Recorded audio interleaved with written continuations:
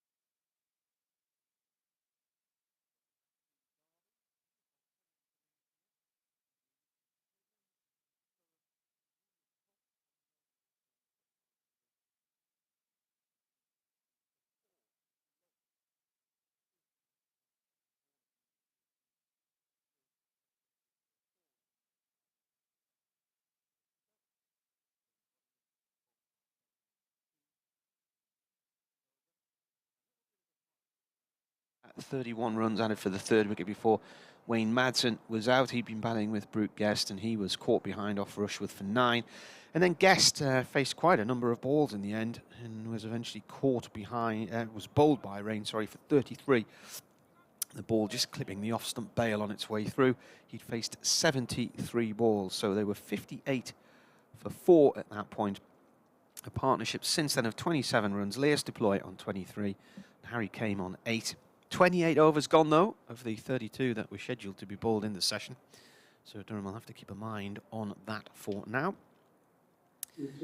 And Chris Rushworth, having taken 2 wickets today, now has 602 in first-class cricket, and 597 of those are for Durham. He's taken 5 for the MCC as well.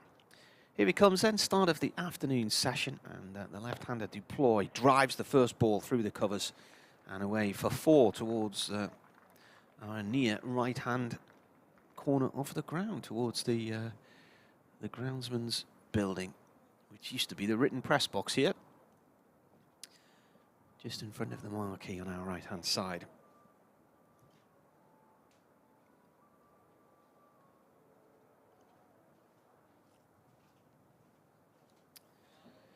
So the sun is shining brightly. I think the sunglasses are going to have to go on here. Blue sky, generally. Bit of haze to the south. Rushworth in again. He bowls. Ball played into the ground and off towards point. And black bean and rice for beef and black bean sauce and rice for lunch, which was quite tasty. As they say, you can't get vexed. No, indeed.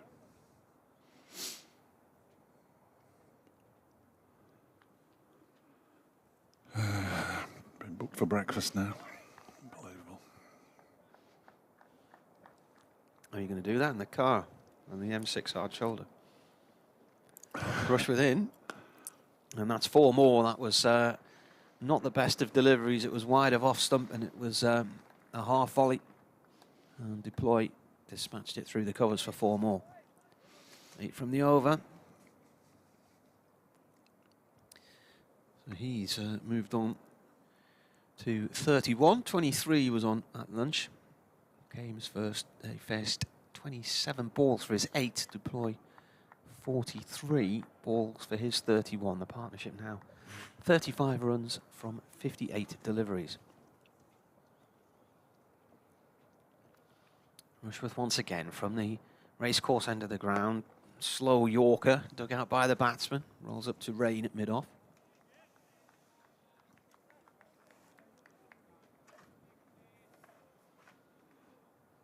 Did I miss anything at lunchtime?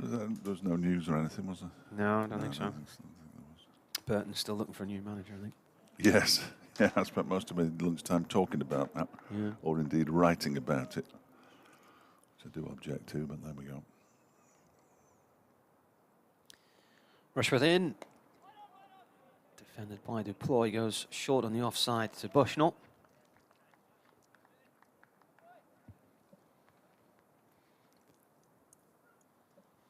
Funny old morning, wasn't it? I think Durham would have been marginally the happier. Yeah.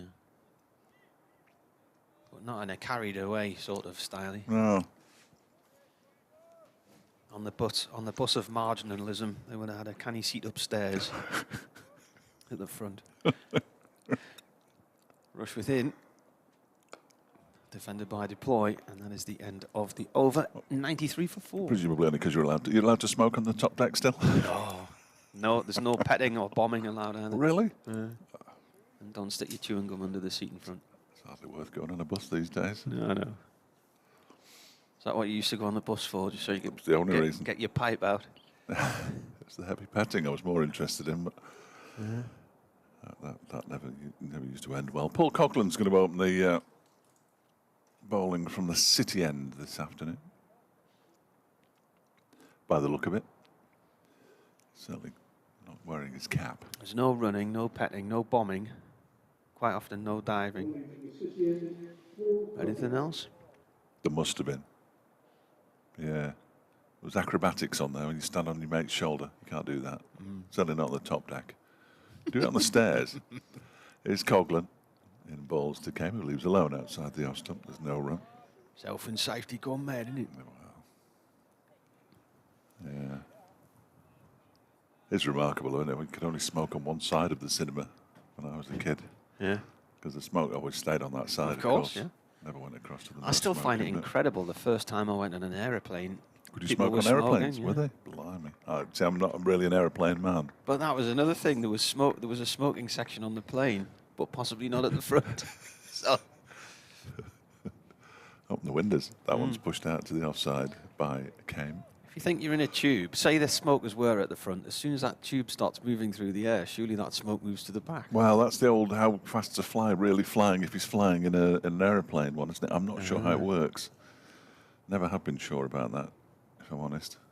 Well, I can tell you that the answer to that one, because there was a fly on our flight last week from Menorca.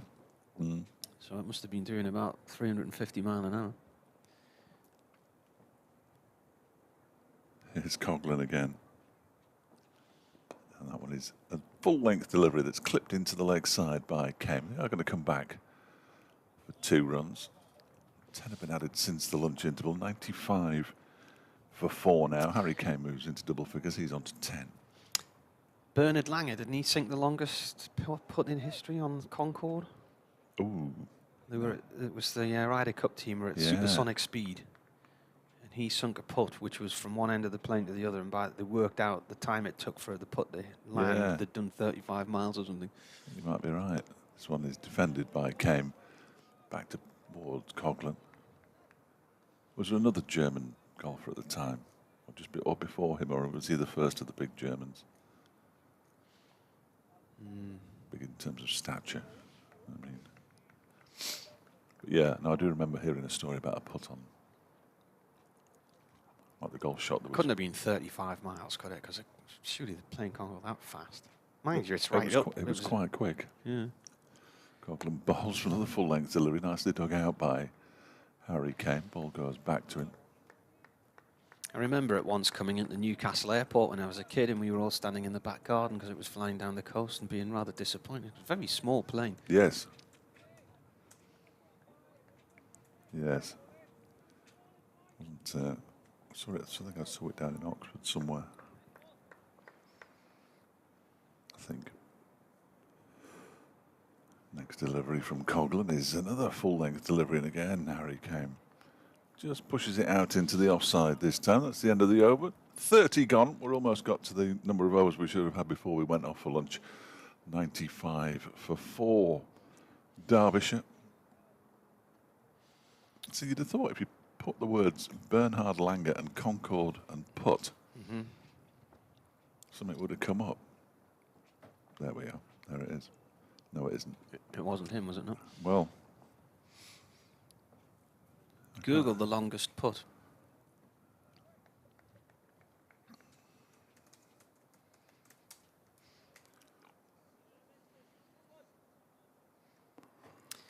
Rushworth is starting you over. This will be over number 10 for him. 2 for 26 so far. 2 maidens. Right arm over.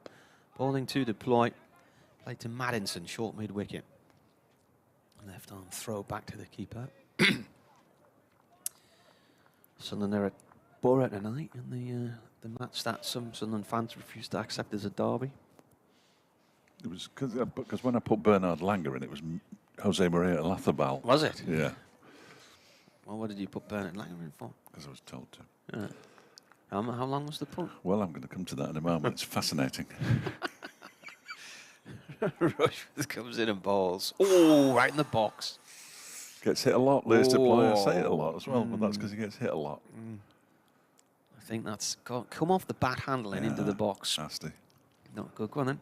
Well, he holds the record, Lathabal, for the longest putt ever holed, which was completed during the 1999 Ryder Cup team's Concorde flight to the United States. He drained, it says here, so it's obviously written by an American, put the entire length of the cabin. The ball was in motion for 26.17 seconds, which means that Concorde, which was travelling at 1,270 miles an hour. Rushworth bowls, defended, one-handed, back towards the bowler. had travelled 9.232 miles. Oh, right, yeah. That's the longest putt. I thought 35 seemed a bit much. That's effectively like the ball travelling down the plane while you're flying from Sunderland to Middlesbrough. Yeah. Including the bit around Billingham. Depends which way you go and which road you take, though, doesn't it? Yeah. Yeah. Well, there's roadworks as well, so there's always a that would diversion. slow you down. Yeah. That would slow you down. Rushworth to deploy. Deploy forward to that one. Just pushes it to Bushnell in the cover area. No run. So you learn something new every day. Yeah, well, now you know it's Jose Maria Arrazabal. Yeah.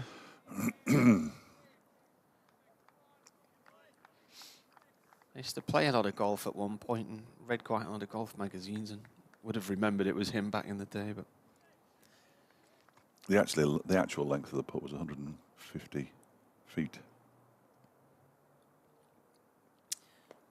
Is it me? no, deploy plays that one to point. I wonder if there was some moron on the plane shouting in the hole. Get in the hole. The flight time as well was 3 hours 6 minutes, which was a record for the London to Boston route. Wow. Anything you want to know about anything, Well, I'm all over it. Live Aid. Didn't Phil Collins perform in He did. America and Both, Britain in the same day? Yeah, making it doubly appalling. Yeah. Rushworth to deploy. Played up to Rain at mid-off. Ball bobbles across to the field, and no run. That was a much tighter over from Rushworth's point of view. I don't think he was the only one who did it, though. That was a maiden. I think there was a band. The band did it as well. I think so. I thought you were on about Olazabal there again. No. I'll have to look that up now. 1999, where were they going? Brookline or somewhere? America. There we go. Well, we did In the Air Tonight twice. Blimey. Can you imagine? First ball offensive over from Paul Coughlin is turned into the leg side by Harry Kame, and there is. Well, he was in the air twice, wasn't he? Well, he was only in the air once. Only in the air once. Yeah, only in the air once. There was a good documentary about Live Aid, watched a few months ago. And one of the problems they had this rotating stage which kept jamming. Okay. This next delivery is wide of the off stump, left alone by Harry Kane. Is that a problem?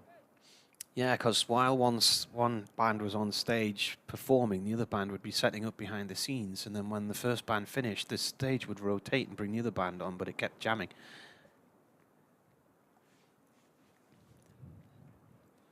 A lot of it was seat of the pants stuff as well. Oh, yeah. Yeah. In comes Coughlin again and bowls. That one is defended by Harry Kane up towards mid-on this time. He played drums with Led Zepp on the American side of Live Aid. Phil Collins, which he later admitted was a mistake for everybody. He was the only person to perform at both. Next delivery from Coughlin's turn. Well, it isn't turned down the leg side. He misses it. He tried to turn it down the leg side. It's taken by McIntosh. How old were you? You can tell me you were a small child. It was 1985, wasn't it? I was 14. Oh, well, you can really remember it vividly then. I remember the day for a very sad reason, Dave. I won't be flippant to this early stage,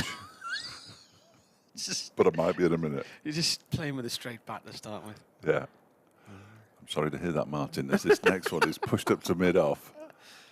There's now run 95 for 4. They'll all be on the message boards, Marty Bingo, with this one. That summer, I was Whitburn's first team scorer. Oh, yes, it's gone. And early in the summer, we played another team, and they had a female scorer, and we hit it off well and ended up going out with each other for quite a few weeks during the summer holidays. So I've been looking forward to playing them in the return game later in the summer. Coughlin's last delivery, thankfully, is driven nicely by Harry Kame. He's going to get runs here out towards the extra cover boundary. He might get 3, actually. Ben Rain is the man who gives chase, and they do come back for a third.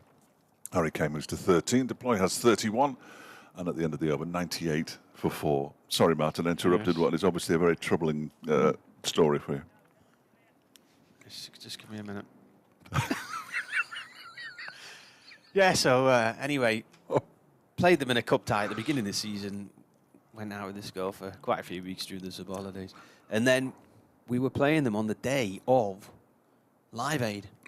So I turned up at the cricket club quite excited, you know, going to score in a game with my girlfriend sitting in the box next to me. And this bloke was there instead. Ooh. And I said, "Who are you?" And he said, "I'm scoring for the other team today." And I said, "Where's Lardy Da?" And he said, "How do you know her?" And I said, "Well, I'm not a dad." And I said, "Well, I'm her boyfriend." He said, "She doesn't have a boyfriend." And I was like, "Oh."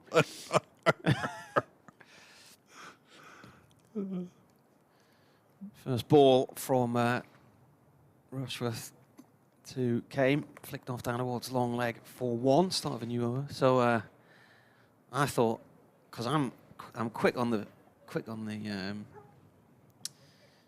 what's the phrase I'm thinking of? Pick things up quickly. That's it. That's not quite good at words. Yeah. And I thought, this is a problem. Yeah. Anyway, I missed Live Aid because I was sitting watching Whitburn play and scoring. Rushworth to deploy, defended, and then anyway. It did go on until the evening, you know. I know, but so did the cricket. Cricket never used to finish about 7:30 or something like that. I must have caught the end of it. Anyway, I got home that night and the phone rang, and I was informed I was no longer a boyfriend. So By her? By her mate. So I don't know what went on. I presume, I would like to think it was the lure of Live Aid was the first part of it, and then the dad inadvertently finding out about me being the second part of it. I'd like to think it was that way around. That way around, yeah. Yeah. I'm over it now, though. Yes, I can tell. Rushworth in. Deploy plays the ball. It's spit time and fends it away one-handed off towards point, no run. So when was that? 85? I was working at Marks and Spencer's in Liverpool. Yeah. Yeah. So I missed Store detective, were you? Yeah. Very much in the warehouse. So I missed a lot of the afternoon bit. 37 years ago. I know, that's ridiculous, isn't it? Ridiculous. Flicked away off the legs nicely by Deploy here. That's away down through deep mid-wicket from Rushworth and away towards the boundary for 4. Being chased by Jones, but he couldn't stop it going. And Deploy moves on to 35. That's quite a brave thing to say, but you're right. 103 for 4. So the 100 coming up for Derbyshire. Just after lunch. 4 balls after lunch. Or 25 minutes, depending on your timing.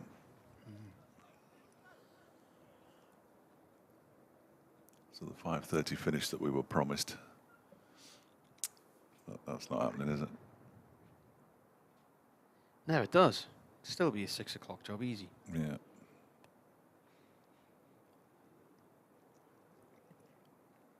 Deploy on 35, plays this ball from Rushworth up to Rain at mid-off. It's a dot ball. So tonight I've got to work out where to watch the match then, haven't I? There's a sports bar in the city centre. Is there? Opposite the cathedral. Oh, yeah. Yeah. Is it not now an African bar? Well, I don't know, it's a long time since I've been in it. There was a place opposite the cathedral on the corner last night, I think it was Not called. quite on the corner, it's a bit further up. All right. Should be okay. Yeah. Rushworth round the wicket now to Deploy. Deploy forward to this one, pushes it out into the covers, no run. Although they might have the speedway on, so you might be struggling. Yeah. Is that the only sport tonight?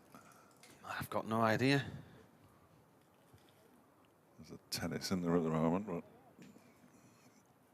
not sure how pubs get around tennis being on a parcel delivery service. A parcel delivery service? It's all on Amazon, isn't it? Is it? Yeah.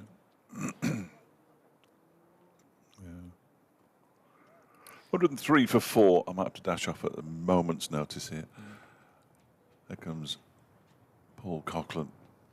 First delivery just cuts back a little bit as it goes through to the keeper. I wanted to call him John Coughlin then. Who was he, a boxer? No, he was the drummer of the band that opened Live Aid. Oh, all right. Was it your right armour? Not sure. Not sure. Who opened Live Aid? Quo. All right. And away he goes, just like that, into another world. Coughlin in. City end, bowls to Kame. Kame drives the ball past point. It's being chased by Travaskis towards the boundary. Hotel side of the ground. He slides in and stops it up and then slips again. And they run 3. Throw comes back into the bowler's end, just bounces over the stumps. Partnership's now 48 from 87 and a much needed bit of repair work from Derbyshire's point of view. And Duploy doing what he did to Durham earlier in the year, rescuing Derbyshire from a perilous position at Chesley Street and then making centuries in both innings there. Not required at the moment. You're not? No. I don't think they've quite grasped this half-12 lunch business because I was in the 1 o'clock news, which I shouldn't have been. I just happened to have a look, noticed I was. But I wasn't on at 12:30 and I wasn't on at, or haven't been on at 1:30 yet. It's John Coughlin's lad. That one's left alone outside the stump by Leas Deploy. Goes through to the keeper. Yeah, lives on the Isle of Man, and John Coughlin. Or did do. I think his band was called Diesel. Diesel? I think he's actually now in a band called John Coughlin's Quo because there's more money in it than Diesel. Although Diesel, there's quite a bit of money in Diesel at the moment, and you might want to think about bringing that one back. Coughlin's in again and bowls to Deploy, who just taps it into the leg side. They've run 1. Oh, they're going to come back for the second as well as Michael Jones comes in to do the fielding. That's good running. It's two ELOs, isn't there, as well? Yeah, it's a Jeff Lynn ELO, isn't it? Yeah, and then so a few Christmases ago they had ELO live from Wembley Stadium in the it was on Boxing Day night, I think it was. It was fantastic, and there was about 75,000, 80,000 there. It looked like a tremendous gig. Coughlin bowl, short delivery onto one knee as it's left alone by Deploy. I remember mentioning it on air once during a cricket commentary, and one of the listeners had been a steward at the event. Yeah. And it was a red hot night in London. And then a few months after I saw that on the TV, we were away on holiday in Florida, and we went to the Epcot Center, and the other half of the band was playing a they gig. were there? Yeah, Yeah. so they were the orchestra, the band formerly known as Yellow. Coughlin bowls, full delivery, driven and by Deploy and nicely stopped in the covers. So there's this big lake at the Epcot Center, and there was this lovely amphitheater at the side of it, and so we watched them it was Good Friday afternoon. They played for about 45 minutes, and then off we went. And then on the Easter Monday, we ended up back there again, and happened to be wandering past, and they were on again. Yeah. So we thought, well, we'll sit down and see if it's exactly the same set as the other day, and if it is, we can get up and go. But it was then the other half of all of their material. So across 2 days, we saw an hour and a half's worth of all of that good gear. It was fantastic. I think it's a not Fred. The joys of Middlesex not playing means that we've got not Fred Titmus with us. He says, listen to 2 old men Googling on BBC Sports coverage of Derbyshire versus Durham. You're not wrong. You're not wrong. I like to find things out, though, Fred. There's no point in having Google if you don't use it, I just think. Every day's a school day. Rushworth in, Stanover new over, 108 for 4. It was quite funny hearing there's a school out the back here and hearing all the children in the playground because my youngest goes back to school tomorrow, Right. and the other 2 go back on Wednesday. And talking to one of the statisticians earlier, he's seen his kids are in school in Leicestershire and they've been back for about a fortnight. Good. So they break up earlier in the summer, Yeah. a fortnight before everybody else does, but they only have... The ECB know this. Yeah. Won't help with the 100. Ball played this time. I came to point, no run there off Rushworth. And my nieces, they're at school in the Tamworth area, and they break up about a fortnight before ours lot do. And they go back after a month rather than 6 weeks. And then they have longer holidays at half term. So they have a 2-week half term rather than a 1-week half term. Well, they used to do that in Bolton. They'd break up early because they had Bolton Wakes. Bolton Wakes? Yeah, where all the factories closed for cleaning and all that kind of stuff. Yeah. So they had to have, the schools had to step into line. Yeah. Rushworth balls, it's gone down the leg side, taken low by the keeper. Is that because the children were then in the factories cleaning the factories? Yeah, they were going up the chimneys. Yeah. So they could earn a couple of quid and then... Well, similar to Shipyard Fortnight, wasn't it? And the mill factories and the Scottish school holidays are earlier as well. Yes, yes. And a lot of these things were tied into either farming calendars or industry, weren't they, back in the day? Well, they have, there's a fortnight in Blackpool before it. They're broken up in England, where all the people from Glasgow go on holiday to Blackpool because they've already broken up. Mm-hmm. Rushworth in, that's away down the leg side and away for 4. 4-leg buys. Came on strike. Score moves on to 112 for 4.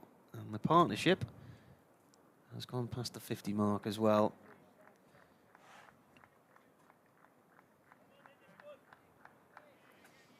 Scoreboard hasn't clicked over there. It had already clicked over before I looked. 108 for 4. No. It's stuck. Yeah. It's 112. There we go. Oh, yeah. So 94 balls for the 50, I think it was. And 93 balls for the 50. I'm not sure. They might, if they're going to come to me, they'll come now. Rushworth in. Played by Came to short mid-wicket. Bushnell collects it.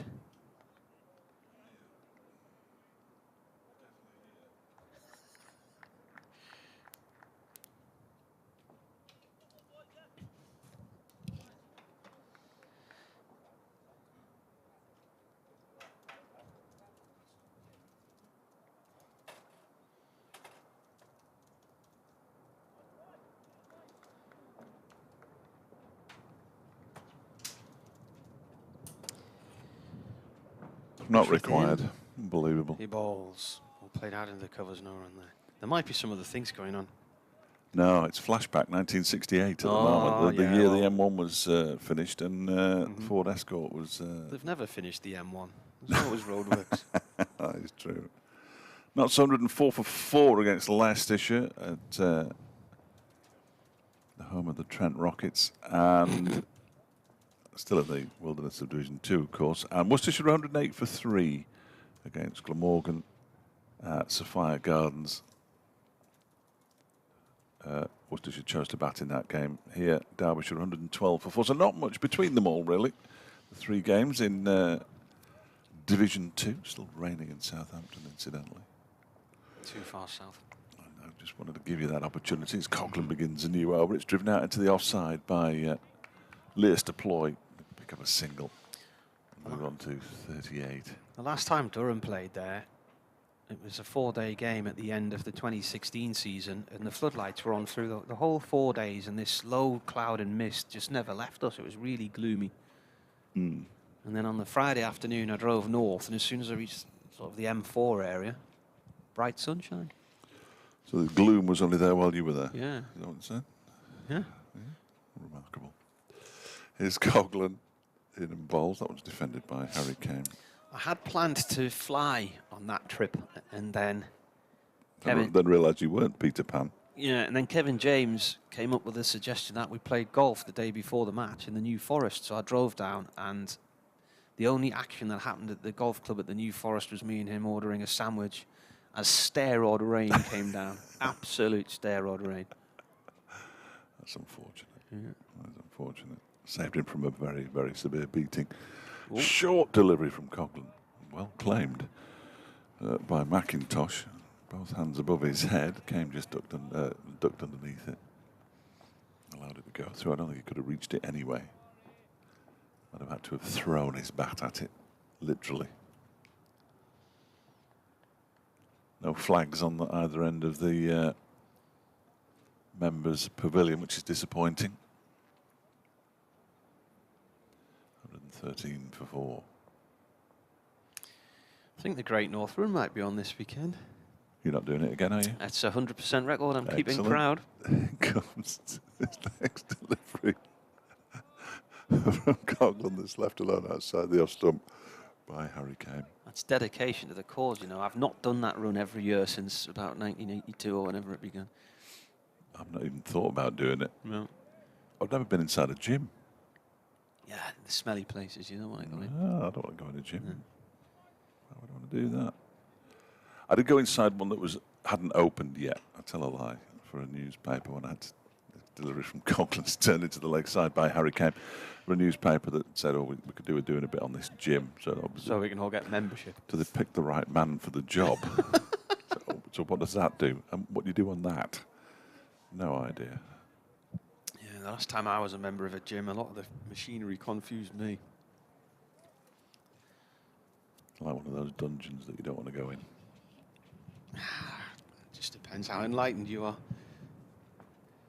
The delivery from Coughlin's left alone on length by Harry Kane goes through to the keeper, and that's the end of the over. One run from it. 36 overs gone now. 113 for 4. Deploy has 38. Harry Kane has 17. Yeah, it was one of these automated type gyms. People will know the sort of companies I'm on about. And you arrived and you had to put in a PIN code, and then you went through what was effectively an airlock. This was just to get in the place. To get sprayed with something to make sure you weren't contaminated. And I remember one time one of our friends had turned up for a gym class, realised she'd left her water and her towel in the car, so went back out to the car and then came back in a few minutes later and then discovered that her membership card wouldn't work the next time she went. Couldn't understand why. There's Rushworth Bowls. This is tickled away down towards fine leg. It might get cut off. I know why. 2 runs. Because they thought she'd given it to somebody else to get in. Yeah. So rather than look, because they had CCTV, they could easily have looked to see what was going on. They accused her wrongly of coming into the building and then handing her pass to somebody else. But how would she have got out to give it to them, for them to come in for her to be in? That's a good shout. Yeah. So you see, I mean, I analysed this forensically at the time. She could have given it to somebody who was leaving and said, "There's a bloke out there, can you give it to him?" Yeah.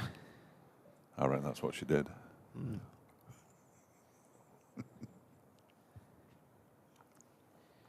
Rushworth to deploy. It's gone down the leg side. Fine for 4 this time. Got a few of them. Yeah, he's straight down that leg side a bit today, hasn't he?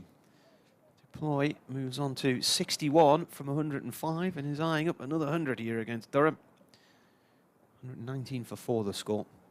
I think the gym were a little bit over officious, and this is where automation and not the human touch comes in. Right. You know what I mean? Yeah. That was probably some computer system that decided that rather than...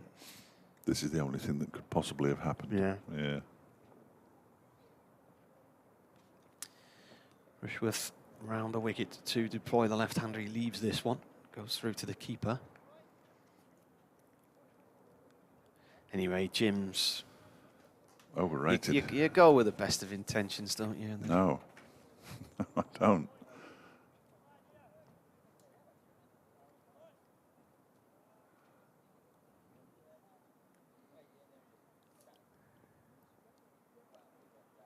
Not at all. Rushworth in. Deploy drives. It's cut off by Bushnell in the covers. No run there. My lad and his girlfriend go occasionally, but I never really saw the attraction.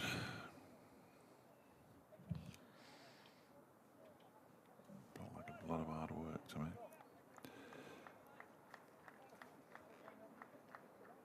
Have you done any sports over the years or anything remotely healthy?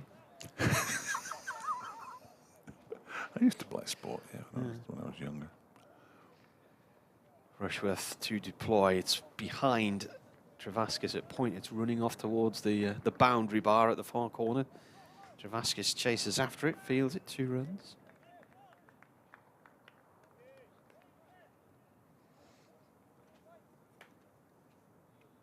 No nonsense centre back. Military medium bowler.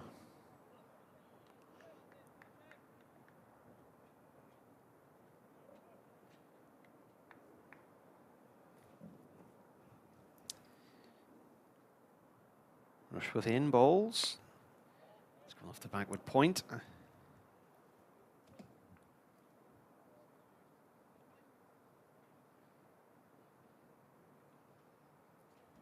there's the end of the over, 121 for 4. Two, and haven't done much in recent years, you'd be surprised to know.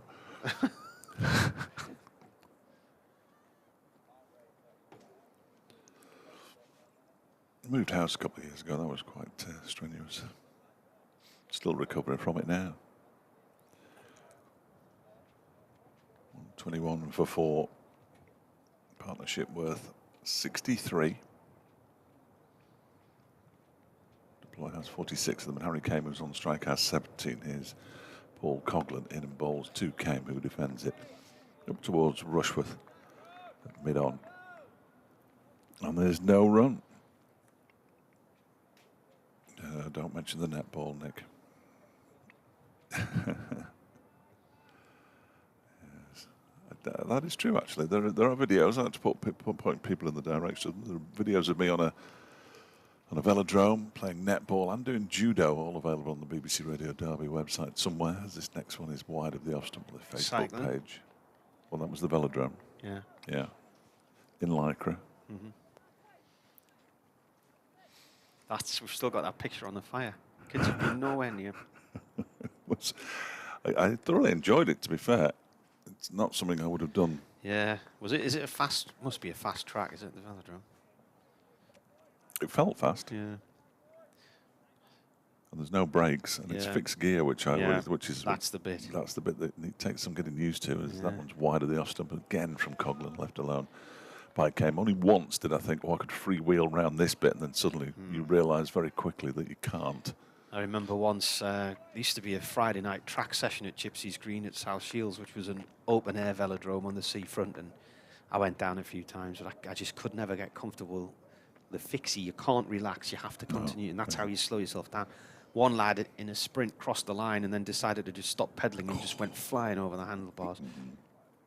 Coghlan in again and bowls. That one's driven by Kame out towards the cover boundary. It might go all the way, it might not. Tremascus is diving and pulls it back nicely.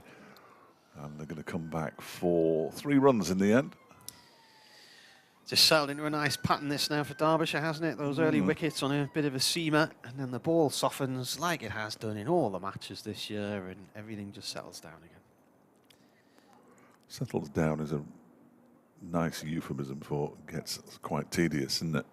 Because a lot of games have been very tedious, and it's due to the ball, or the balls, which have been dreadful. But this one hasn't been changed yet, remarkably. Coghlan in 2 slips in a gully, short delivery, deploy ducks underneath it. Goes through to the keeper, 124 for 4. Kame moved on to 20 with those 3 runs from the ball before last. The new Prime Minister received fewer votes than any other since the system was reformed in 2001. But she has got the prayers of the Archbishop of Canterbury, so gives us who needs them. Deploys on 46. Waits as Coghlan is in, and he defends it. What looked like a ball that was just slightly short of a length, but didn't bounce very much, so he defends it into the leg side. And it's the end of the over. Coghlan's now bowled 10 for 28. Derbyshire with Kame on 20 and deploy on 46. 124 for 4. That's fascinating. The 50 stand, yeah? Bear with me on this. The 50 stand came up in 89 balls in an hour, with deploy scoring 32 and Harry Kame 17. That adds up to 49, yeah. Well, they've now added 66, and Harry Kame's got 20 and deploy's got 46, which is all of the runs, but not all of the runs in the 50-run partnership were scored off the bat, and that can't possibly be true. One of them has to be untrue, doesn't it? Thank you very much. So is your faith now being called into question here? My faith? Yeah. In technology? Oh, okay. I was going to say, I've got no faith anywhere else. It's not the technology that I'm concerned about. No, it's the inputter. Right. Technology is only as good as the person who's operating it, I would have thought. Here's Ben Rain. Back into the attack to replace Rushworth. Rain earlier 10 overs, 2 for 26, 2 maidens. First ball that came is defended. Maddinson is close in on the leg side and picks that one up. At Marty Cricket on Twitter, at Fletch Sport on Twitter, or weirdcricket@yahoo.co.uk if you want to drop us a line. It's been really quiet on the email and Twitter front today, to the point where I think most people have forgotten the county championships returned. Well, it wouldn't be surprised, would it? I think I woke up in the middle of the night and thought, I'm sure I've got to be somewhere tomorrow. Can't work out where it was. Rain right arm over. Oh, a couple of slips. Thought that was an edge there. Nothing from the keeper, nothing from the bowler. Southampton. It might stop raining. Play will resume at 2:15 with 57 overs left in the day.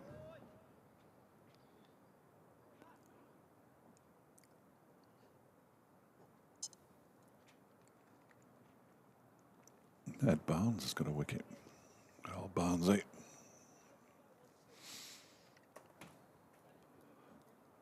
Ed Barnes is from farming stock in North Yorkshire. Yep. Apparently. Nottinghamshire are now 112 for 5 and struggling against Leicestershire. That's a shame. Rain in. Defended on the off stump there. In fact, of the 3 matches in the second division that are now going on, Derbyshire's score is the best of the lot. Right. How did that happen? Remarkable.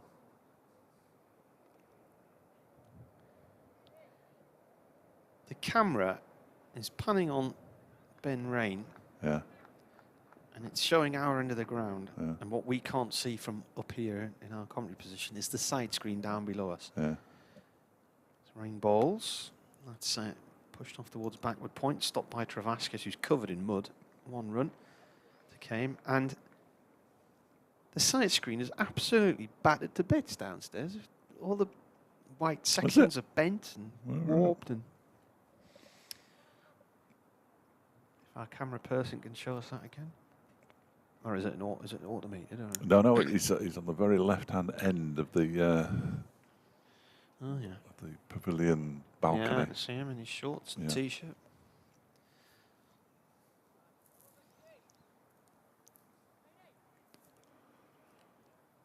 You see it there? Look at that. What a mess. Ah, well, yes, now. Is that blown over and been damaged? No, that's it, yes. Right. Hang on. Rain in, balls. Oh, that's a good leave. That's gone over the stumps. Deploy there, pulled his bat away, and that angled back in, and it's had a sniff of the varnish on the bails. Who wouldn't? The it looks to me as though they've still got the black sight screen covered. They obviously haven't moved it because the whole of the wall down below us is a sight screen, and that's one of those movable temporary jobbies. I don't know why they've got that. Be the ground staff's fault if they're listening. Well, it looks like it's been battered in action, doesn't it? Rain again, 125 for 4 here on the BBC. Comes in and bowls to deploy. That's come down the leg side and taken by the keeper.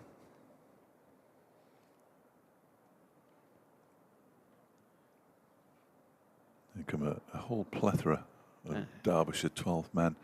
End of the over. The one on the left looks like Mikey Cohen. And the one on the right looks like Nafi Sheikh. But I wouldn't swear to either. Fair play to Mikey Cohen if it is him.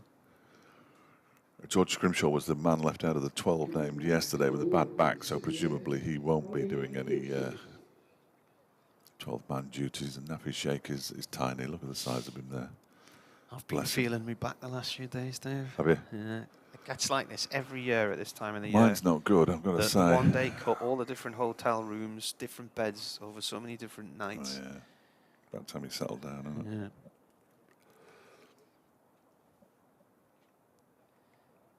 Who's coming up? Gibson. Oliver Gibson bowled at 5 overs for 21 this morning, so didn't overexert himself. The lugging of heavy cases as well, heavy kit. You're lucky you don't still do Sunderland walking up and down the back of that stand. Here's Gibson bowls outside the stump, left alone by Harry Kane, goes through to the keeper. When I used to commentate in the Sunderland matches, the press box was at the back of the lower tier, and it was a little bit too low down because if it rained, particularly if it was windy, the it's a kit long would get way wet. up now, though, isn't it? Yeah, so then I always thought the best place to be would be around where the camera gantry is, which sits underneath the executive boxes on the halfway line. And I think that was originally going to be the press box. Then somebody... Give some balls. Harry came up a little bit there as he defends it down into the slip cordon. Somebody suggested they were among the best seats in the house, and therefore should be the comfy padded seats that they could charge a fortune for. So initially, the lower tier downstairs, and then they moved them right up into the back of the west stand, and it's just far too high up there. It's a long way up. It's got to be probably the highest position in the country, isn't it? Yeah, Hull City's high as well. Yeah, I've been there, covered a game there, and a game at Middlesbrough, that's in the back row, but I don't think it's as high as the Sunderland stand. Give some balls. That one's clipped nicely into the leg side by Harry Kane. He'll come back for a second as Ben Rain gets around from long leg to square leg to do the fielding. We were once in the roof in the camera gantry at Villa Park. Well, that was quite a good view, though, on the far side of the ground. Quite up at Sheffield United. Yeah, I've been there. I've been in that one. When That's in the camera gantry under the roof as well, isn't it? With all the pigeon dirt everywhere. 1-2-7 for 4. Most people will have finished that lunch by now, I think. Only -1 the over rate.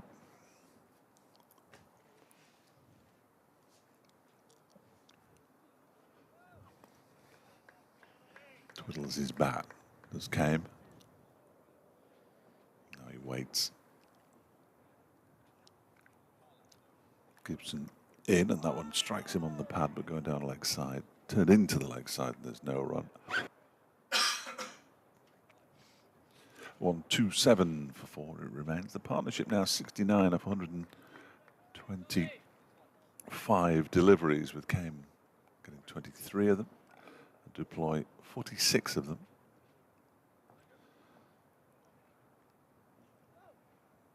Still baffles me. And in comes Gibson again. Bowls, and that one is just dabbed down into the ground and fielded on the bounce by Nick Madinson, I beg his pardon, at Gully. Dr. Dan's done a drawing of Wayne Madsen's dismissal.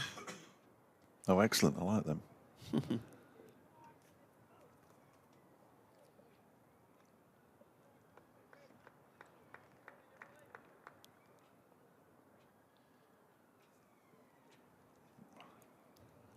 comes Gibson again, and bowls turned into the leg side by Harry Kame. And there is no run. Wichita lineman, he's one of yours, isn't he? No, he's a Middlesex follower. All right, he says, I'm pleased the county championship's back, but I'm sick of the sight of Leah's deploy. Have we ever got him out? You have this season, but not until he's got to 3 figures. So a little way to go yet. David Hughes and his son are with us, just 2 of the 3 Derbyshire supporters here in Cornwall, he says. We ought to get together, all 3 of you. Meet up once a month or something. This next delivery is wide of the off stump. On a fishing boat. From Gibson. It goes through the keeper, and there's no run. It's good to have you all listening. It's 2 years ago to the day that Ian Bell announced his retirement from cricket. I don't know that because he's just tweeted it. I would never have known otherwise. Under the over, 1-2-9 for 4. 40 overs gone. Just the 56 remain. Came on 23, a deploy on 46. I was trying to work out if this game finished early, whether I could hop on the Tour of Britain somewhere. It's in Sunderland tomorrow, and then it comes down through here in 2 days' time. Does a bit loop Mansfield and Nottingham, something like that. Lovely. I don't think this will be done by then. The ball's gone out of shape. Excellent, right. Excellent. What over is this then? 40 overs. This is a good one. Yeah. This ball, 40 overs, deserves a silver watch. Yeah. Yeah, no, this is a good one. It's going to go through the ring. It'll go through it. Yeah. Chris Rushford's handed it. Oh, no. Was it not going through? It's not going through.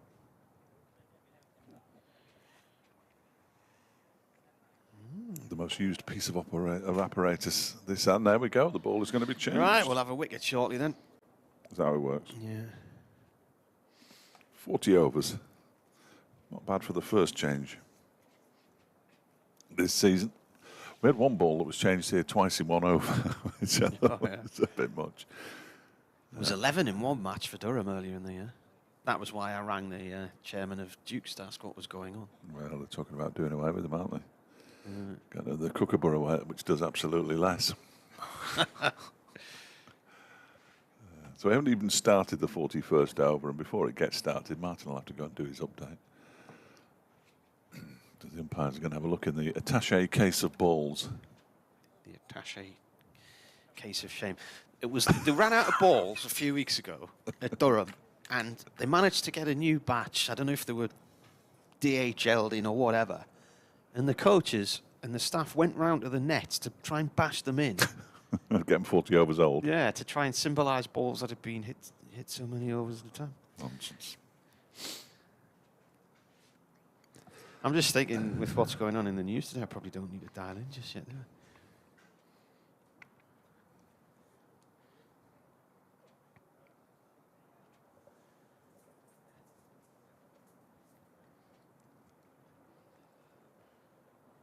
129 for 4. So I've written down, ball changed after 40 overs, 129 for 4. And I've written down deploy 46, came 23. That's absolutely. Partnership 71. Absolutely correct. Yeah. That side screen must have been damaged in a storm. You think? Yeah. But last night. Unless it's been used in target practice.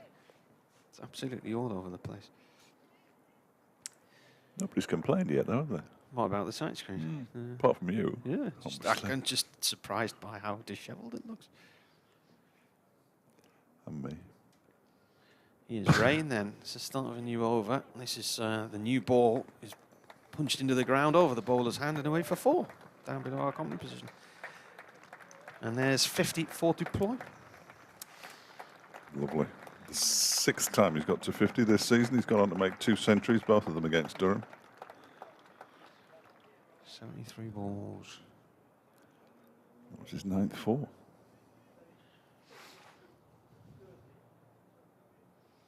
Oh, the news is already well underway on Radio Derby. Is it? You're risking it, are you? Well, you take over this over because I'm going to have to go next door in a sec. So. Ben Rain in and balls to deploy. Oof, just jabs the bat down on that one. Pushes it out into the offside. And there's no run.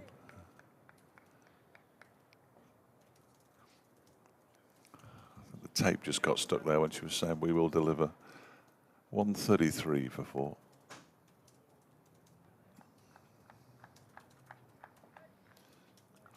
Rain sets off again.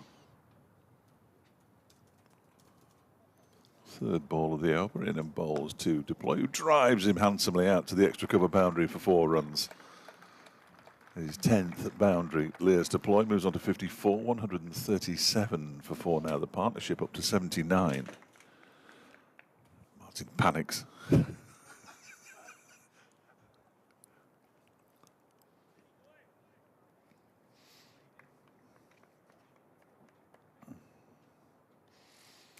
$54 now to Lear's deploy. Oh, 75 deliveries.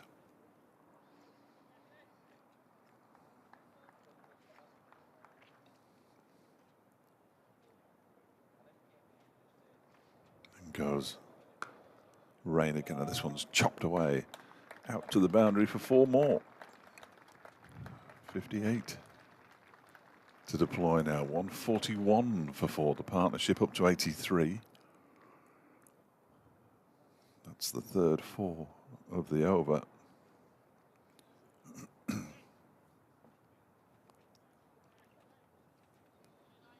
bit for Ben Rain to think about here.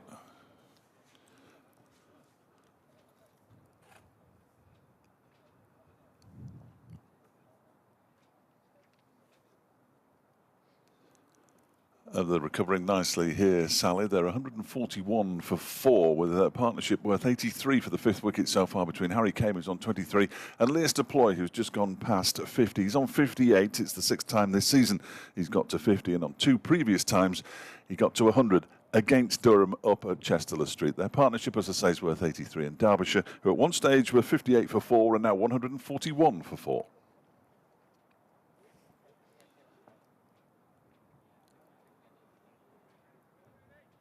Last delivery was just pushed out into the offside by Lewis Deploy, and there was no run.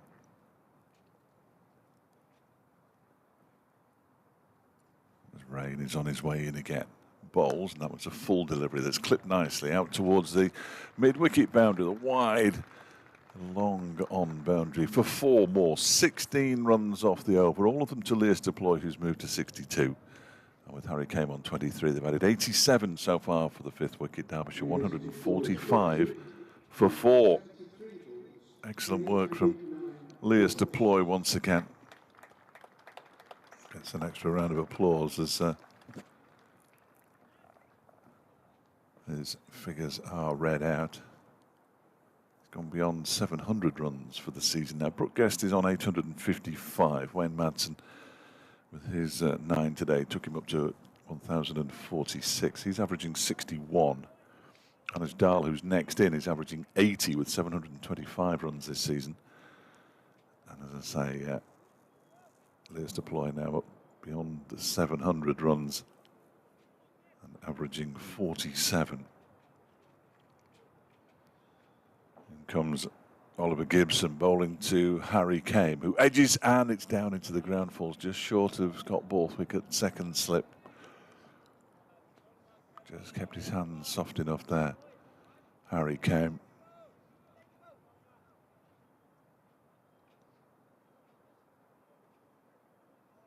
Only just.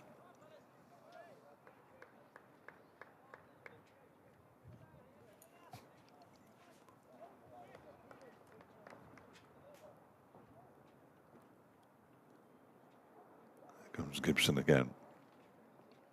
Bowling from the city end, bowls to Kane. That one jags back at him and takes a little inside edge onto his inner thigh, which is never pleasant. But as a result, the ball dribbles out into the offside, and there's no run. Notts are 116 for 5 in the 41st over against Leicestershire. Bottom of the table and yet to win a game. Nottinghamshire top of the 2nd division, of course, but still the 2nd division, and Worcestershire 121 for 4. In comes Gibson again at bowls, and that one is turned into the leg side by Kane, and there's no run.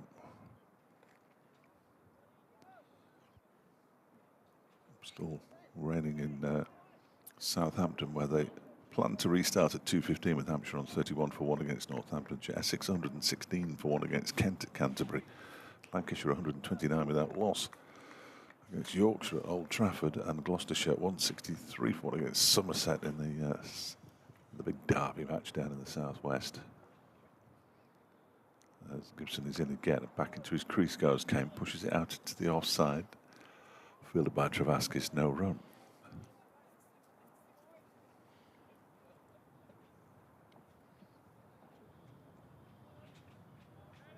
So yeah, the Trinbago women won the Caribbean Premier League last night, watched by the men's team. It was a blinding catch taken by one of the South African bowlers. Gibson is in again, and that one is, well, he'll say he guided it in between second slip and gully to the 3rd man boundary for 4, the vacant 3rd man boundary. The pubs had to close down. That's Can't afford the energy bills. 149 for 4, or indeed the price of showing satellite television in there, which was the only way you could get people in, really, wasn't it? Was it? Zach on it as well, is it? Well, it's very expensive, as I understand it.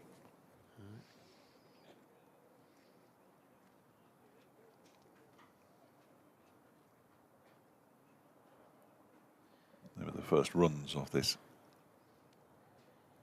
Oliver Gibson over. He's in again, bowls to Kane, who Covers up, pushes the ball out into the outside. That is the end.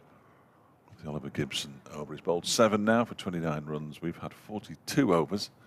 Harry Kane has 27. Liz Deploy has 62. The partnership's 91. And Derbyshire are 149 for 4, having lost the toss this morning and been asked to bat first. Work out as a wicketkeeper who's having a drink. Tom McIntosh has just had a drink. Brought onto him by the Durham 12th man.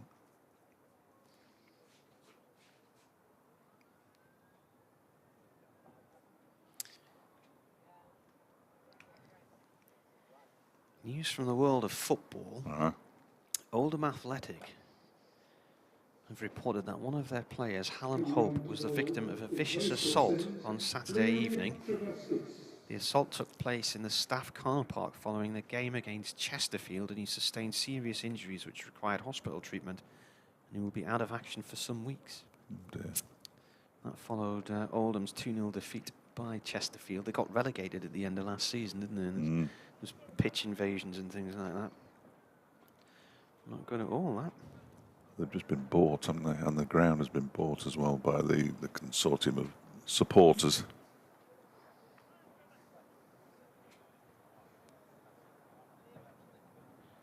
Spin.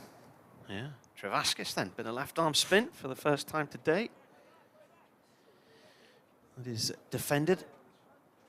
This is only his 23rd first-class game, made his debut against Worcestershire in 2017, and his next match was 2 years later at the start of the 2019 season here.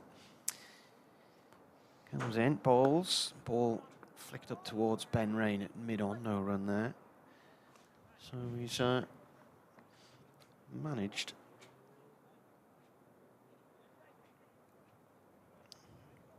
Trying to see how many wickets he's got in first-class cricket. 27 wickets. Don't do maths.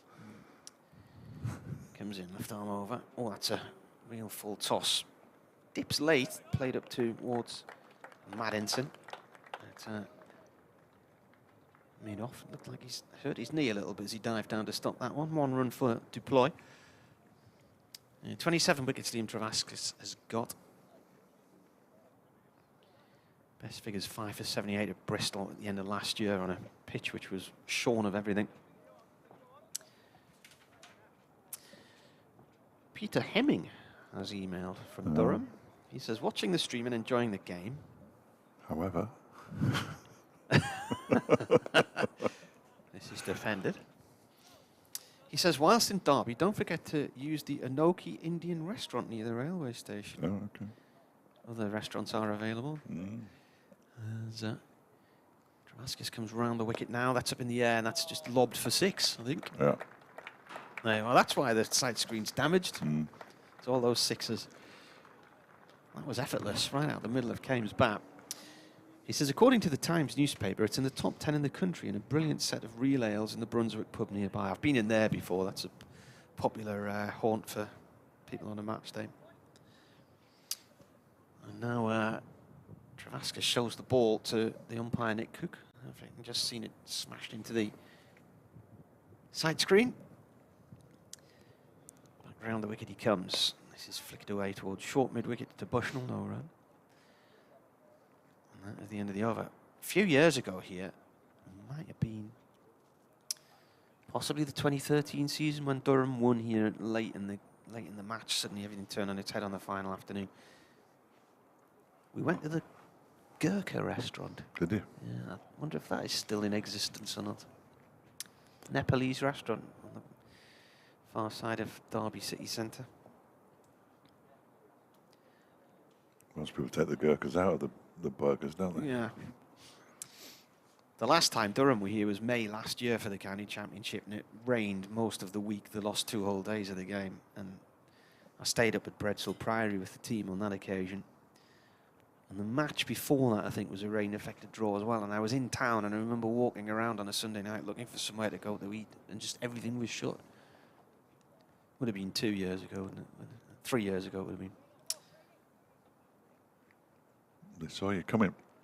Yeah, it was just damp. There was nothing open. I was just wandering around like the littlest hobo. 156 for 4 as Oliver Gibson begins a new over from the city end, and it's pushed into the leg side. The first delivery by Leas Deploy, and he scampers through for a quick single, moves on to 64, 157 for 4. When's the big Derby? Is that then? They play each other on Boxing Day. November, no, November at the Pirelli, I think, and then really close to the end of the season at Pride Park. I don't think Derby fans regard it as much of a big derby. Well, they have to. They do this year. They've got not much choice, have they? No, but I don't think there's massive animosity going one way. Certainly, as this next one is guided by Harry Kane into the. What's the point of that? Into the gully region, and there's a shy at the stumps from Paul Coughlin that misses and almost runs away for overthrows, but somebody was backing up. Do you think Derby County look upon Burton as like their little brothers, a bit like Notts Forest and Notts County? I think they look upon them as an irrelevance, in all honesty. Right. I don't know. I mean, I'm only guessing. I don't think they think much of them. Gibson is in again. That was left alone outside the off stump. The problem that Burton Albion have got is that when they were a non-league side, people who supported league teams in Derby and in Villa, because Villa's not far away, teams like that, Stoke to a degree, would come and watch them when their team was away and they wanted to go and see some football, but you can't go to another football league ground, or there's the feeling that you can't. And they lost a lot of floating supporters who sort of gone to Mickleover and Ilkeston and places. Well, Ilkeston always had a decent following anyway, but in comes Gibson again and bowls. That one is defended again by Harry Kane back to the bowler. Matlock Town have had a couple of good seasons as well, haven't they? In the playoffs at the end of last year. Yeah, That's a nice little ground. They've just parted company with their manager, Paul Phillips. Buxton got promoted to National North. They're in there with Alfreton. Did they beat Matlock in the playoffs? Did Matlock play South Shields last year in the playoffs? They're in the same. They might have done. I think they lost to Sunderland. Scarborough. Right. Don't really Sunderland fans. You stood at the Championship. This next one's short. And down on one knee goes Kane to avoid Same initials, SAFC. Yeah, that's what fooled me. I could see it in my head. So Scarborough Athletic are now SAFC. I don't know if they are or not. They're not, they're just SAFC. Who? Scarborough Athletic. Whereas Sunderland are Sunderland Associated Football Club, Scarborough Athletics SAFC. Are they not Scarborough Athletic Association Football Club? No, I don't think so. And cycling. You're going to look it up now, aren't you? I will do in a minute. Here is next delivery from Gibson's. Sharp delivery outside the off stump. Good pace, good carry. There's a few times on keeper 157 for 4. On Twitter I've seen SAFC and I'm thinking, these names don't ring a bell with me. Who are they? And then I've clicked on a link and realised it was Scarborough Athletic. Well, they've only added the Athletics since they were reformed, haven't they? Because they had their chips. They did indeed. At the previous stadium. Yeah. Been there a few times. Went there once for a League Cup match in 1987, something like that. Was that at the time? Because I went there to do some radio and there was only us allowed in the main stand, the old wooden main stand that was condemned. Yeah, we were in the main stand, I remember. Always good when you're in a condemned stand, I always think.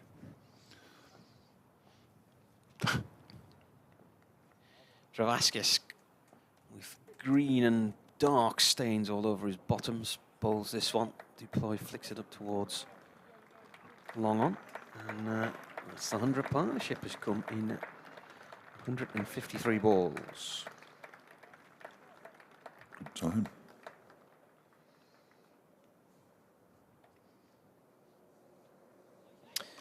So Deploy moves on to 65. Kame has 33.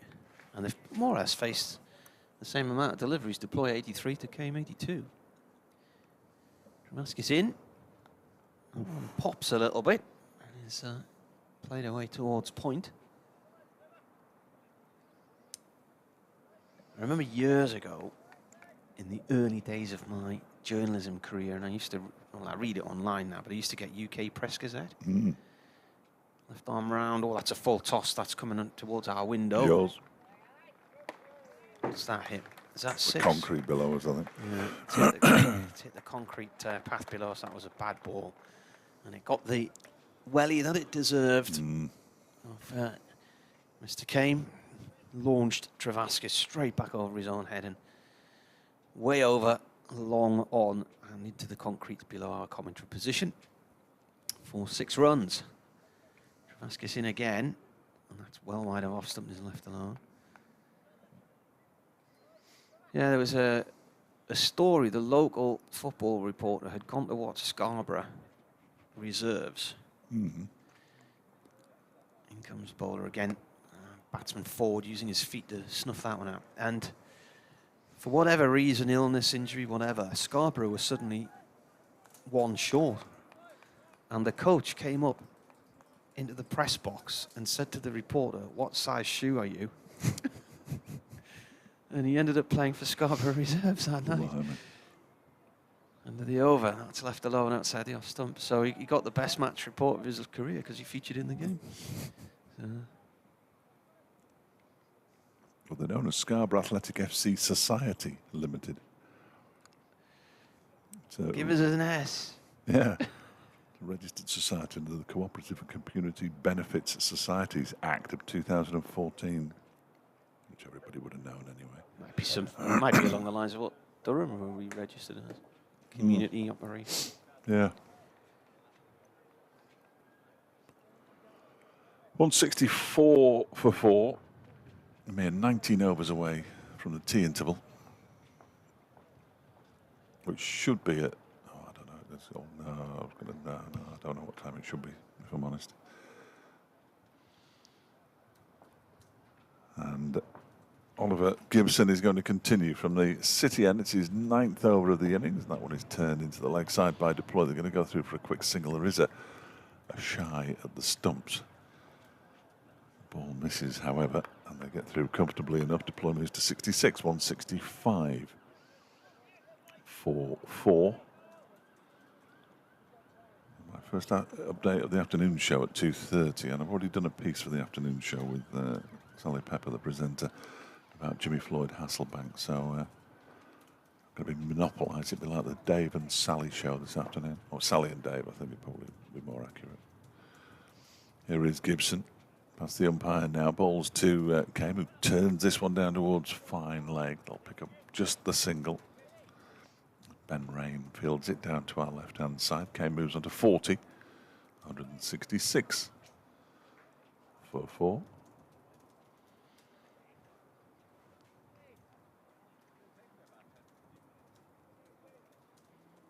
Just 2 slips now.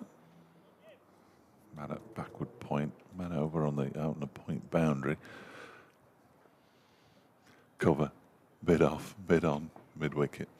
And there's a long leg. That's a full delivery from Gibson that's mistimed as he drives it up towards mid-off by Leas Deploy. And there's no run.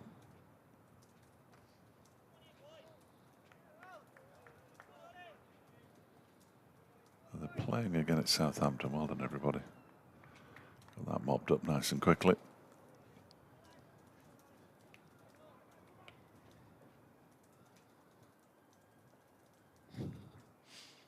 In comes Gibson again. Deploy leaves. He's had a couple of really good leaves. They're only good in the fact that the ball hasn't crashed into the stumps, but a couple of really good leaves in this innings so far. Leas Deploy. He's on 66 or 85. Even though the scoreboard is insisting that it's Harry Kane on strike. Well, Harry Kane's the right-hander. And Leas Deploys the left-hander. So it might not be 84 deliveries. So ignore what I said before. As Gibson is in and bowls to him, and he drives it handsomely out towards the extra cover boundary for 4 runs.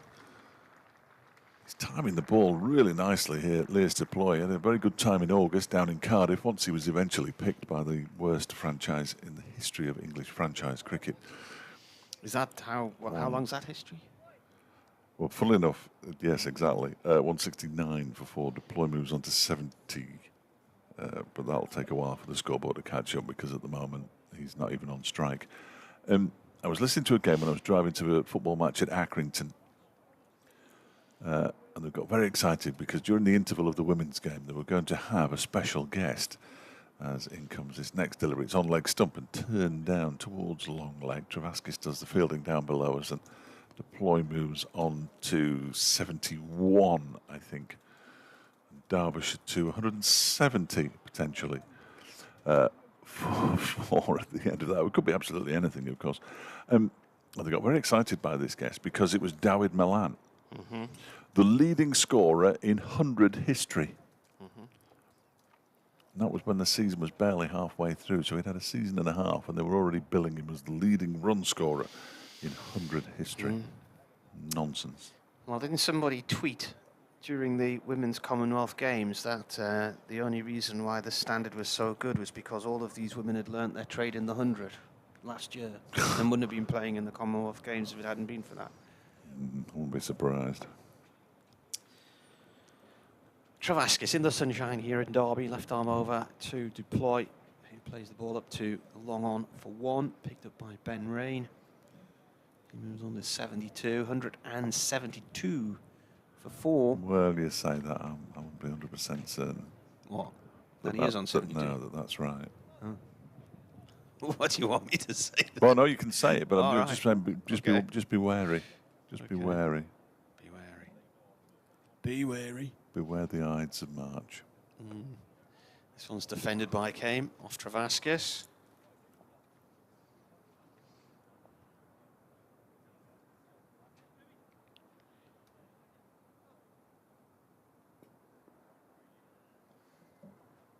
Travaskis round the wickets, bowls, and defended on a length.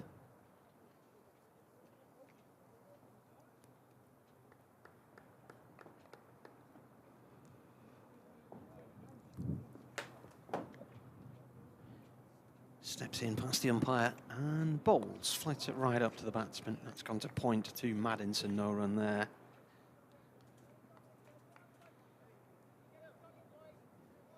Notts have lost a sixth wicket, 30 for 6 now. What division are they in? I can't remember. Travaskis bowls, back into the crease comes the batsman, fends that one away. Bit of dust coming up from his feet there as he played at that one. Oh no, I've remembered.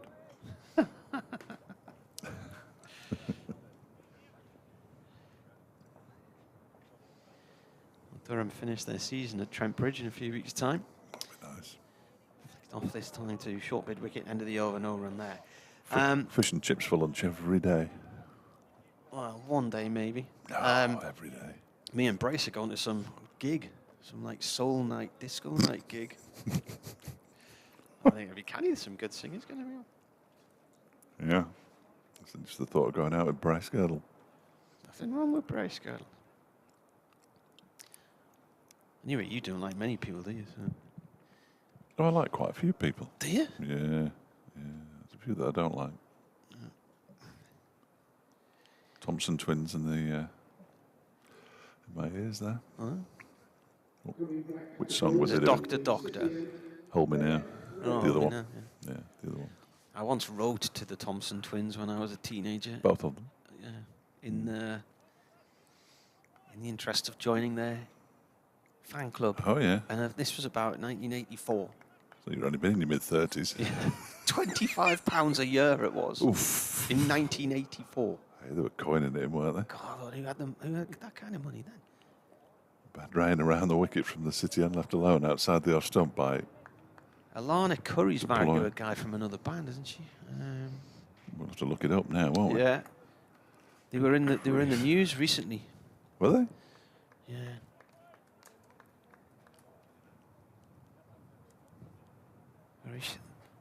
Has her husband just...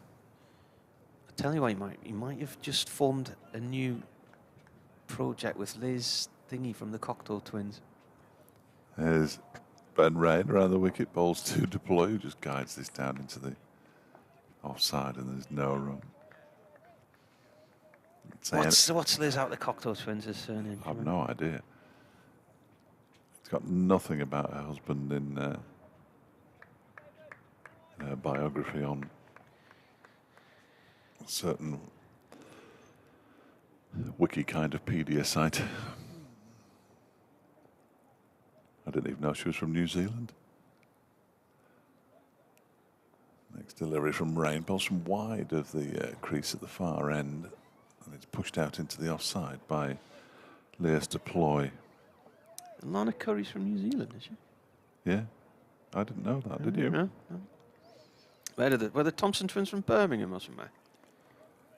I don't know. Did they meet at uni or something? I can't tell you the name of their first band. Otherwise, I'll never work again. I'll have to look the Thompson twins up now. In comes Rain, pushed out into the offside. There is a single there because there's a dive at backward point that is unsuccessful from, I was going to say Nick Maddington, but it's Paul Coughlin. And they go through for a single deployment was under 73, 173 for 4. Malcolm says, hi Marty, watching at home in sunny Chesley Street. Do we give Killer a chance? See if Colley will leave England. Get Banks to leave Gloucestershire. Otis to leave Yorkshire. What's your opinion? Well, Dale's only been at Gloucestershire a few months, hasn't he? And so has Otis at Yorkshire. Neil Killeen as a replacement for James Franklin would be, I think, most people's theory of how things will pan out. But you, no doubt they'll advertise it out there and see who comes in and whose interest. There's Rain balls here to Kame. That's played down towards backward point, no run.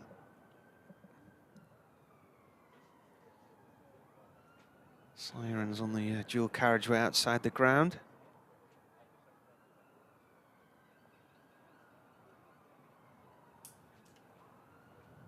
Did they want you? Well, they're talking to one of the Make a Difference winners who started that fat ball competition for overweight human beings who want to play football. Right.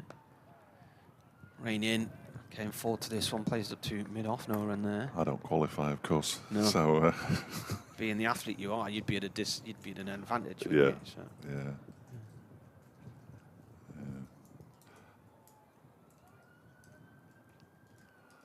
The Thompson twins. Tom Bailey was born in Halifax. Right. Well, I think they were squatters in London, and that's where they met. You'd be the Baileys of Shibden. That's where he'll be from. Yeah. Squatters in London. But I can't find anything about Alana Curry's husband. Perhaps she hasn't got one. When she might have. I think I heard Guy Garvey mention her and her husband's musical project recently on Six Music when playing a song. In comes Travascus, start of a new over. Ball flicked away down towards long on by Deploy for 1. Well, she was married to Tom Bailey at one point.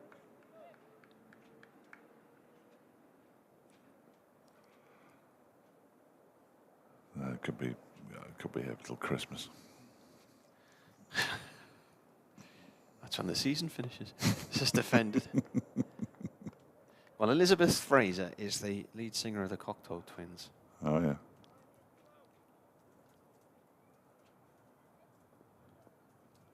I don't know much about them, if I'm honest. I thought you'd know them. No, I know them. Yeah. I don't know anything about them. All pushed away back up towards Travascus, who snatches it in front of the non-striking batsman, and as he tries to gain his balance, ends up running about 30 yards more than he needed to there. But he didn't fall over. Ends up at mid-wicket. Excellent work.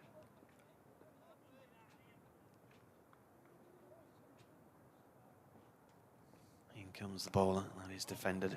Coming round the wicket this time, Travascus. Came the right-hander, defending that one. So Elizabeth Fraser's new project is called Sun's Signature. It's really good stuff. In comes up. Travascus bowls. Came defends. Keeper comes around to collect that one.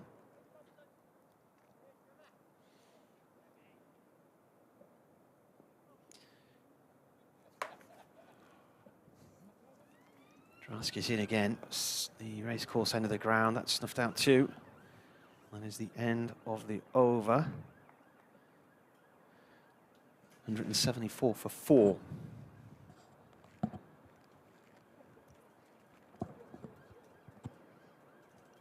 Fat ball community. There's a Curry IE one, Yeah. wasn't he? Yeah.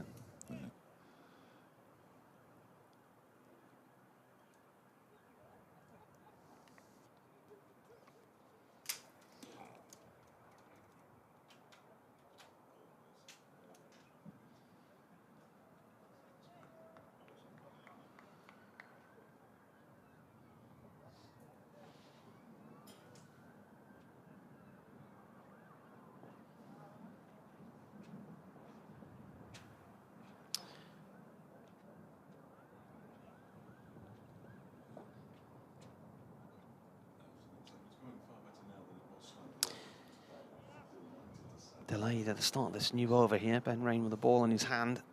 Bit of greyer cloud drifting our way from the southwest. Comes in round the wicket and bowls. That's gone through to the keeper.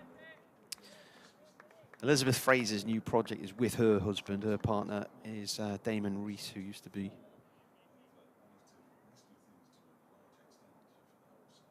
in another band.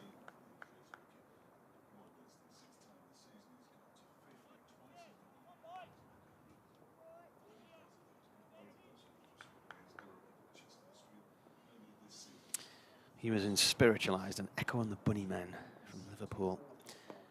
Deploy cuts this one into the ground and it bobbles along the line that runs right across the square from the crease, across all the adjacent wickets, down all the little indentations and out to Coghlan, who comes in from backward point to field it, and then hurls it hard at the non-striker's end. No run. I'm back. Did you go away?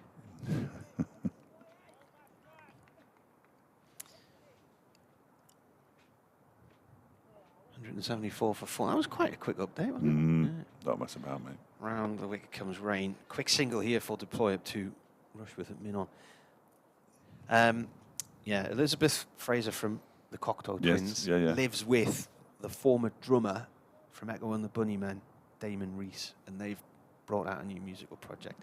So nothing to do with the Thompson Twins? No, but I'm trying to remember what Alana Curry's link was, because something I heard recently involved her husband. When the Echo and the Bunnymen started, they didn't have a drummer. It was a drum machine. That was who, wasn't their first hit Spare Us the Drummer? That was Echo. That's who Echo and the Bunnymen. I'm sure Echo was the drum machine. Rain over the wicket, bowls, defended. It's very good. Took a while. It took a while. I'm just thinking, well, it wasn't called that. Was it? I know why he said it now. Because it's like a play on, like one of those play on words, isn't it? Yeah. I saw them at Newcastle City Hall in 1987. And there was a bloke, we were upstairs, and there was a bloke in the front row upstairs, brought his own drum sticks and was beating out every beat of every song. Really? It must have been a joy to sit next to him. Yeah, but yeah.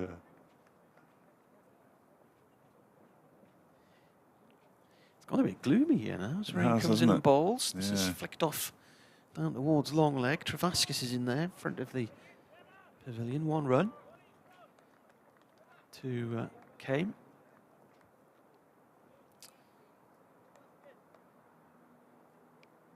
So the record 5th wicket stand for Derbyshire was this year against Durham. Did I say it was 258? We're way off yet. 248 for the 5th wicket. So 118 on the board so far from these two. And 187 balls. Rain in, bowls to, Deploy, that does all kinds. And it's gone away for byes. That's incredible. That's gone through the batsman, gone down the leg side, keeper missed it, and away it goes for 4 byes. It's not a particularly fine boomerang, leg that it's gone to either, is it? I mean, it's gone quite wide. That's very unfortunate. Very unfortunate. It's gone around the corner. See this again. That's shifted an awful long way after it's pitched. It's pitched outside of off stump and nearly gone at a right angle down the leg side. Yeah, they didn't have a drummer for the first 2 years of their existence, Echo and the Bunnymen. Ooh.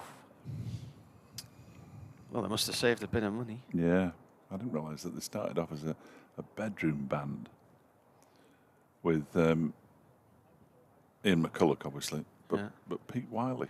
Oh, he was in everything, wasn't he? Well, he was very much Mr. Liverpool, and Julian Cope. Yeah. And they were like the three on what they called enfant terrible. Yeah. Then you had China Crisis on the other side of the tracks. They were Liverpool lads as well. Yeah, yeah. Saw China Crisis at the fire station in Sunderland. The early incarnation of the band featured a drum machine assumed by many to be called Echo, although this has been denied by the band. Because his name was Derek. Yes, yeah. Pete Wiley's... That's sinful, that, isn't it? Magnificent songwriter. Story of the Blues is the best pop song ever written. Was that the Mighty War? Yeah. Well, he had a number of incarnations with Wah, didn't he? Was the Wah band as well? That was the Ra band, wasn't it? Come back, brackets, the story of that's the a good Reds. song. Hats off to Hatton, he sings at the end of that one. It's Liam Travaskis from the Racecourse Centre, and there's a ramp shot played, I don't like that, played by Harry Kane. He's going to get 4 runs for it. Well, doesn't mean I have to like it. He moves on to 45, 184 for 4. I'm not a huge fan, I've got to say. A bit of a traditionalist in that sense. Well, in most senses. But it's Would you like to see it outlawed? Yeah, probably. Probably. So we had one correspondent complaining that the kids in the nets are doing it. There's a slip in place for Travaskis. There's around the wicket to Harry Kane, who turns this one into the leg side for a single, moves on to 46 now, 185 for 4. The partnership up to 127 between these two.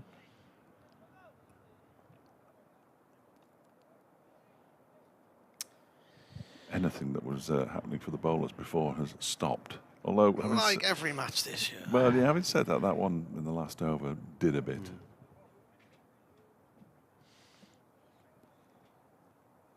Andrew Frayn's got a suggestion for you. Jimmy Courty of the KLF. Is Alana Curry's husband? Don't know. He says, I think you're Googling for Jimmy Courty of the KLF. They're the ones who burnt the money. I think they might have been. Next delivery is defended by Deploy. It was around about the time when there were lots of bands with 3-letter names. Was that EMF? There was EMF as well. REM. Oh, yeah. KLF. Quo. Yeah. 10cc. Kastrapaskis. That one's turned into the leg side by Deploy. Moves on to 76, 186 for 4. I suppose we ought to tell you that you're listening to cricket on the BBC. BBC Radio Derby, BBC Newcastle. Martin Emerson and Dave Fletcher with you. If you didn't know already. 186 for 4. That next delivery from Travaskis is defended by Harry Kane into the leg side. Around from behind the stumps comes McIntosh to do the fielding. Peter's been back on. Excellent. He said, could the replacement be the run machine who Durham got from Derbyshire, Divenuto? Slant towards batting as well as covered by the bowling. Though another ramp shot misses it this time. Goes through to the keeper who whips the bails off. Diver was at Surrey for a while, wasn't he? Back in Australia now, is he? Back in Tasmania? Don't know. Have to Google that. End of the over, 186 for 4, 46 to Kane, 76 to Deploy. Partnership 128. Yes, it's broken up in very in revered tones in these parts, but offered a better deal and off he went. Well, that wasn't the case, you see. That's not what he said. No, well, he wouldn't, would he? Because I interviewed him and I said, why did you come to Durham? And he said, because Derbyshire didn't want me anymore. For the glory. Well, he did. He had plenty of glory. Yeah.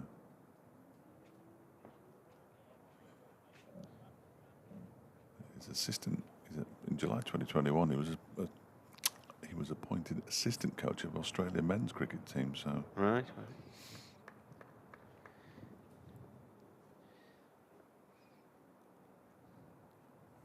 Rain round the wicket from the City end. Deploy plays the ball to backward point to Coghlan. It's a dot ball. His brother Peter, was he? Peter used to listen to the commentaries when Michael was playing for Durham, and they had a coffee business together in Hobart, a coffee shop. So his brother used to listen in from there and would occasionally message us, while no doubt making a mocha chocolate frappuccino or whatever they are, skinny latte. Bet it wasn't Mellow Birds. Rain in. Ball played back to him. Presumably now that he doesn't have to listen to you, he's not bothering. I would imagine so. He's probably quite happy now. He was begging him to leave. Come back. Come back, I'm willing to try. That was Pete Wiley, wasn't it? Yeah, don't let time go by. To kill or to cure.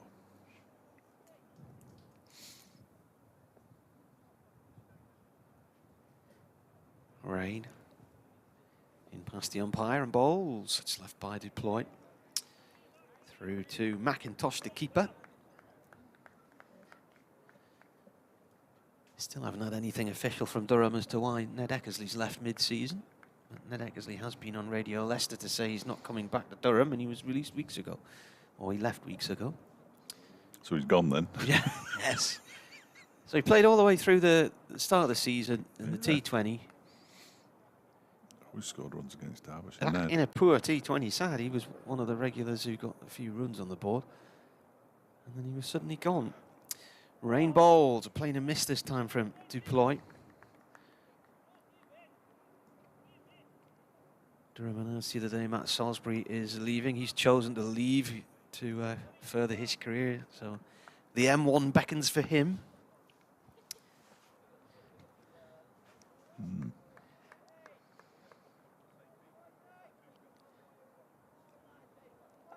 The only new arrival at the moment for Derbyshire is Zach Chappell. Is he at Notts? Yeah, they wanted him. I know Mickey Arthur's been keen to get him here. Another leave from Deploy from Rain here. He's not playing for Notts at the moment, but hasn't arrived on loan. Like Higgins has gone to Middlesex, hasn't he? Ryan Higgins going back to Middlesex, and he's already joined them on loan. Which happens a lot towards the end of a season, doesn't it? Well, Alex Lees did that when he came from Yorkshire to Durham. He arrived in the August on loan before then becoming permanent that winter. They have to do it that way because of some regulation over contracts, I think. Rain in. And Deploy leaves that one. That comes back a long way after it's past the off stump as well. Rain standing, staring at the target there. How have I not hit those yet? He's thinking to himself. You're surprised that Shan Masood hasn't gone to Yorkshire on loan then. Perhaps they're waiting before they announce him as captain. Well, he's in Pakistan, isn't he? Well, he is in Pakistan at the moment, but he's due to play the last 2 rounds of matches for Derbyshire here. They don't play next week. Why would you when you've just played a game? They play the last 2 weeks of the season. One down in Cardiff and one back here against Leicestershire. I mean, he may well disappear. Who knows? He's playing for Balochistan. Can you point to it on a map? No. Yes. I saw it on a map the other day, in relation to the terrible floods there. It was to the west, I think, of Pakistan. Shocking floods. The floods seem to be mainly to the east. There's Liam Travaskis around the wicket from the racecourse end, bowling to Harry Kame. He'll pick up a single as he gently nudges that one up towards a long off. Well, don't basically the Himalayas empty out through Pakistan and Bangladesh, don't they? So. Yes. So there's large sections of Bangladesh regularly underwater. Well, it said an area the size of the UK was underwater in Pakistan. Pakistan's 3 times the size of the UK in terms of land area, and 1/3 of it is underwater. It's quite a lot. Whole villages washed away and bridges washed away. Shocking. Travaskis is going to come over the wicket to the left-handed Leas Deploy. He's on 76. Derbyshire 187 for 4. Travaskis bowls to him and he goes back into his crease and pushes it straight back to the bowler. So he's playing in the national T20 at the moment. Masood. Travaskis is in again, and that one is pushed back to him again by Lewis Deploy. Down into the dirt he goes. Man chucking himself about, Travaskis. The whole of his right leg's an absolute mess. He's ready to bowl again in his shades. And that one is defended by Deploy. Do you want the niche stat of the day? Have we not already had it? Go on. This is from Mr. Bracegirdle. Oh. Stephen Mullaney reaches 5,000 first-class runs scored solely at Trent Bridge. Yeah. That's not much of a stat, is it? That one's pushed out to the onside by Deploy. His 82nd game there, It'd 138th be more impressive if he'd got that many runs at Trent Bridge and didn't play for Notts. Really, wouldn't it? Oh. This one is clipped into the leg side by Deploy. I would imagine that somebody like Madsen scored a fair few runs here. End of the over, incidentally, just the one run from it. 187 for 4. Kame has 47. Deploy has the same number of runs as the number on the back of his shirt. He's got 76 and the partnership's worth 129. See, that's what I'd like to see. I'd like to see everybody in the batting order score the number of runs on the back of their shirt. What would that add up to? I don't know. I'd have to do some maths, and it's not happening. Well, we've got a 76 and a 77 and Oh, a 65. you want those? I thought you... I didn't mean 1, 2, 3, 4. No, on the numbers on the back of the shirts. That'd be quite good, wouldn't it? That's why Nick Potts is in place of George Scrimshaw, because he wears 26 and Scrim's only a 9. Yeah. So you're up and your averages there straight away, aren't you? Yeah. Mark Watt potentially back to 51 again. We'll wait and see. Rain balls came forward. Bat and pads, defensive. Played out under the offside to Bushnell, no run.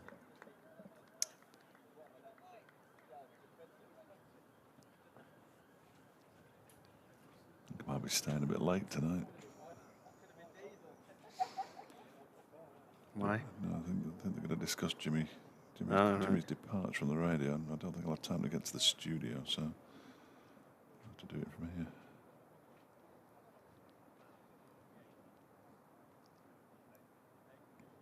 Rain in.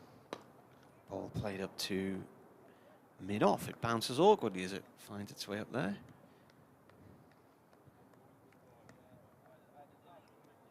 And it's fielded by Michael Jones, who gives it a bit of a polish as well. It's raining in Worcester, where Sri Lanka under-19s are 248 for 9 in a 50-over match against England.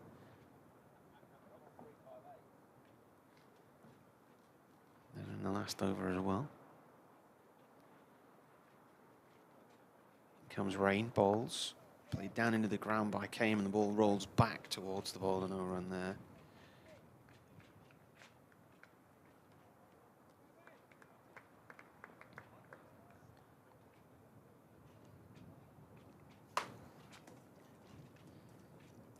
In Taunton, Gloucestershire 203 for 1. Against Somerset. Somerset put them in. Excellent. In Manchester, it's the derby, the M62 derby they call it, don't they? As rain balls. It's gone off towards mid-off for 1. That's what I call it. Yeah. So the Lankies are batting. They chose to bat. They are 168 for none against the Yorkies. Luke Wiles on 75 and Keaton Jennings, a former Durham man, on 87.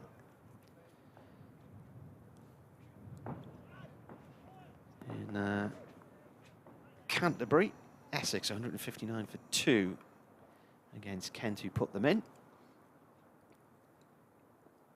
Rainers coming round the wicket here to deploy the left-hander. Deploy plays and misses at that one. And Rain puts his head up into towards the sky as if to say, what do I have to do to get him out here? He's beaten him a few times in recent overs. Alistair Cook made 78 in that one. Hampshire 60 for 2. Rain affected, rain blighted Southampton. 23 overs against Northants so far. Nottinghamshire in Trent Bridge, 162 for 6 against Leicestershire. Rain Bowls, defended by Duploy. In Cardiff, Worcestershire 173 for 4 against Glamorgan. Worcestershire, the side just above Durham, have a 5-point gap on them going into this one. That is the end of that over, and the score is 188 for 4. So there's your scores on doors, lad.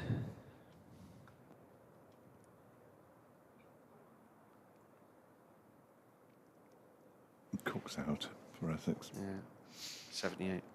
That's what you said? Yeah. Excellent, carry on. 1 run from that previous over. Yes. 1 run from the over before that Yeah. as well, so it's all ground to a halt. Right back in doldrums now. 188 for 4. Travaskis around the wicket, bowling to the right-handed Harry Kame, who defends this one out into the leg side, and there's no run. Kame is 2 away from what would be only his second first-class half-century, I believe. Yeah, he got 70 against Notts this year. He waits now, and Travaskis bowls to him, uses his feet, and then defends it out into the leg side. So will you be in the drive time show tonight or the evening sport show? For what? For your bit that you said you're going to be doing later. Oh, and, the sports show after 6. I've already done my stuff for the afternoon/drive thing. As around the wicket comes Travaskis again. That one's turned into the leg side. A little uppishly initially, fielded by Jonathan Bushnell. And there's no run. It's the talking tonight. The footy phone in. Yeah. So I don't know how we'll fit in that, but I'm sure they'll work out a way. That one's defended back to Travaskis, who waits for the ball to arrive at his feet and then has to move forward a bit because he just stops. 4 balls bowled, 4 of them dots. Flexes his knees as Harry Kame, and this time uses his feet and pushes it back to the bowler, as he's done on a couple of occasions in this over already.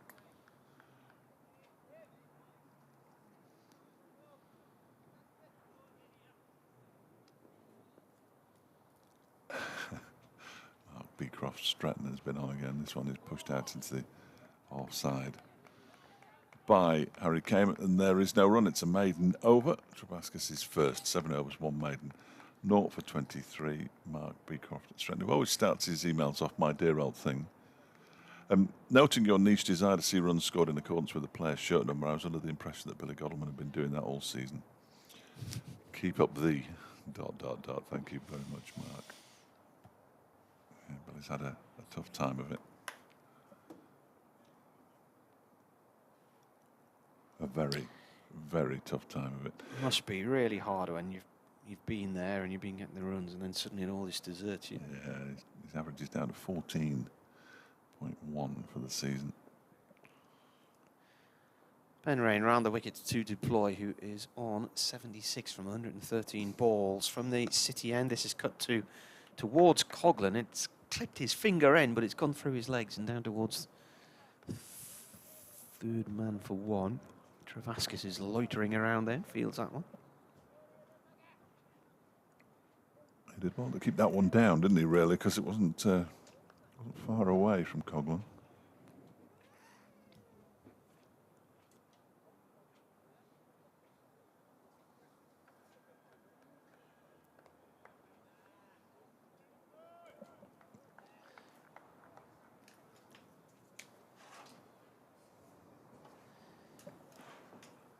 Rain comes in, bowls to Kame, and it's a short ball. It's pulled down into the ground on the leg side and goes out towards deep square leg for 1. Kame on 49 now.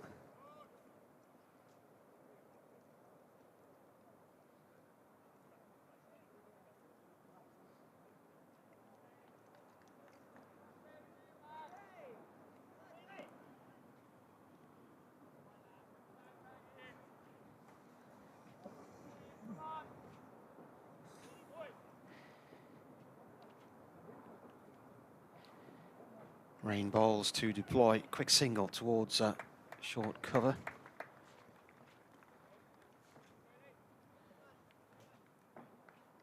Partnership's 133 now. Came on 49 from 118 balls.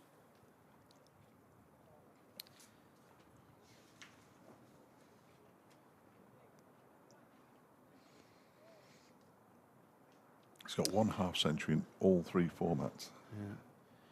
Came through Hampshire's schoolboy ranks, didn't he? And then Derbyshire had a spell with Kent's seconds and Dorset in the minor counties. This is played to point. It's a dot ball. Just hope his dad Peter is either here or listening or watching. Or both. Or all three. He was known, Peter, to, I think Peter played with Kevin James down at Hampshire. So they were conversing during our one-day game against Hampshire early this season. Rain in. This is defended around about off stump. Playing out to the short extra cover area. Bushnell collects it. It's nearly 3 o'clock, Bonnie lad. No. Still 8 overs to go to tea. That's going to be 3:30, isn't it? 168 for 7 now, knots. They're going to end up about 10 minutes behind where they'd normally be. Yeah. Or where they're meant to be. Half an hour less. Yeah. Even in September, I can't recall matches finishing at half-5. They always seem to drag on past 6 o'clock. When they finish at half-5, it's raining. Mm. Rain in. And there's the 50 for Kame. Little flick off towards the leg side. And he gets there eventually in 121 balls. And he's hit 3 4s and 2 6s. Yeah, well done him. It's his second first-class half-century. As Martin said, his other one was against Notts earlier this season. Made 70, so that's his highest score. And between them, he and Leas Deploy put on 134 now for the 5th wicket.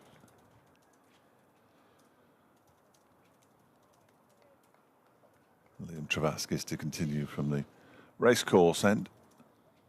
I meant to mention it this morning, how much greener everywhere looks after the recent rain, as this one is pushed by Harry Kame up towards long off. It's been a while since we've been here at the county ground, but last time we were here, the outfield looked the same as some of those used pitches in the middle, but now it's greened right up again. Very nice too. 193 for 4 with that single, came on to 51.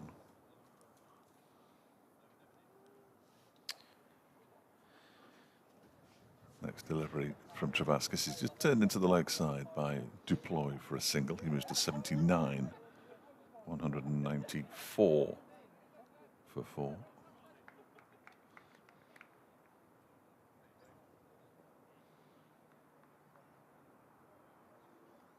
The right-handed Kame is now back on strike. Travaskis around the wicket, balls to him, defended to the onside. And there's no run.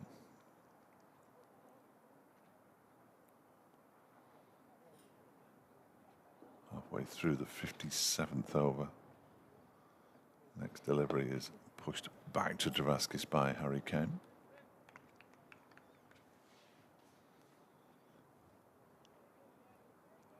Stamping his right foot on the ground there, Liam Travaskis, for some reason.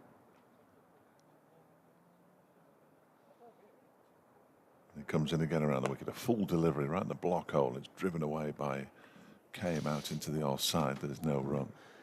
We ended up in a little village on Friday called Cheswardine, which I hadn't heard of before, up in the sort of Shropshire, Staffordshire area, and the bowling green didn't have any grass on it at all. It was just absolutely white. Travaskis bowls. Pushed out into the offside, there's no run. Looked like it hadn't had rain there for months.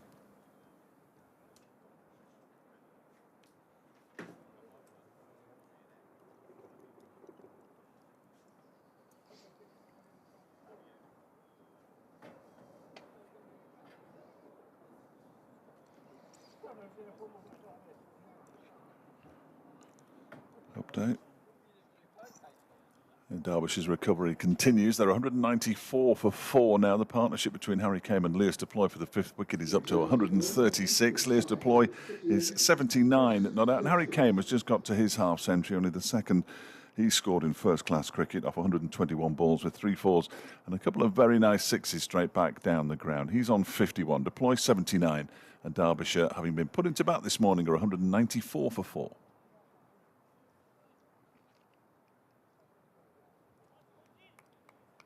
We're going to see the return of Chris Rushworth. And they said Ian then. Ian Rushworth's an old boss of mine from Halifax. Here is Chris Rushworth around the wicket to bowl to Lewis Deploy. Just dabs this ball down. This ball is 57 overs old, by the way.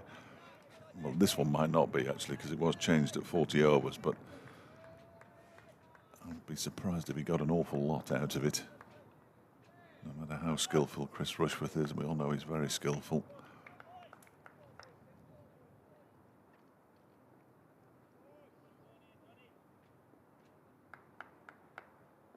94 for 4 it remains. FletchCricket@gmail.com if you want to get in touch with us. As this next delivery is turned into the leg side by Lewis Deploy for a single. He moves on to 80, 195 for 4. It's also the email if you don't want to get in touch with us. It doesn't change one way or the other.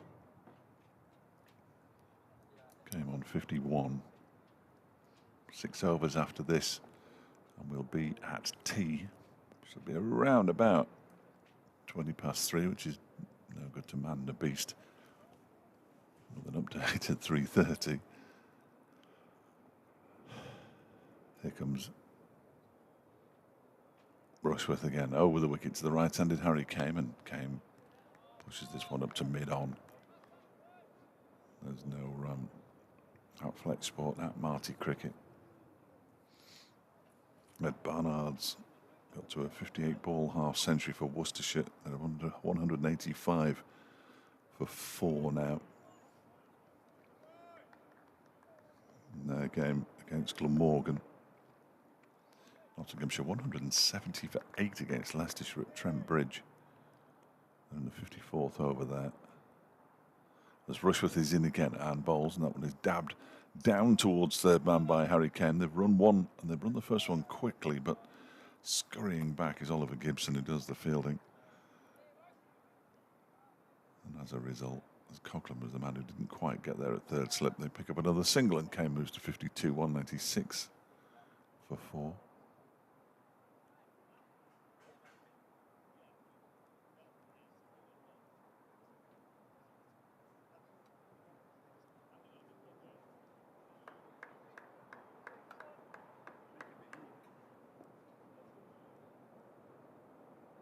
Comes Rushworth again around the wicket bowls. That one is guided out into the offside by Deploy. Fielded there by Nick Maddinson. There's a cover.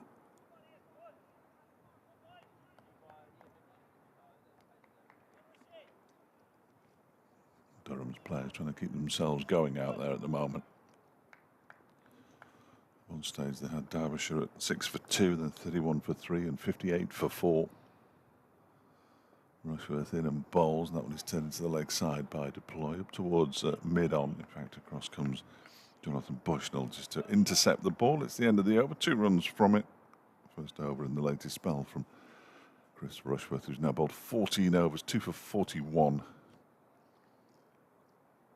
Derbyshire with Kame on 52 and Deploy on 80, 196 for 4. With 6 overs to go until tea. And Liam Travaskis is already at the top of his mark, ready to bowl the next over from the racecourse end here at the county ground.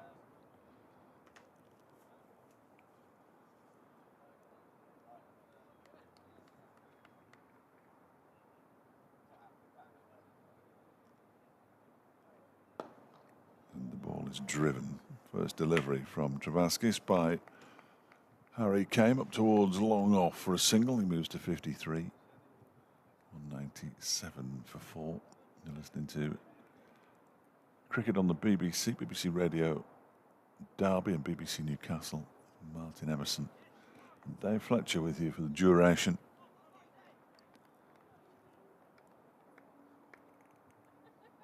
Derbyshire on 197 for 4 as Travaskis bowls to deploy. He goes back into his crease and drives it off the back foot up towards a wide mid-on. Around goes Oliver Gibson to do the fielding. Almost tumbles to the ground as he picks up. Deploy moves to 81 and Derbyshire to 198 for 4.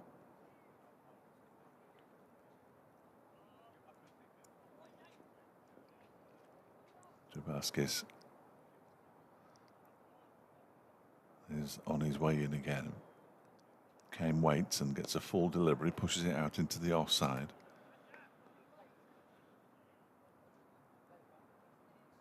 A few in the permanent temporary stand at the far end of the ground and 1 or 2 in the East Midlands demolition stand as well. Sprinkling on the grandstand side of the ground. A few of the supporters down below us as well in those seats in front of the scoreboard as that one is pushed out into the offside by Harry Kane and there's no run.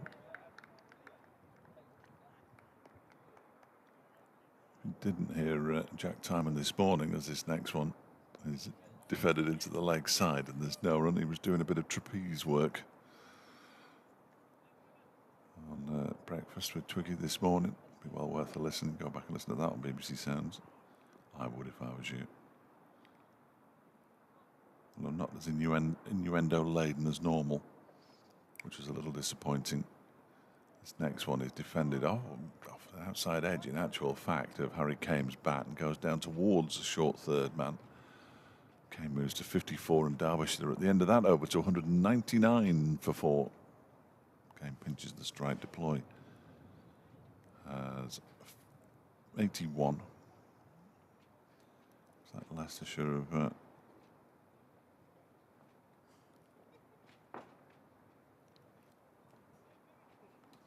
taken another wicket by the look of it?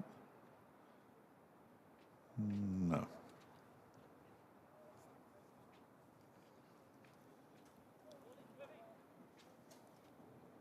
Rushworth walks slowly back to his mark.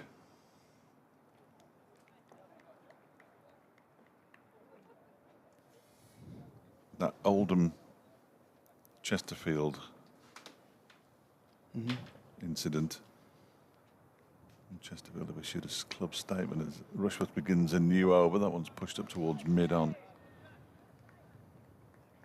Following an incident which took place after Saturday's game at Oldham Athletic, we are aware of an allegation relating to an unnamed Chesterfield player. Ooh.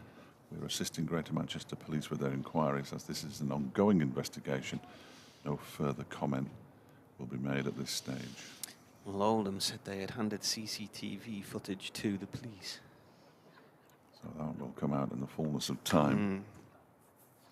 As Rushworth is in and bowls, that one is driven, but straight to the man. A backward point, Gibson, who juggles with it, but they'd already decided not to take a run. They remain on 199 for 4, Derbyshire. Partnership worth 141 from 244 deliveries. Supporters at the far end of the ground standing, waiting to applaud the 200. They all get very excited. Probably. There's Rushworth on his way into bowl to Harry Kane, who lets this one go outside. Why wouldn't you?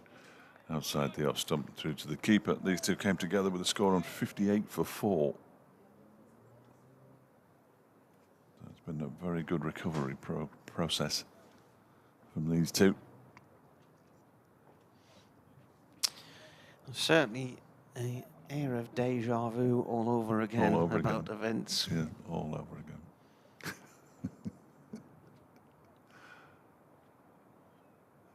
It's Rushworth not to complete at all. He's only halfway through.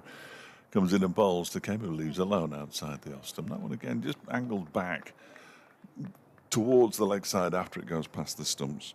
Goes past the off stump. What bird's that? Is that the buzzards again? Sounds like it. There. Oh, there he is. Or her. It's I find it unusual to see them this close to a city centre, to be honest with Yeah. you. Yeah. We've got those big high trees to the right of us.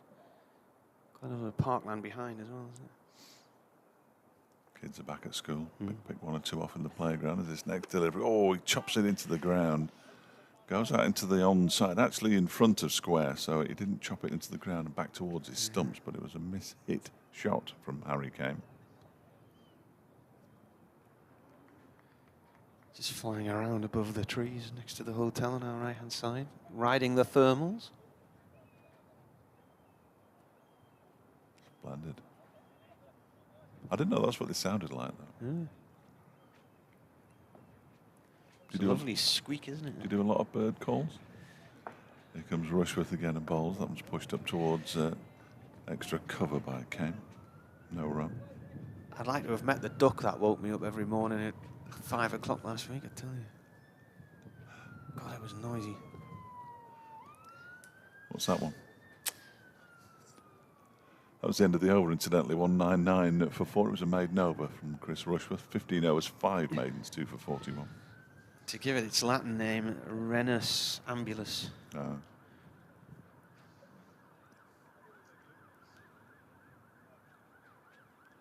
4 overs until tea, so it won't be too far away from the 3:30 update. That would be handy if that was on time.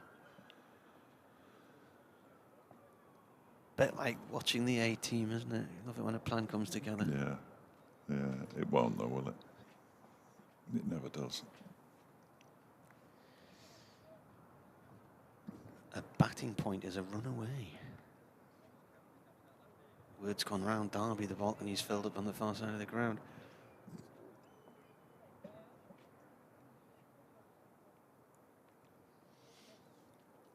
Derbyshire started the match on 155 points, Durham on 125.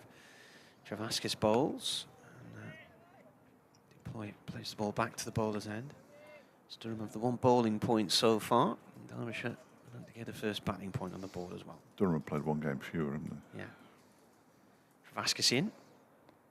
And there it is. The 200 up for Derbyshire. The partnership's 142. And it's 200 for 4 after 60.2 overs. Rapturous applause. I bet the Trent Rockets don't get that kind of welcome. No. Did they win it then or not? Yeah. Eh? They did. Yeah. Travaskis left arm round from the race course end. That's gone into the keeper's gloves. Who was the other team in the final? Manchester.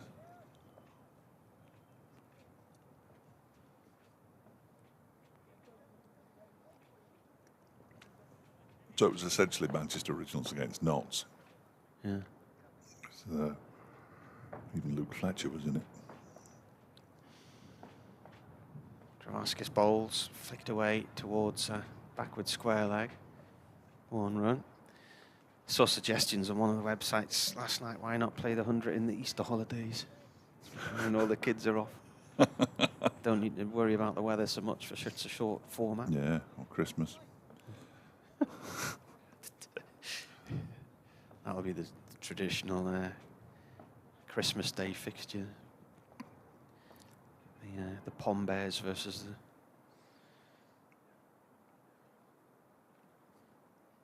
Travaskis in. Oh, an inside edge, and that is the end of Duploy. He has been caught behind for 82. Partnership ends at 143. Just came back on him, that one. It wasn't there. Of the 2, I would have said that he was the safer bet to get to 3 figures. Leas Deploy, 124 deliveries, 13 fours. That's 3 catches now for Tom McIntosh. I think his best's 4 in the match against Middlesex. 201 for 5. I think, as Martin said, added 143 for the 5th wicket.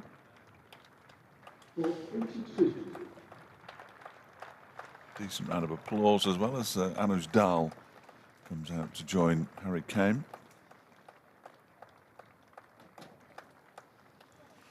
Rogers had a good season. Really good season. Got 90 against Durham in July, didn't he? Yeah, he's got 3 centuries and 3 half centuries, averaging 80 from 14 innings. 725 runs with a high score of 146 not out. I think 2 of his centuries have been not out, which always helps with your average. The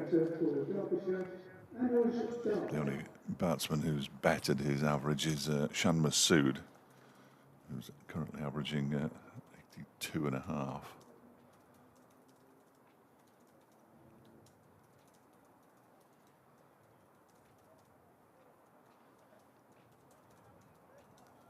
Harry Kame's 6s today. Yeah, is it 2 6s today? He's got 19 4s and 2 6s this season. 2 of those 6s coming in this innings.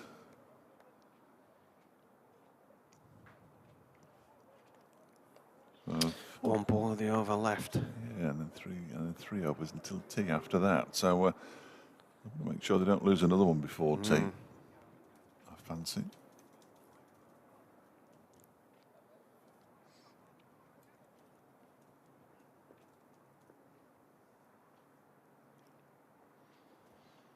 Travaskis in. Dahl plays and misses. Keeper breaks the stumps. End of the over.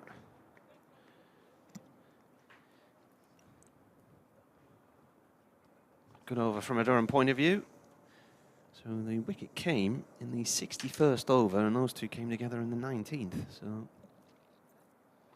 41, 42 overs they were together, weren't they? Knots have lost the 9th. 180 for 9. Dane Patterson and Luke Fletcher together now. Still 7 overs to go until tea at Trent Bridge. They're not going to stumble, are they? Oh, please. I don't think I'll be able to contain myself. They get overtaken by Glamorgan and then Derbyshire. No, with your ticker and your lack of trips to the gym. Rushworth begins in you over 10 into the leg side by Harry Kame, who moves on to 56, 202 for 5. It would be funny though, wouldn't it? That would be funny. For some. I mean, I'm not saying it'd be funny for me, obviously. Especially if Derbyshire didn't go up, and Nottinghamshire didn't go up as well. That meant 2 more games next season against them. And they always lose. Dahl very carefully marks his guard. A man with a purpose this season. He was telling us in that candid interview on BBC Radio Derby a couple of weeks ago. Waits now as Rushworth bowls to him and he pulls this one, it gets a bottom edge on it and it comes down towards fine leg. He's so quick he'll come back for the second very comfortably indeed. So he's off the mark. Derbyshire 204 for 5. Dahl moves on to 2.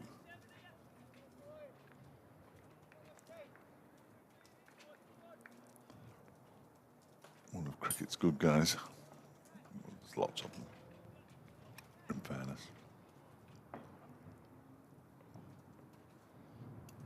He waits now, a little flex of the knees as Rushworth's on his way in.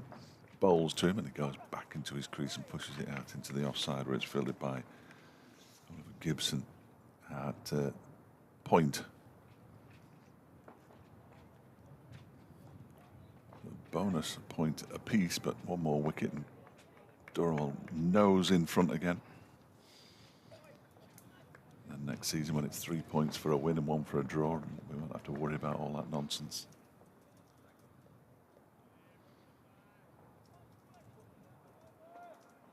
Well, there was a half a suggestion that you would only have batting bonus points and not bowling bonus points.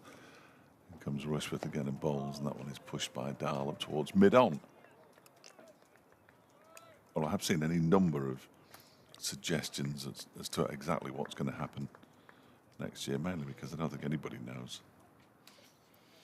Well, a lot of what has gone into the report was exactly what you would imagined the people they've paid the report to write would have written. now it's gone out to the counties, has it not? And Yes. and it's down to the counties to decide whether they agree with it or not. So.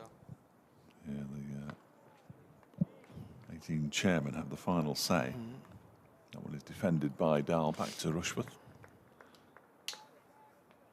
And I know I hear what you're saying about the fact that only 15 of the counties, the chairmen are answerable to members, but You need 12 votes, doesn't it? the articles of the ECB say that the chairman now have to act on their members' wishes as opposed to acting independently.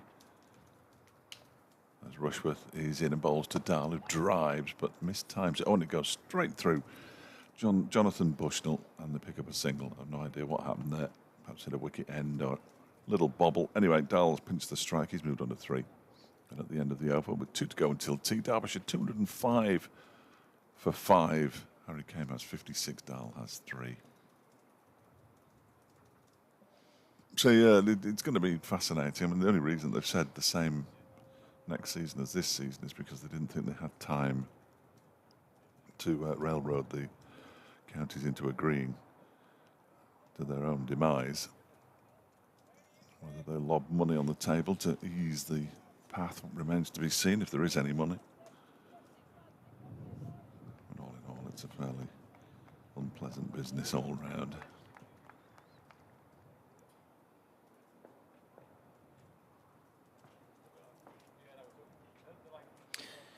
Travaskis, leading edge there from Dahl down towards backward point. Well, he's been beaten by 2 that have turned now. The first one he faced turned past the edge of his bat.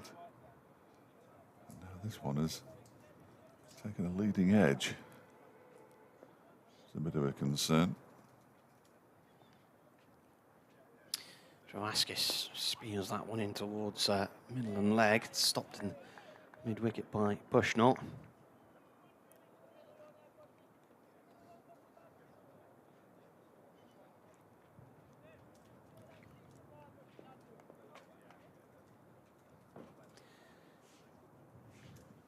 Travaskis up to the stumps bowls. That's played out by Dahl towards the covers.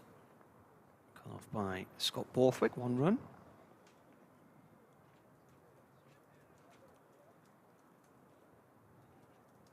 The young man with the yellow hat has just arrived.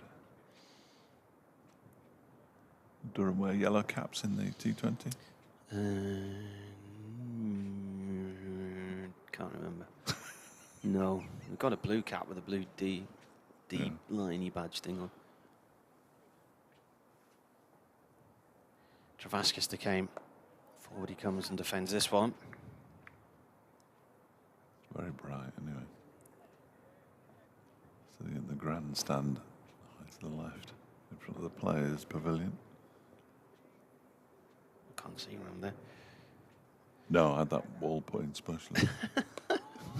That one skids through late and is played away by Kay, much to the annoyance of Travaskis, who stands there in disbelief that he hasn't got a wicket with his fingers clamped on his chin.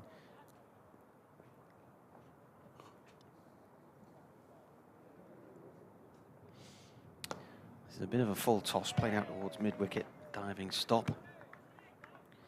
Maybe a crowd catch in other parts of the ground, because not from here it wasn't, it went straight along the deck. End of the over, 1 to go to tea. Have you ordered some cake in? Got some Mr. Kipling on the way, have you? No. No, I've got some Jaffa cakes in the car, but are they really cakes? That's the question. They'll be melted by now. Yeah, they will. I shouldn't have left them there, should I really? They are not your supplies to get you home up the M6.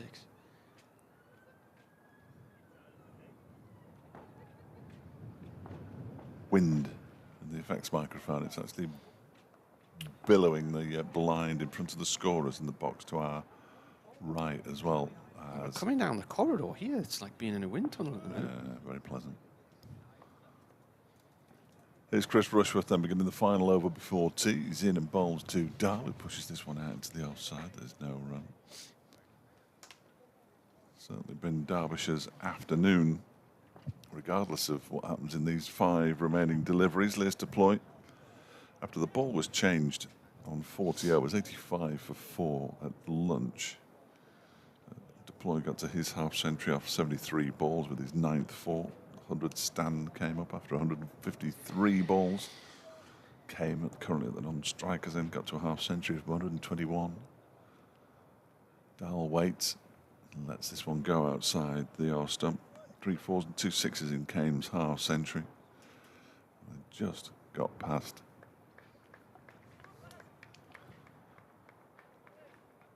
50, 200 when Leah's deploy was dismissed for 82. Just looking at the rather dark sky drifting towards us now. Excellent. Early finish. Except you can't go. Except I can't go. Here's Rushworth in and bowls. That one is pushed out into the offside and there's no run. If it is an early finish, you could do something later on Lucy Live, couldn't you? Or you could get into the studio even. Yeah. Do you have Lucy Live? Yeah. I've got everything, mate. It's on that one. It amazes me how you managed to squeeze it all into 9 cases. I like to have the option of everything available. Yeah. 3 balls to go until tea. Rushworth on his way in. Dahl waits and defends it out into the offside. And there's no run. Yeah, I don't like going anywhere when I'm not in my own car because I've got more stuff in the car as well, just in case. If I turn up at any ground, I'm not in my own car. That's the one time I'll need something. Well, when I went to Warwickshire a couple of Sundays ago for the One Day Cup, I travelled light, and I've had a bad back ever since. Rushworth in, and that's left alone outside the off stump by Arno's job. They go through to the keeper. Dahl on 4. Harry Kane has 56. Ben Rain 2 for 51. Paul Coughlin 0 for 28. Oliver Gibson has 0 for 37, and Liam Travaskis 1 for 31. Said tea would be at 3:30, so they're only 10 minutes behind where they should be, having started half an hour earlier.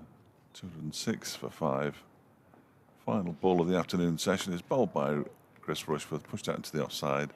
17 overs, 6 maidens, 2 for 45. Chris Rushworth. Harry Kane has 56. Anish Dahl has 4. And Derbyshire at tea are 206 for 5. And we'll be back in 20 minutes' time. Unless you've got anything else to say. Got absolutely nothing to add to Thanks that. very much.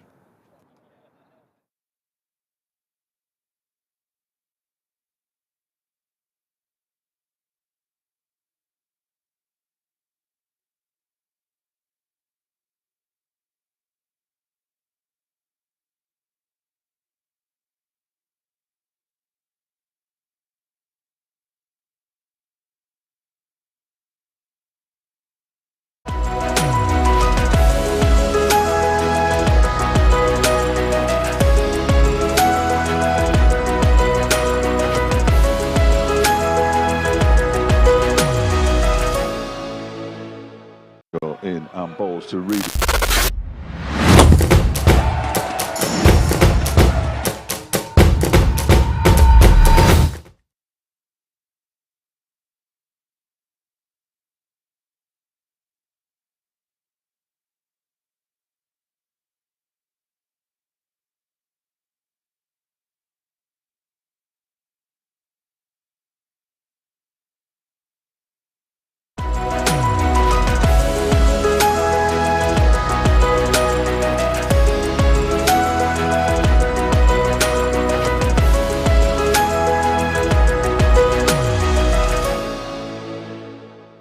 In and balls to Reed.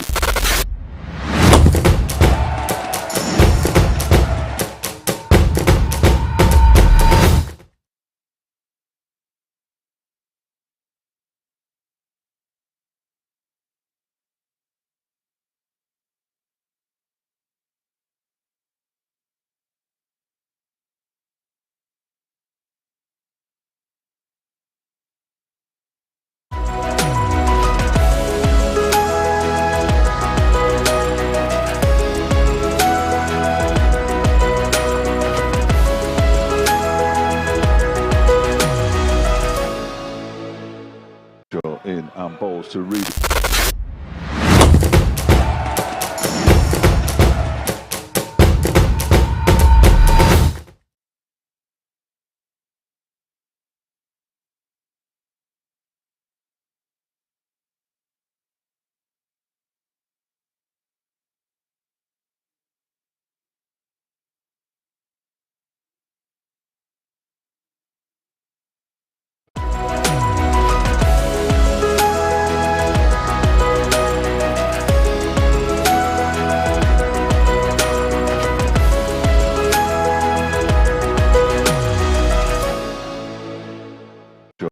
and balls to Reed.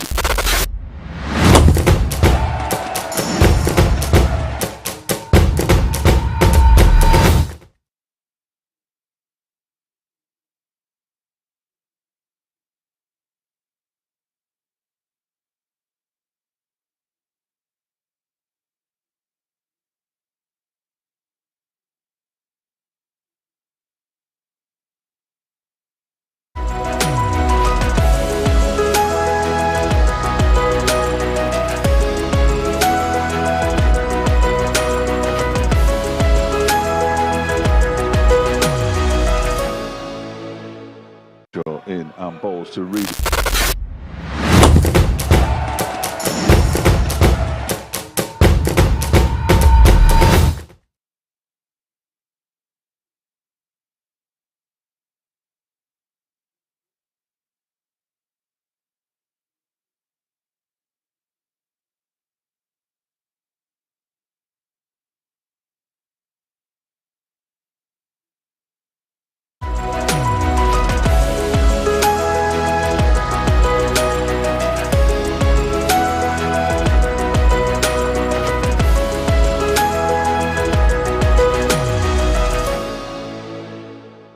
In and balls to Reed.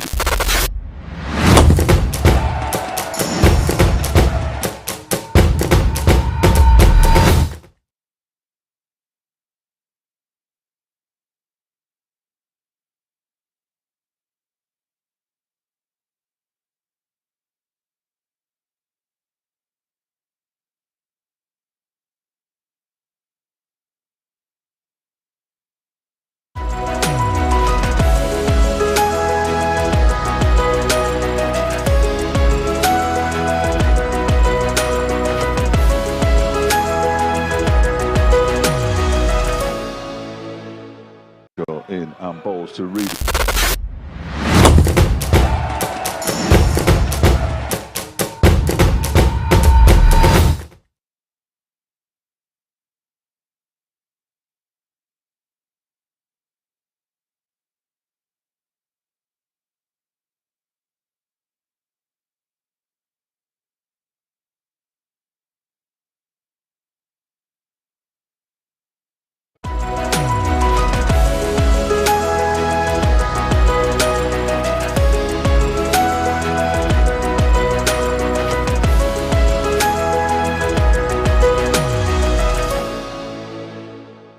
In and balls to Reed.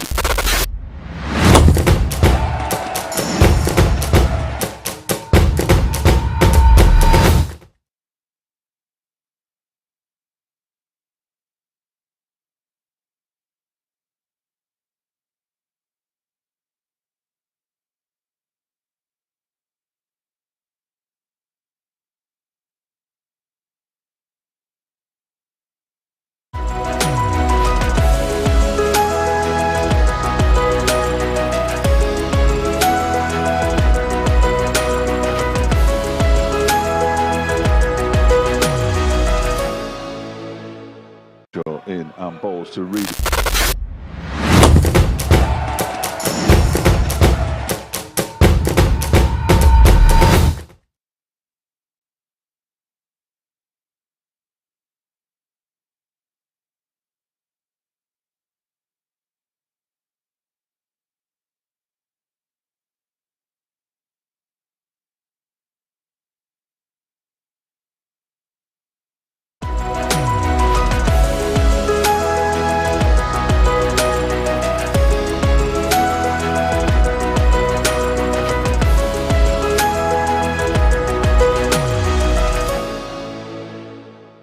In and balls to Reed.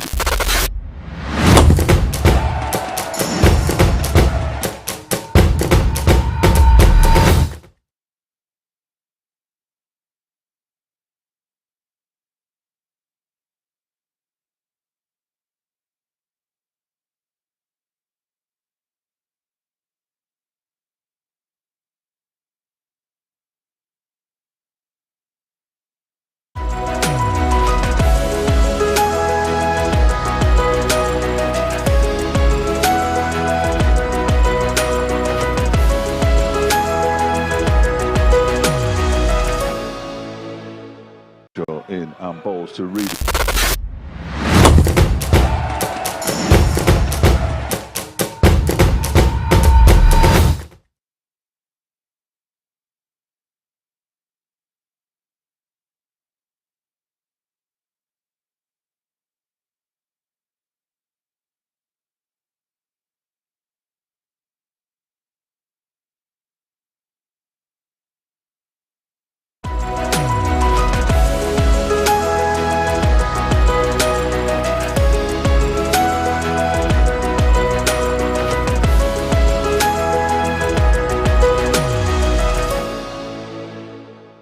In and balls to Reed.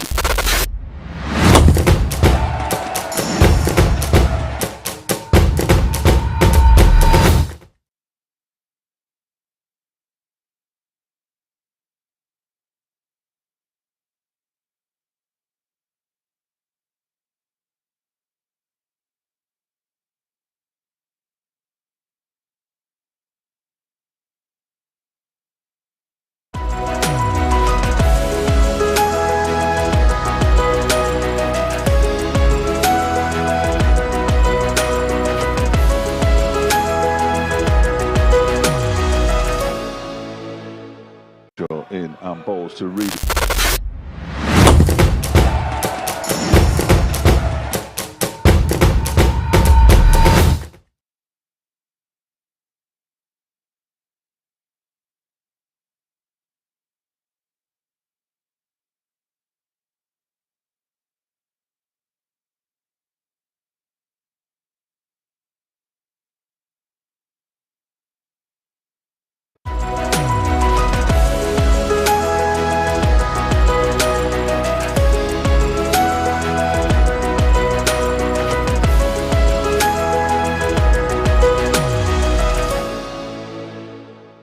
In and balls to Reed.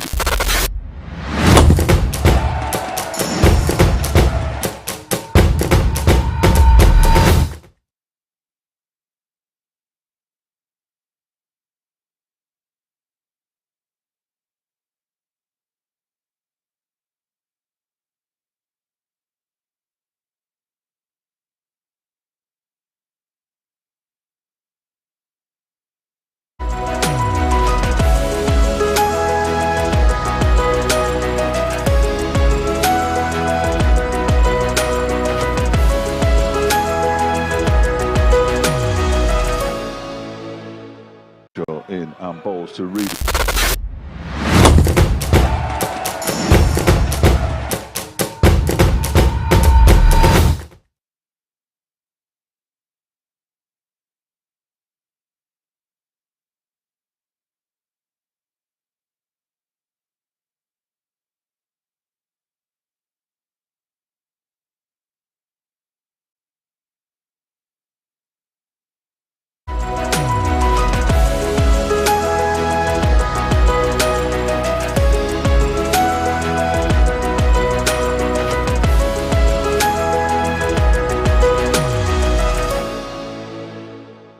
In and balls to Reed.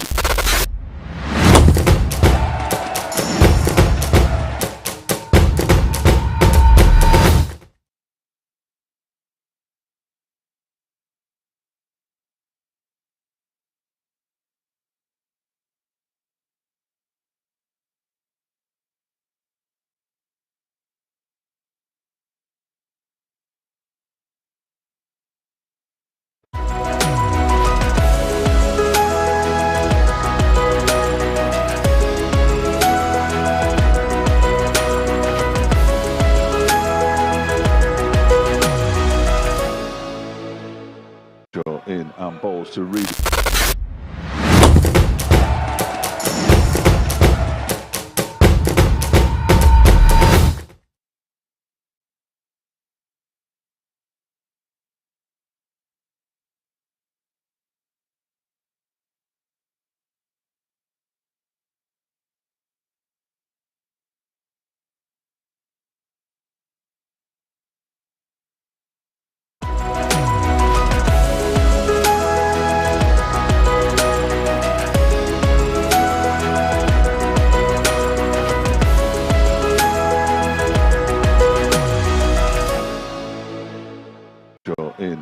balls to read.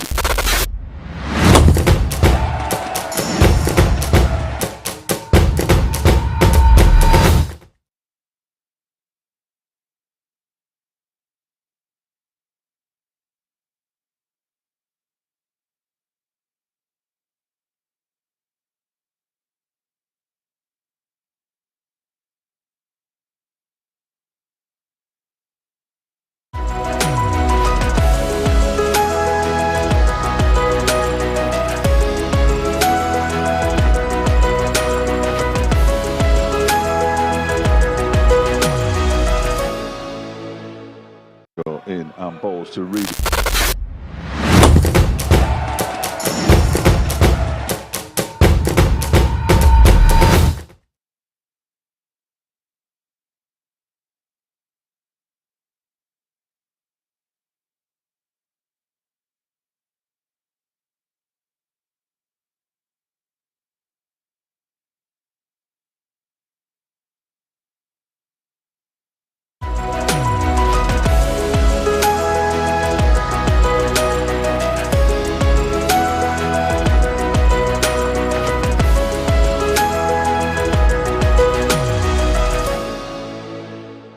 Go in and balls to read.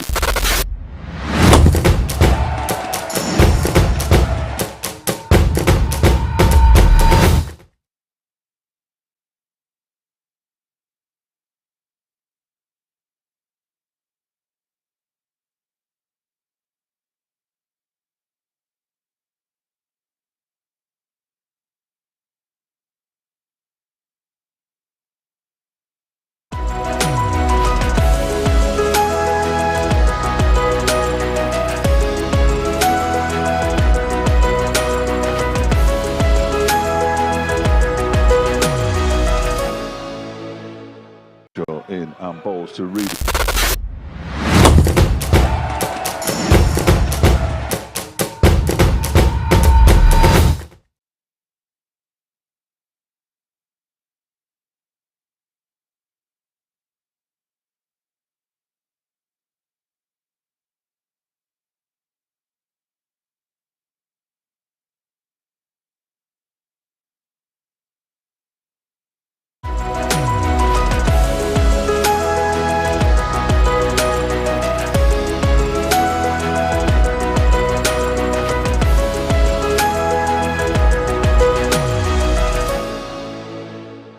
Go in and balls to read.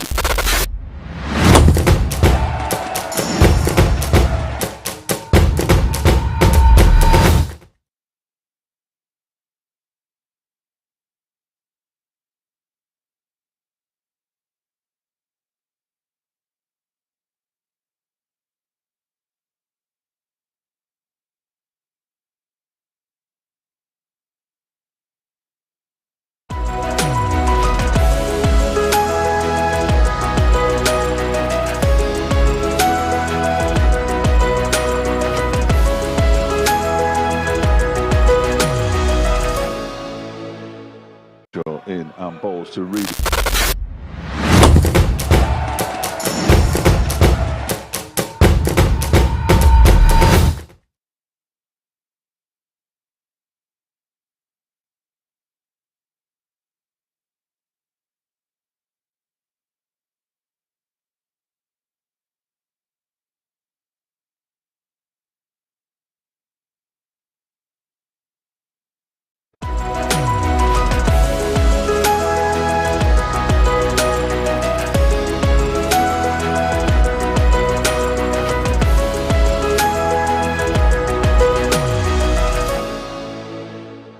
Go in and balls to read.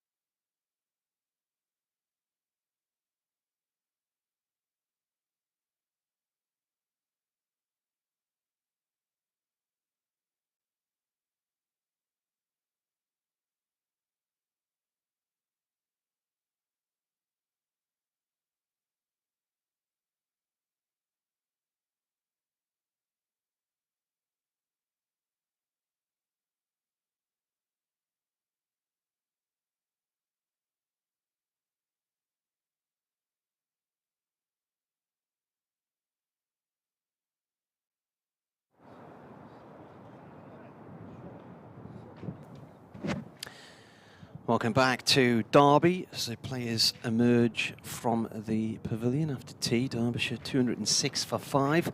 It is really greyed over in the last half hour, and all of the lighter, fluffy, hazy cloud that we've had has been replaced by pretty heavy-looking, thick, rainy stuff. I know that it's been raining in other parts of sort of central section of Britain today, particularly around Worcestershire and down the south, and now this stuff drifting along towards us. Just looking to see what the weather forecast has in store for the remainder of the day. Possibility of rain around about 30% in the area from now onwards. Well, it's predicting rain from about 7, but it gradually is encroaching on us. Thunderstorms and showers predicted throughout the game, but so far we haven't lost any time to the weather today, and hopefully we'll get through the whole day uninterrupted. But it is going to be a late finish. They should be finishing at 5:30, but at this rate, as they just start the final 32 overs, they will not be finishing until around about 6 o'clock. Travaskis is bowling though after tea, trying to keep that over 8 going along at the right rate of knots. It is currently -1, so they need to do a little bit to get that back up again. There have been dot points this year for a slow over 8. Caught me out, that. Good job, you're a pro. Travaskis comes in and bowls to Kame. Kame resuming on 56. Anuj Dal at the other end on 4. The 1 wicket to go in the afternoon session. Leas deploy 3 overs before tea, caught behind off Travaskis on 82. So they're 206 for 5 at tea and a batting point on the board. Durham need 1 more wicket for their second bowling point. And then if they can get a 9th wicket before 110 overs are up, they'll get the 3rd and final bowling point. Single there. I've just done a lap of the ground. Have you? Yeah. Is that you running around the rope? No. That was Mikey Cohen, I think. There's a Stanley Coaches minibus in the car park, which I think holds about 20 people. It has 14 members of the Durham supporters group on it. Excellent. There's a few others here as well who I spotted on my walk. And this ball defended and pushed out the offside. Do you feel better for it? Well, this is a handy trip for them, isn't it? No, you for your walk. Oh. You don't look any better. Oh, thanks. It's all in the eyes of the beholder. This delivery from Travaskis is played back to him. Yeah, this was one of the grounds that they often used to do the away trips to. Numbers are dwindling, though, as the years go by. Travaskis in, and the ball pushed out into the covers and stopped by Borthwick off the bat of Dahl. I think Mervyn Hardy was one of the people who I passed. He was in a Durham blazer with a badge and hat on, but he didn't spot me. I only saw him out the corner of my eye. Normally emails us from the front row of the stand at Durham. So it's all gone a bit gloomy, Dave, hasn't it? It has, it's looking a bit weathery. Yeah, it is. It is. I've not checked the forecast. Are those flip-flops waterproof? Yeah, and my skin is as well. You'll So be all right.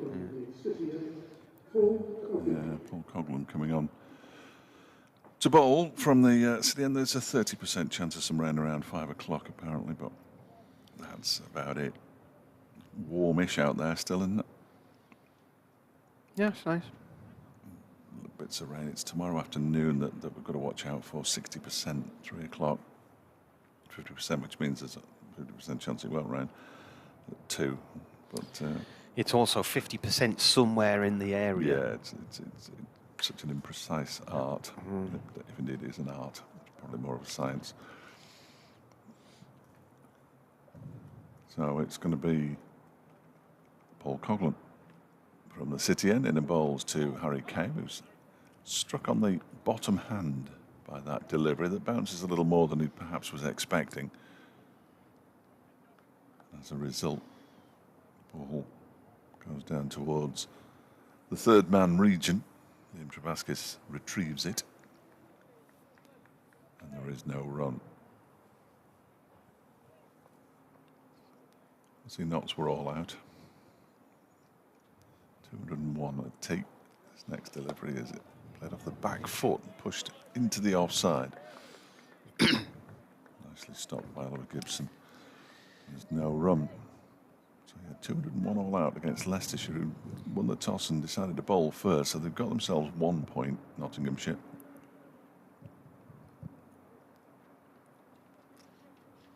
Fairly sure they can't chuck it away, but you never know. One can but hope. Coughlin's in again, and that one is pushed out into the offside once more.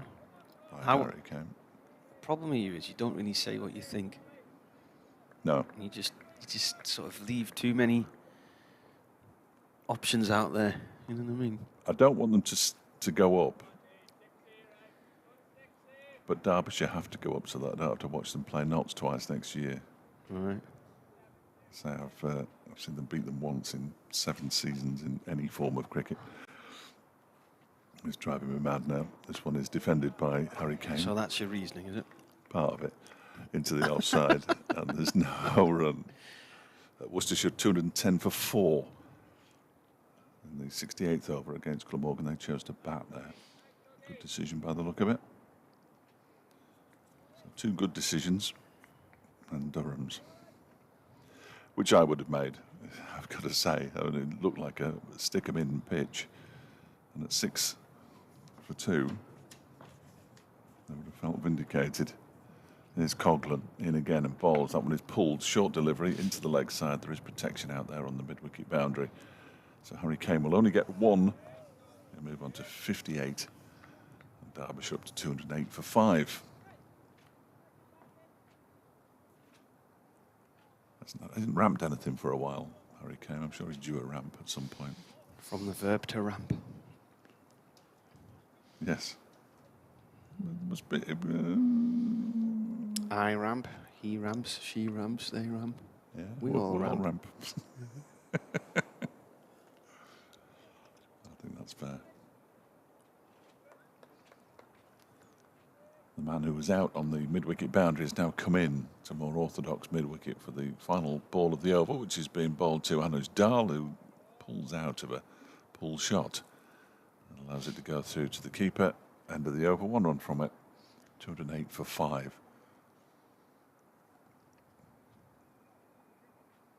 Coughlin's bowled 11 overs for 29. You'd imagine that Travaskis will continue to bowl until the new ball's due now. He's got the odd one to turn. Seem to get the odd one to turn more to Anuj Dal than anybody else.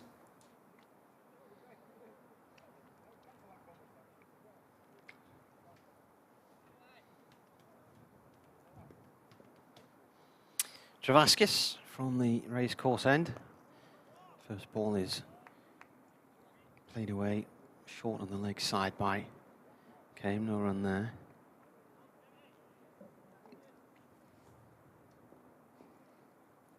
His left arm round the wicket. Our end of the ground. Comes in and bowls again.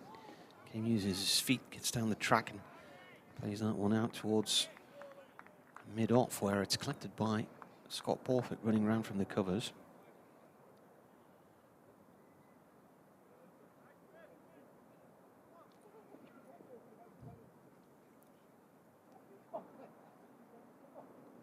Travaskis comes in and bowls. One's played to point. It's a dot ball.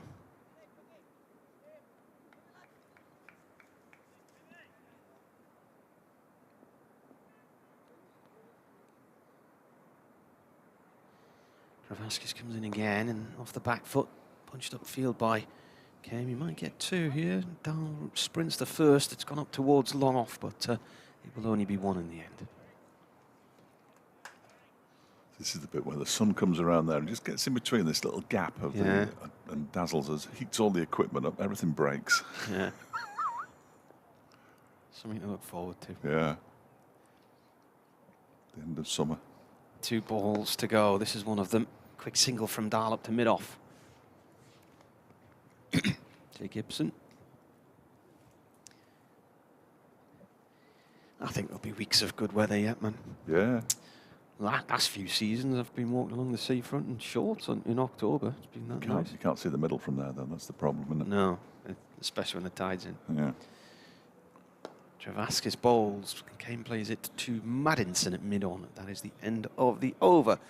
210 for 5 is the score. 67 overs gone. A couple of singles from that one. And it's gone 4 o'clock-ish, so I better go next door, I suppose. Yeah. Hours are flying by, Dave. Aren't they? Aren't they? I've not really written anything down since tea, so I'll have to get me pre-tea, etc. Aye. Right, I'll be back in a few minutes then, eh?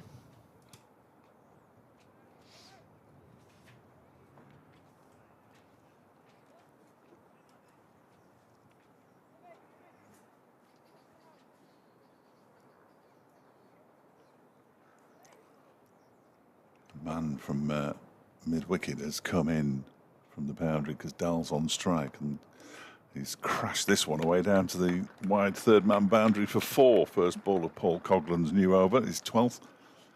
Dahl moves on to 9. Derbyshire to 214 for 5.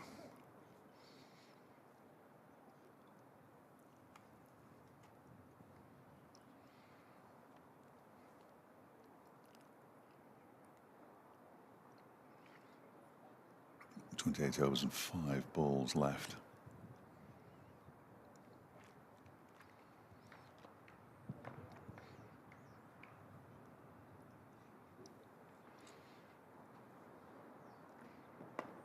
Next delivery is pushed out backward of square on the offside.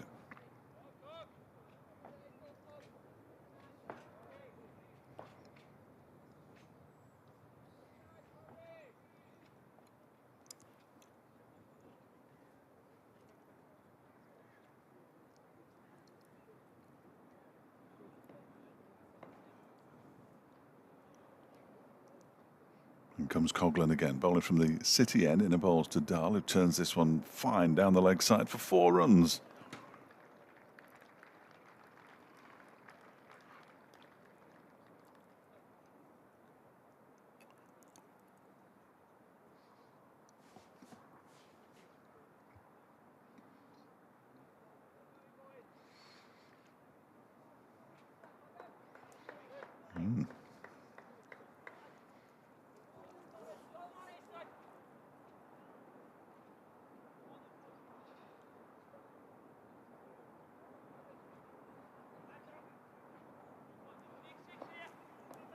Coughlan turns at the top of his mark on his way in. Now to bowl to Anuj Dahl, who swings this away down towards deep backward square leg, picks up another single, moves to 14, 219 for 5.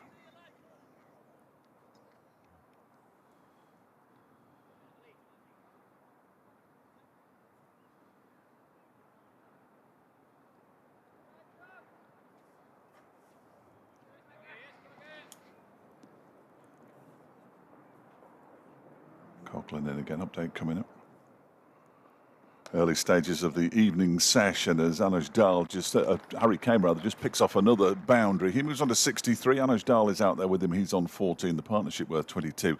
Derbyshire recovering nicely. They were at one stage today 58 for 4, but now with 28 overs to go, they're 223 for 5. Too short from Coughlan, that one, and just crashed away. Can't bowl there to anybody, let alone a set batsman. Coughlan's in again. Bowls, that's too short and too wide, and Harry Kane has nothing to do with it. It's been a one-day game. He'd have ramped or uppercut that one down to the boundary below us for 6, but he just left it alone, allowed it to go through to the wicket-keeper, and it's the end of the over. Coughlan's bowled 12 overs for 42 now, 223 for 5.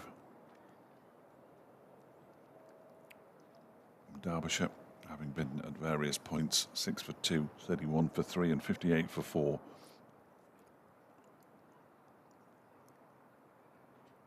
So all in all, a reasonable day so far for Derbyshire. Still to come, Mark Watt, Sam Connors, Ben Aitchison and Nick Potts, not necessarily in that order, although probably.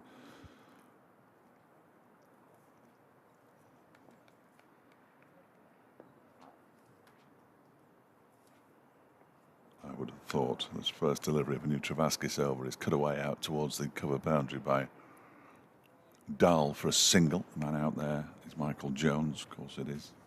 He seems to have been fielding most stuff today.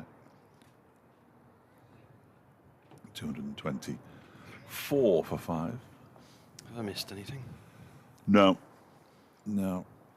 Travaskis around the wicket, balls. Oh, and that's beaten all sorts of things. It's a big appeal for leg before wicket, I think, initially from Travaskis. And there was a scramble to catch the ball by the slip. He may well have caught it, so that suggests that it didn't come off anything. A good delivery from Travaskis. Nick Cook is explaining to him. I don't think Travaskis is that interested in an explanation. But he's going to tell him anyway. Look, there he is. He can't help himself, Nick Cook, can he? It may well be the final time we see him here at Derby, of course. It's his last season on the list. Travaskis bowls and back into his crease goes Kame, who just pushes that up to a long off. Gibson does the fielding and he moves on to 64, 225 for 5. He's certainly got some turn out of this surface as Liam Travaskis on day one as well. Derbyshire with just the one front line spinner in Mark Watt, also a left armour. Wayne Madsen can bowl a bit of spin. Leah's deploy as well, as this next one is played off the back foot by Dahl out into the offside. They'll go through for a single. Borthwick does the fielding. 226 for 5. Dahl moves on to 16.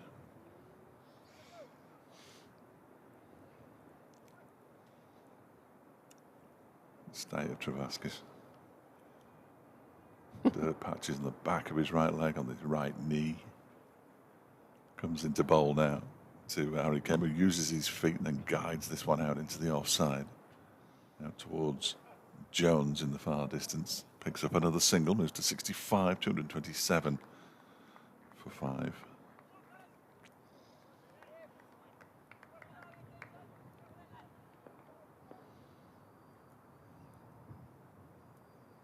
Final ball of the Travaskis over. Turns, but slow turn really. It's chopped away by Arno's Dahl. Nicely stopped by Scott Borthwick. He can't prevent the run from being taken.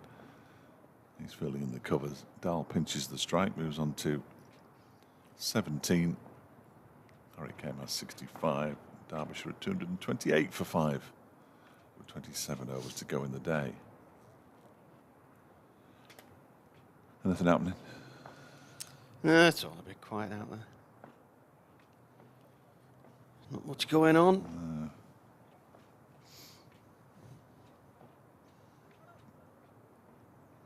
Does it look like it's raining on the other side of Derby City Centre to you? The edge of that cloud. Yeah, potentially.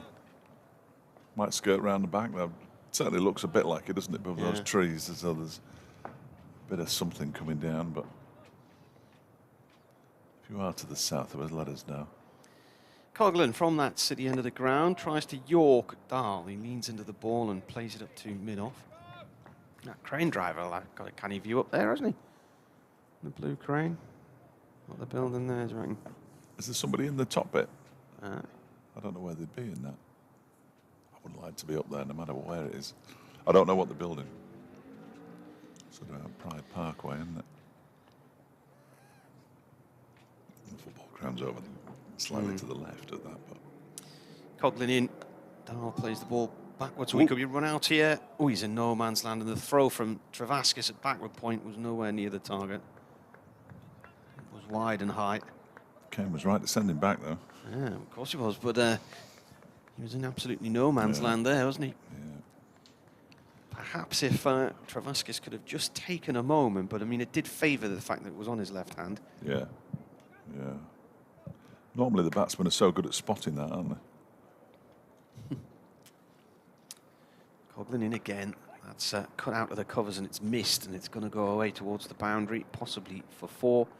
Travaskis chases after it towards the hotel side of the ground. Throw back in has gone way past the stumps and is backed up by Michael Jones on the other side of the square. Did they run 3 there? Yeah, they did, didn't they?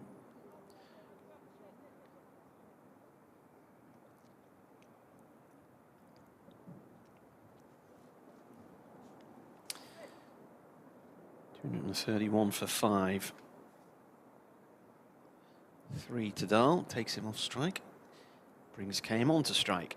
In comes Coughlin. He leaves that one. It's outside the line of off stump.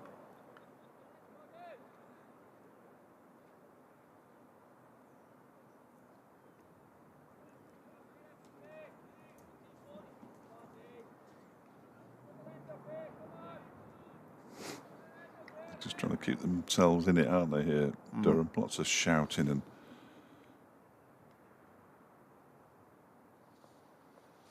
Hear the traffic's boom, can't you, as well? Coughlin in. That's a very, very short ball. That's a no ball.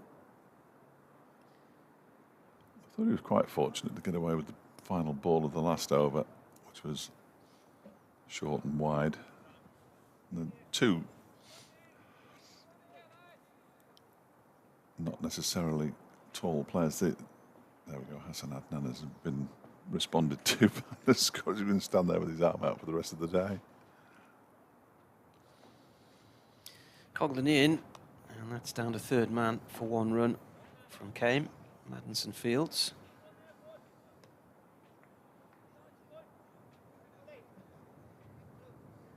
Great hair. Are you a fan of ponytails? Maddinson, yeah, I'd have a pony. If I could grow enough hair on the top of my head, I'd have a ponytail. I would have long hair anyway. Yeah. Yeah. And be Rodian for Motorhead or something. If they still existed, indeed. Yeah.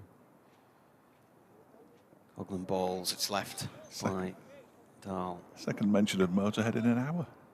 In an hour? Not by you. Yeah, I was the afternoon show, end of the over there, 2:34 for 5. 2:34 for 5. What's the best gig you've ever been to? I went to see Motorhead in 1981 at Vale Park, Port Vale. The Wembley of the North? Absolutely. Yeah. The single loudest concert I've ever been to in my entire life. And I was talking to somebody from the Stoke Sentinel when Port Vale came to Burton a couple of weeks ago. We were just talking about gigs and stuff, and I mentioned that one, and he said they'd done one of those sort of flashback pieces, and they'd paid the residents in the nearby area, as Around the Wicket goes, Travaskis to begin a new over. It's defended by Kame back to him. They'd paid them to go away for the weekend because they knew it was going to be so loud, so everybody in the vicinity had been shipped out, but they still had lots of complaints. We were at the Cubics Festival in Sunderland a few weeks ago, and Reef were on. They were just so loud and shouty, it was unbelievable. Travaskis bowls on the back foot, pushed into the offside, Came straight to the fielder. Lemmy was no more shouted than he normally was, but the whole thing was just very, very loud. It was distorting in your ears. Well, yeah. But it was just great. Triumph supported them. Canadian band pushed out to the offside by Harry Kame for another single. He moves on to 67, 235 for 5. Went into the big top at the Cubics Festival to see Spear of Destiny, who I used to like back in the days when I was at college, and I left after one song. Yeah. That was hurting my ears. It was too noisy. It was just distorting. Yeah. Could be an age. I'm not getting at it, but it could be an age thing, couldn't it? You know what I mean? If I went to that Motorhead thing now, 40 years on, this one is defended by Anuj Dahl back towards Travaskis. I probably wouldn't enjoy it, but at the time it was. Well, no, I think it was just how loud things were. In the same marquee that afternoon, they had a band on, a 9-piece ska band from Essex called the Death of Guitar Pop, who were absolutely brilliant. Yeah. Really, really good. One's wide of the off stump and short as well, and cut away by Dahl for a single. He moves to 21, 236 for 5. And, you know, the sound was perfect for them, and quite a few different bands over the weekends, the sound was good, but Reef particularly just really, really shouty, and Spear of Destiny was just too... It was over-modding, I would say. Yes, yeah. Next delivery is short and bounces up at Harry Kane. To get through for a single. The ball was deflected onto the stumps by the wicket-keeper, but he's quick as Anujdal. Harry Kane moves on to 68, steals the strike, pinches the strike, Dal's on 21, 237 for 5. There was a sad element to that event that weekend, because I'd arrived on the Friday tea time and I hadn't seen any news that day. And wasn't the score, or was it again? No. Oh no, good. I couldn't stand another one like that. But the Happy Mondays were meant to be the main support act on the evening, and Paul Ryder had died that day, the guitarist. So it was quite a subdued atmosphere. But I think as we walked in, Claire Grogan was on stage with Altered Images, and then Pastor kept passing a canal boat the other day called Gregory's Girl. But it transpired the owner was called Gregory, and it wasn't anything to do with the film. Well, that doesn't matter, does it? UB40 were on. Who else was on there? Ash. There was some good bands over the weekend. Oh, was it in Sunderland? Yeah, in Harrington Country Park. Can you picture Pension Monument on top of that hill? No. Oh. On the outskirts of Sunderland, a big hill. There's a Yeah, big monument. Yeah, it's in the parkland down below that. All right. So, well, it was a canny weekend. And then saw Martin Stevenson and the Dainties at the Summer Streets Festival, I think the week before, and then a week or two after we were down at Derbyshire at North Yorkshire, so had a busy sort of July period with all these gigs on. And despite the fact it's been such a dry summer, it rained all Friday at Derbyshire and into Saturday. And this one cloud sat over us at the cubics and rained on us for about an hour when you could see sunlight in all directions. Here's Oliver Gibson back into the attack for Durham from the city end. Bowling to Kame. First ball's defended. So his figures from earlier, none for 37 from 9 overs. It was Rushworth and Rain who got the wickets this morning, 2 apiece, and then Travascus 1 in the afternoon session. I still think one of the best gigs I ever saw was REM at Slane Castle in Ireland in 1995. Yeah. Gibson in, ball played away short on the leg side. We'd gone over to Ireland to watch Sunderland in a pre-season tour, and they were playing a team called St Patrick's Athletic in Dublin, and that was a Friday night. And then on the Saturday, a few supporters met up in a pub in the middle of Dublin, and we're discussing what to do for the day, and somebody pointed out that REM were playing up at Slane, which was about an hour and a half's drive away up past Drogheda.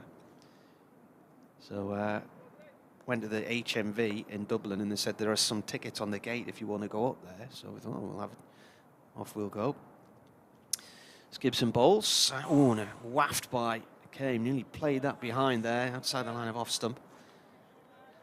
Anyway, we got up there, this tiny village in the middle of nowhere. There was just 2 rows of cottages either side of the road and a pub, and 70,000 people descended. And you couldn't, the castle was behind these walls through these trees. When you went through, you had no idea what you were going to come across. And then suddenly there was this steep hill down to the River Boyne with the castle at the bottom and the stage next to a weir over the river. Gibson bowls, ball played off towards mid-wicket for 1 run by Kame. And I think that was the same summer that REM came and played Milton Keynes ball. Yeah. So they were massive at the time, and one of the support bands was Oasis. They were just starting to get big. What happened to them? Yeah.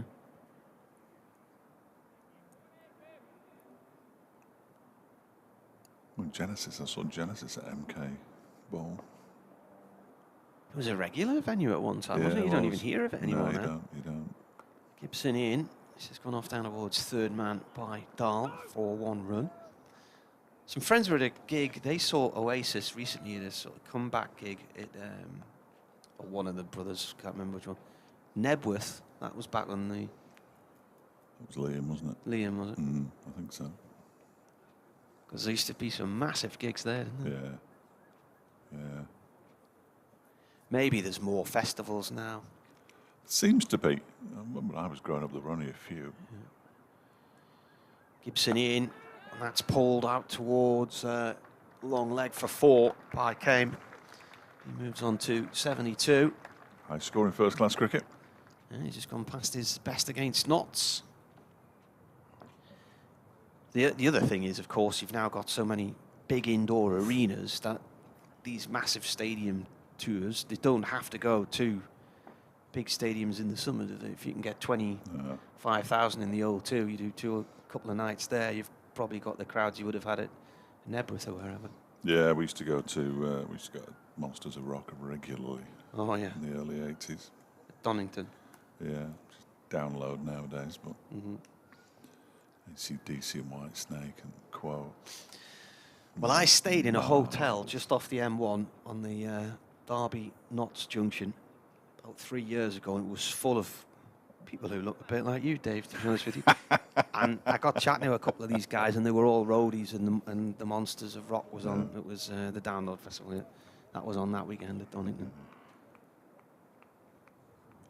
Liam Travaskis to continue. 15 overs, 1 for 42 his figures at the moment. He bowls a loopy delivery to Anuj Dal, who drives it out towards the cover boundary and picks up a single, moves to 23, 244 for 5. It did come very gloomy. And I think you're right, Martin, I think there is some rain at the far side, to the south of the city. But at the moment, nothing here. As Travaskis is in again, and that one turns and just comes off the inside edge of Harry Kame's bat and goes down to fine leg, and there's no run. So Harry Kame with a career high now, and be looking to turn it into something even better. Next delivery, that one is defended back towards the left-hand side of Liam Travaskis. Derek Allen has tweeted they've almost reached Dunbar. Oh, good man. Loving the cricket with Marty and Fletch as usual. Good luck to Ben O and all of the clubs for the last games of the season on Saturday. Yeah, sad weekend coming up with all the club cricket finishing, most of it. Yeah, I think my club's got a couple of games left, but I could be wrong. In goes Travaskis again, bowls. That one is pushed out into the offside. Tim Chambers tells me that REM at Milton Keynes Bowl in 1995 was supported by Radiohead, Cranberries and Sleeper. Oh, that would have been canny. Yeah.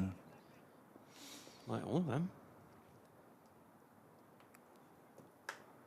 There's Travaskis around the wicket, bowls to Kame, who pushes this one out into the onside where it's fielded by Bushnell. And there's no run. Talk, remember Talk? Yeah, great band. They supported rather foolishly. It was Genesis. It was called Six of the Best because it was Peter Gabriel came back and played with them or sang with them. That one is pushed out into the offside end of the over, 244 for 5. It was to raise money. He did a concert for somewhere, Armenia or where there'd been an earthquake, and it had bombed, and he lost a load of money, so he had to rejoin Genesis for this one gig. It was horrible. I wasn't a big Genesis fan anyway, but he basically battled the entire time with Phil Collins, who could do the most singing, and but Talk supported them and lasted about a song and a half. It's a shame because they were absolutely pelted. Stuff at the front of the... Were they? Yeah, they couldn't stay on. They were just getting destroyed by the people at the front. So off they went. They're a good band, Talk. All you want to do is... Spirit of Eden, wasn't it, one of their albums? No idea. No idea at all. Well, I've only seen them live for a song and a half. Gibson comes in and bowls. It's gone off towards backward square leg for 1 run by Dahl. The lead singer died. Was it last year or the year before? I remember doing a piece on the Drive Time show about the band. David Sylvian died around about the same time as well. Japan. Yeah.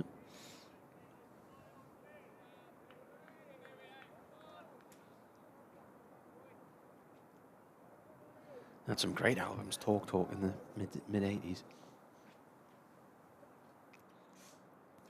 Lights are coming on. Batsman just ducks underneath a short one. Yeah, the floodlights coming on here.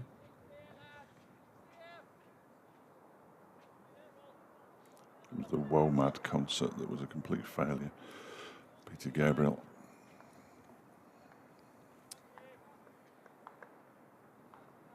Didn't he record a lot of his albums in a farmhouse in... Yes. Was it down Somerset Way or something? Yeah. I think he's still there, isn't he? Gibson in.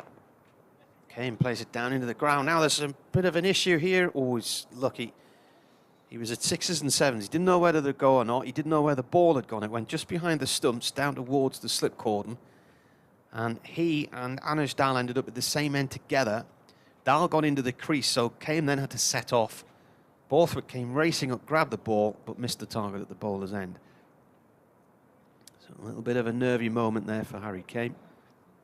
He moves on to 74, 246 for 5, so 4 away from the next batting point. I reckon that Milton Keynes bowl can hold 65,000 people. Gibson in. This is pulled off towards long leg for 1. George Drizzell is on as a 12th man for Durham. Haven't Northants played some matches there? Well, they've played games in Milton Keynes or somewhere, T20 matches, haven't yes, they? they have. Yeah. Milton Keynes, the town Washington could have been. There's Milton Keynes, Redditch, Washington, all built on this sort of grid plan with different numbered districts. Gibson in. Ball goes short on the leg side, no run. I don't remember. Although they've dropped the district numbers now in Washington and they've just gone back to named areas. I don't remember President Milton Keynes, though. No. One of the lesser-known American leaders. Well, he was President MK, he was the brother of JFK.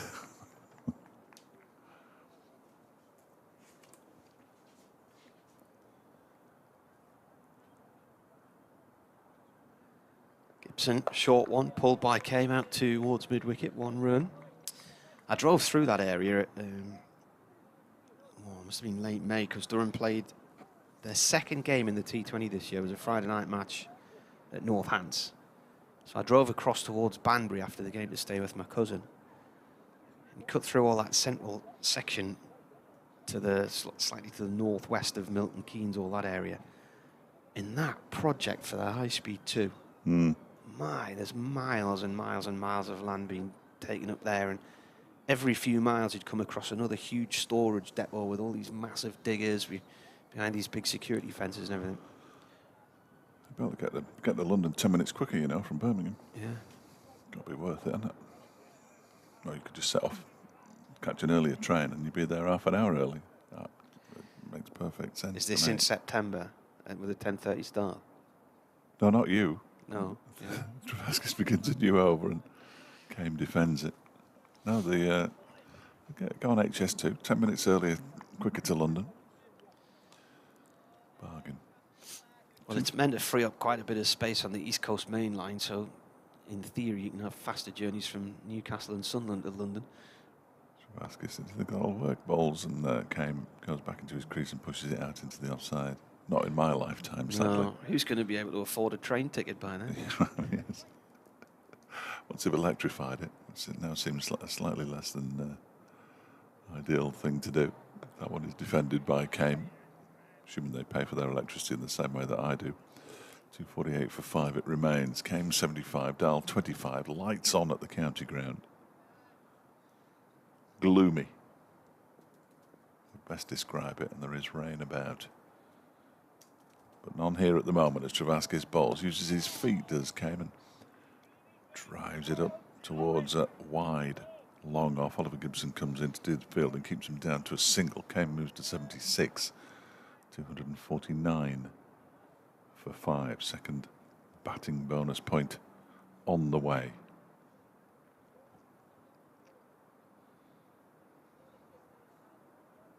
And Dahl back on strike. He's got 25 from 37. The partnership a couple away from a half century. Dahl waits and Travaskis bowls and he turns it into the leg side, but straight to Bushnell. As a result, there is no run.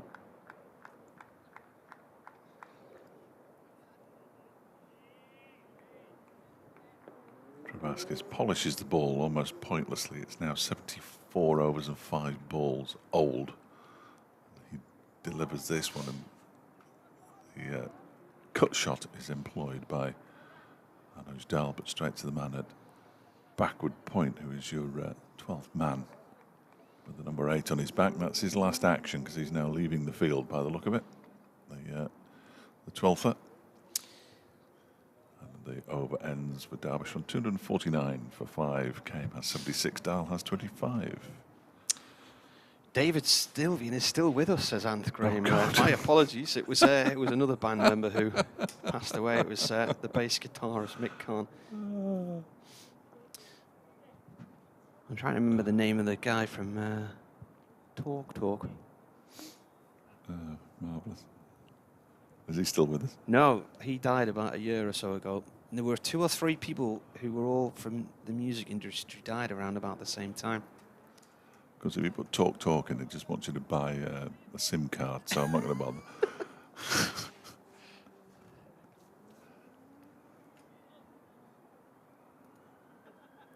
Gibson. Right arm over is a short one. Is that legal or not? No.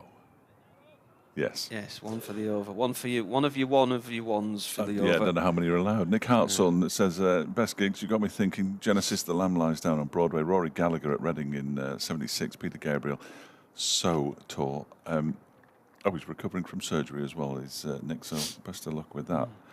He says Gabriel's studio is in Box in Somerset. Box? Yeah, local spoke very highly of him when he went there. Decent individual. Gibson balls, Kame defends. Ball goes back to the bowler. A terrific name for a place, Box. Who'd have thought such a place existed? It's a civil parish. There was a farm, a sort of feature about this farm a few months ago on the One Show where loads of bands recorded big albums in the 80s, 90s in South Wales, Monmouthshire, something like that. Oh, okay. Gibson in. Ball played off towards backward point for 1 run. By Kame. And that's the 250. 250 up for 5 in 75.3 bonus points coming out, there he is. It's a very small place. It's got a population of 3,500 in Wiltshire. It actually is. Wiltshire. Yeah. Within the Cotswolds area of outstanding natural beauty.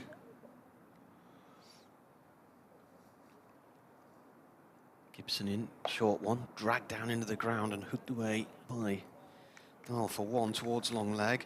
And that's the 50 partnership.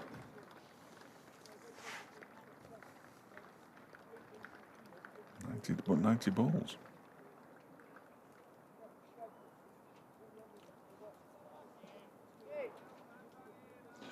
I've got a sports news to do.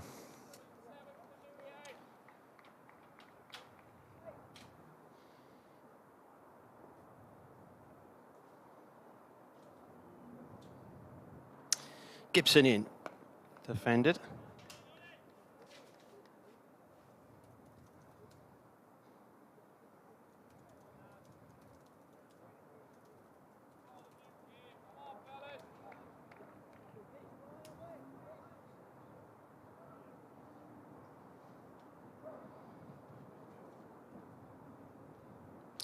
Sean's asking, have I just killed David Sylvian off? Mick Kahn is the player, the musician. He sadly left us, he says. In comes Gibson in again, bowls. Ball played back up towards the bowler's end.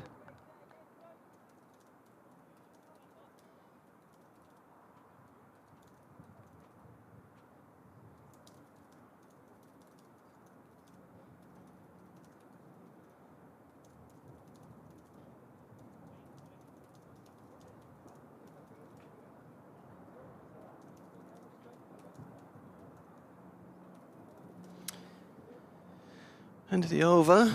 So 251 for 5. Came on 77, Dahl on 26. They came together just before tea after Dahl, after Cayman deployed, put on 143 for the 5th wicket.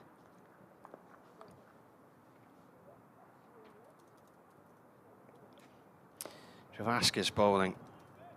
No run from the first delivery, which is played out on the offside.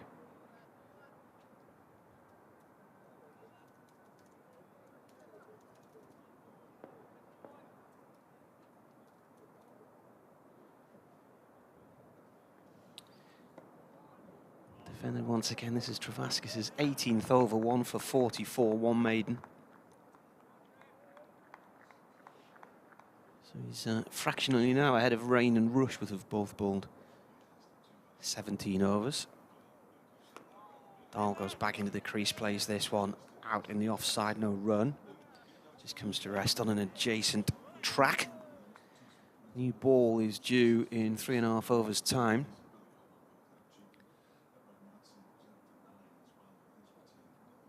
And there'll be, this one goes towards point for 1 run from Dahl. There'll be 16 overs to go when the new ball comes in.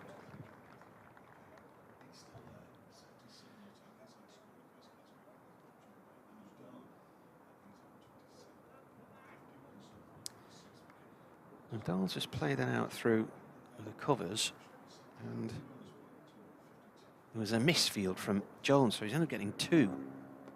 Should have only been 1. Jones ran past the ball. Next delivery is a single round the corner to backward square leg. Hardest working man in sport, apparently. Who is? Me. You. On a day you might have earned a couple of quid. Sally's just suggested ask for a pay rise. I'm sure you'll get it. I don't think so. Travascus bowls. And this has just gone beyond his grasp and up towards long off for 1 to Came. Easy going again here, isn't it? Yeah. You're just wondering what impact the new ball will have, and just the same pattern of these matches week after week after week this year. A couple of early wickets and everything just gets into a rhythm. Batsmen work out how to score runs, the ball softens, and then there's that long afternoon malaise until the new ball comes, and then there's a few more wickets, and then once they get one of these two out, Durham, then they're into the Derbyshire tale of Mark Watts, Sam Connors, Ben Aitchison and Nick Potts. And well, there's plenty of times in recent history where they've gone into the tail and it hasn't ended. So that's never a given these days. No, it's never a given, but yeah. you'd think with the new ball, in 3 overs' time, say new ball, and they'll have 16 overs with it tonight, so it'll be relatively new first thing in the morning as well, won't it? There's Oliver Gibson begins a new over from the city end and gets good lift from a ball just short of a length. Harry Kane goes up on his toes and pushes it down into the ground. So that's what Durham will be clinging on to here. To the west of us, it's still really dark and murky. To the south, bluer sky is starting to appear, so we're right on the fringes of this murk now. So it actually might pass us by in the next few minutes. It's moving very slowly north. Gibson in again, bowls to Kame. Oh, he's bowled him. Off stump's gone. It went underneath his bat. There might be a problem here as well for Scott Borthwick, who tried to stop the ball. He's just got back to his feet. I don't think he saw it. It whacked him in the foot. It's hit his foot as it shot off down to third man. But Kame has gone for a career high 78. That one got underneath his bat and has just removed the off bail, because the leg bail is still there. Even I can see that with my shocking eyesight. And Derbyshire 255 for 6 now. The ball hit the stump and ricocheted away and basically knocked Scott Borthwick over, whacked him right in the foot. 196 deliveries. Career high, as I say. 5 4s and 2 6s. He added 54. Yeah. With Anuj Dahl. And that is the second bowling point for Durham. Indeed. Say bonus points everyone. Here's Mark Watt. Hopefully with the number 51 on his back. Yes, there we go. Won number 50 all the way through the Royal London because they got it wrong. He wears number 51 wherever he plays, except for Derbyshire and the Royal London when he was number 50. Madness. Not got an awful lot of first-class experience, in fairness, Mark. What, he's played 3 matches this season for Derbyshire, off the top of my head. Let's have a look.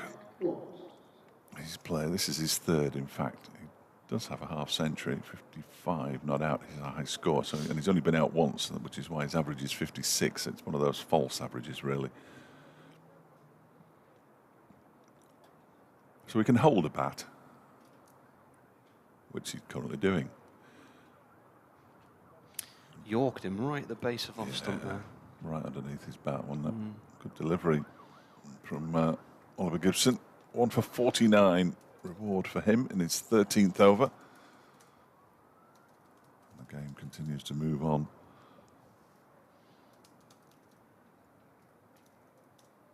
Has Nick Maddinson also got a tremendous moustache? Depends what your use of the phrase tremendous is. But he's got a tremendous moustache as well, hasn't he? He has a moustache. Oh, fantastic. My new favourite opposition cricketer. Leicestershire 28 for 2 in reply to Nottinghamshire's 201 on an absolute minefield at Trent Bridge. Get the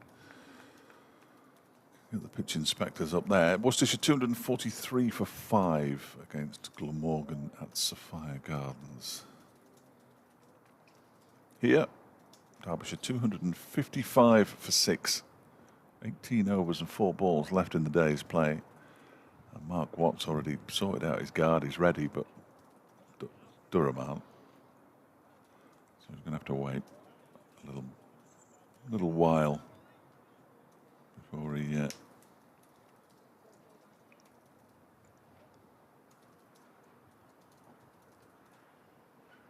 2 slips.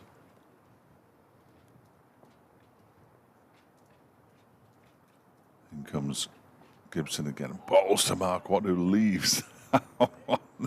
Just an involuntary jump back towards his stumps for no apparent reason. And through it goes to the keeper. Oh, I've got a text now. All right.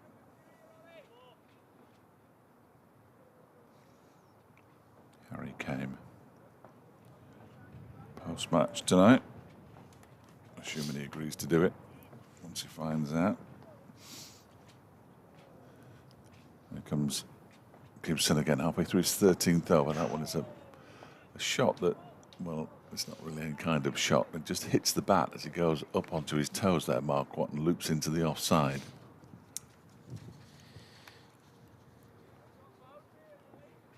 Was Watt here last year or not? What or not? Yeah. Played for Tynemouth in 2018 and 2020. I think he was linked with a possible... I don't think he was here last year. ...stint with Durham at one point. He didn't play any first-class cricket until Chesterfield this year, as this next delivery is a short one, and he ducks underneath it. The keeper palms it over the bar, and Anuj Dal calls him through for a bye. I'm trying to remember if it was last year and COVID had gone through the second team, or the second team had to isolate. So they weren't able to play in finals day, having beaten Lancashire in the semi-final at Chesley Street Cricket Club, just up the road from the riverside. And so Durham were down to the bones of a squad, and they signed Kyle Coates on an emergency cover and brought another Scottish player in. I can't remember who it was. And I think at the time, I don't think the other player was Watt, but I think at the time there was talk of him maybe joining them because he was at Tynemouth. Next delivery is guided by Anuj Dal down towards backward point for a single. That was the last ball of the over as well. So Dal will keep the strike. He moves on to 30, 257 for 6. Well, when Watt first came 2 years ago, I think it was 2 years ago, might have been 3 now, he came with Safian Sharif and Callum MacLeod. And the 3 Scots were here together. MacLeod made a century in a T20 at Northampton. Mark Watt didn't make much of an impression. He got a 4 in one game, but other than that, didn't make a huge impression. Then went off to the World Cup with Scotland. And the rest, as they say, is geography. Is it not religious knowledge? Could be. It's one of the ones you always get, whether you're any good at it or not. But yeah, he's a top man. Top man. Or as he's a big lad as well, isn't he? Exploding heads would have it, a top man. Yes, he is a big man. Yeah. He's not very mobile. Is that Kevin 5 ankles? Yeah. They're really good. Oh, sensational. It's Colin from Portsmouth. Oh, you'd love that, wouldn't you? You'd love that. Love to the family. Yeah. No, I'm not loving your family. You're tainted now. That was this week. Yeah, that was this week's, wasn't it? Yeah. No, love to the family, Colin. No. No, you're tainted. Marvellous. Absolutely marvellous. Exploding heads on Twitter. Very funny.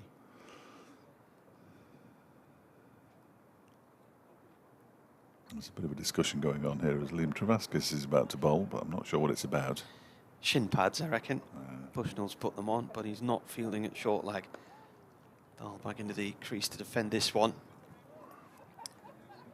Travaskis throwing his arms in the air, thinking for a second there he got through his defences. He was quite deep into the crease as he played that.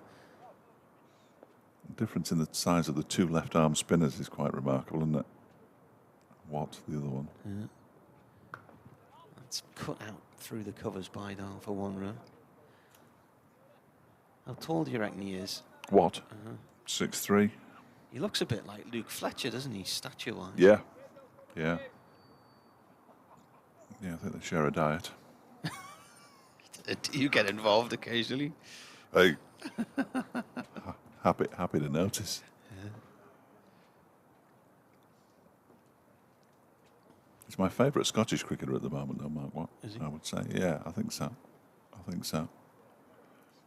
When he first came back, I said, "Oh, it must be great being the captain of your country." He said, "I'm not." I said, "No, you're not." No. All right. He will be.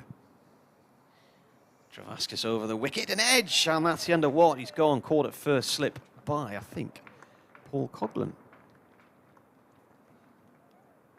It is Paul Coghlan. So your favourite Scotsman has gone for a duck. First duck of the day. Not my favourite Scotsman, favourite Scottish cricketer. There is no difference. Yeah, that was, tame end to a very brief innings from Mark Watt. And the new ball is now 9 deliveries away, which I'm sure that Anuj Dahl will know. As Mikey Cohen brings him a drink and a towel. Ben Aitchison will be in next. I think that's Ben. I'd have him ahead of, I don't know. Who is it? I wish they wouldn't wear helmets when they come out. Make it a lot easier. It doesn't look tall. It looks like it could be Sam. I think it's Ben. That could be anybody. Could be absolutely anybody. I'd have thought Ben Aitchison would come out ahead of Sam Connors. We'll find out when it gets announced. Well,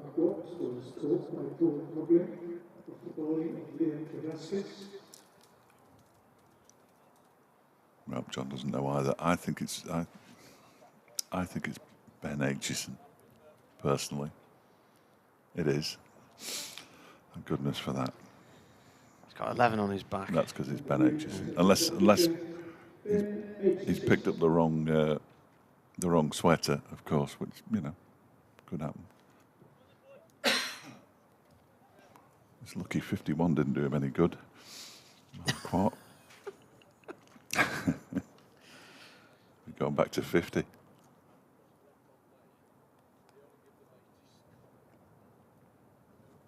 You'd expect that they'll be piling the pressure on here. 32 for 3 now, Leicestershire, talking of pressure. Trailing Nottinghamshire by 169. Travaskis in to Aitchison. That was drifting down the leg side. They've got 2 slips in place now and a short leg. Yeah, just put him under pressure. Makes sense, doesn't it?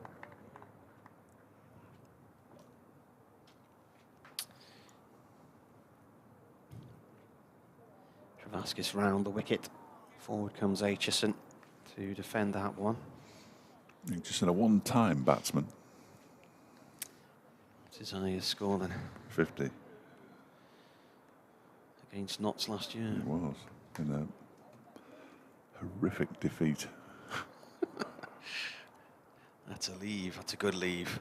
That was a really good, aggressive, I'm going to pull my hands right out the road of that and raise the bat over my head sort of leave and stick my chest out.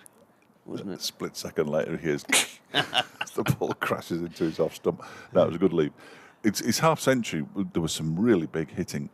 The Derbyshire had lost by 300 runs or more in the end, but he really did hit the ball to all parts. But I mean, and did it stay hit, Dave? Oh, it was one of those. Yeah, once he'd hit it, it very much stayed hit. He's at the non-strikers and now having negotiated 3 deliveries fairly successfully. Fred Titmus earlier, listening to 2 old men Googling. I'm not old. To 2 men Googling on BBC Sports coverage of Derbyshire versus Durham. And then Peter Burks has replied, Whitehouse and Mortimer commentating on Leicestershire versus Gloucestershire in a meaningless end-of-season game would be a must-watch in my book. That would be good, wouldn't it? Would. I've got absolutely no interest in fishing, but I could watch those for hours. Just the crack, the scenery, just the laid-back nature of it. Rosedale steps away because they're removing one of the slips. Sean Dixon has been at slip for the entire day so far, I think, apart from to the spinner. He's now been moved to a backward point. In fact, no, he's been moved to third man. Bradley Robson says Oliver Gibson's ball to dismiss Kane was a cracking ball. Future of Durham's attack, him, McAlinden, Killeen and Travaskis.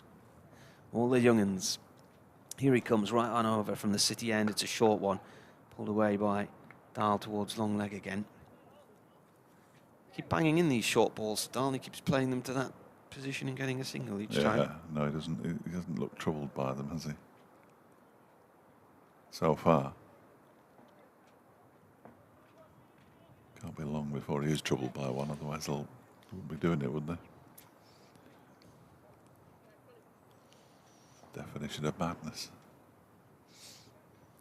I think that would be doing the same thing time and time again and expecting a different result. Yes. Yeah. Do you not think that?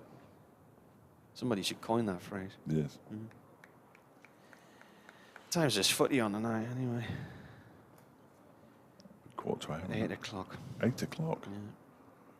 I'll be in bed before it finishes. Yeah. Gibson in to Aitchison. Ball played to point. Commentary on BBC Radio Newcastle tonight from Nick Barnes and Gary Bennett down at the riverside on the banks of the Tees.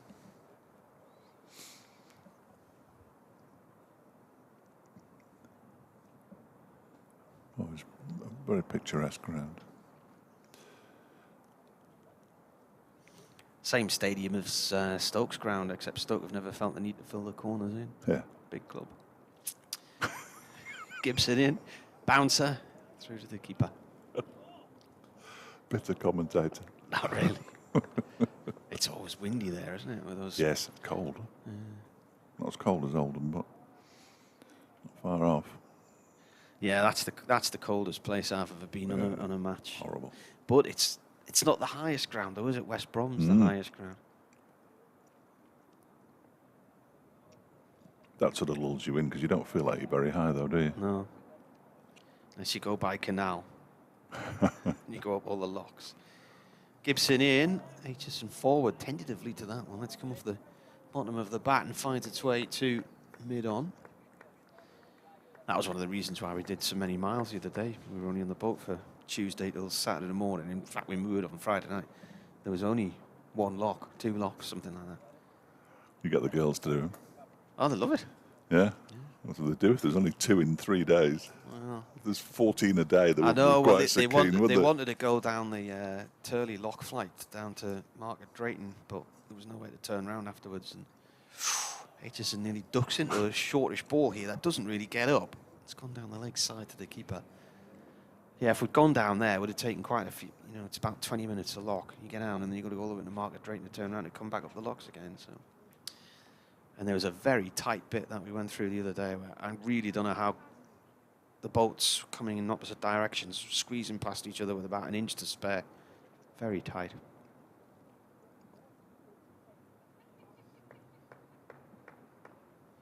But all very enjoyable. And it didn't rain. It was lovely weather. There's quite a delay going on here. Get on with it. Well, 16 overs to go, which is about an hour's worth, and it's at 6 o'clock. I said there'd be 6 o'clock. Yeah, that's what they're aiming for, isn't it? I'll be able to do my 6 o'clock news and then get across, speak to Harry Kane, get back. Marvellous. Gibson. They're appealing for LBW. He's playing across the line there. I think this sounded like a bit of batting that.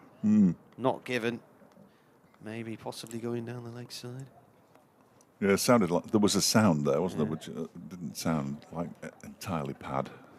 The sound of the suburbs. Let's see what this hit then. No. Hit the pad, but maybe going down the leg side. No doubt a few people will rock and roll the replay and decide it was absolutely plumb. Yes. 2:59 for 7. 16 overs left. Second new ball available, and it's being waved around now by umpire Nick Cook.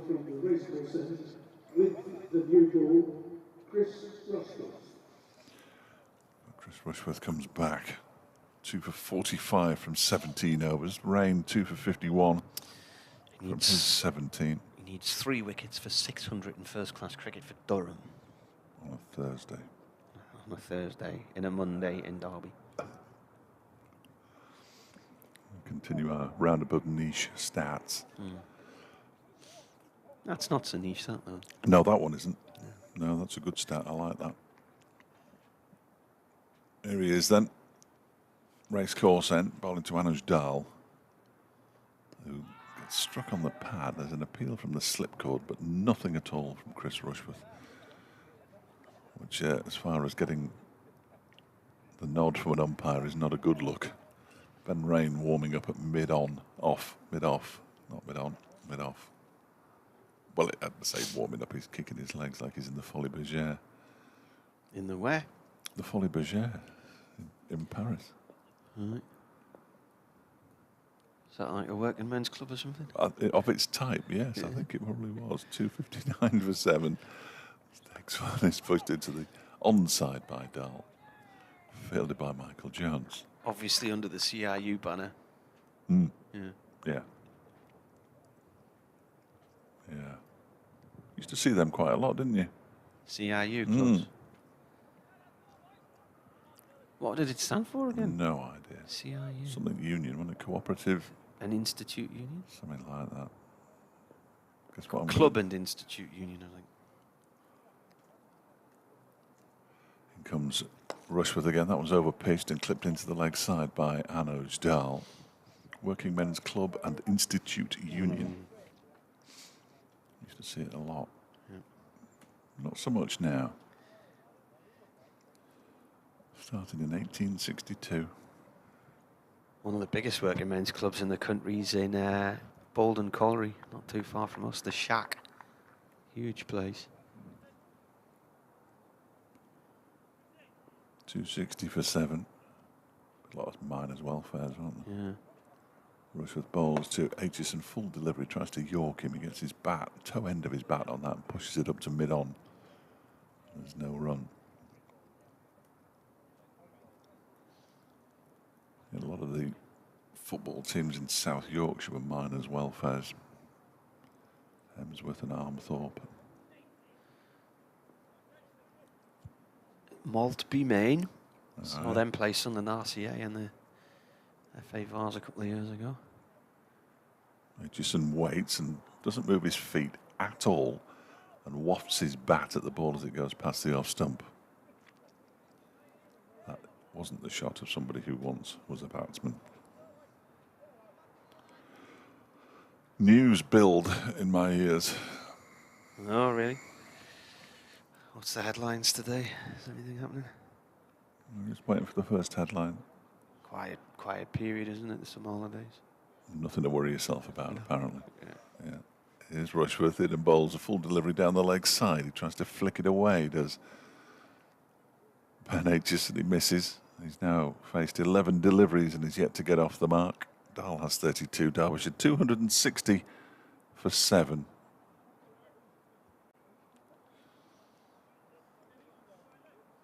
No, I can't listen to that.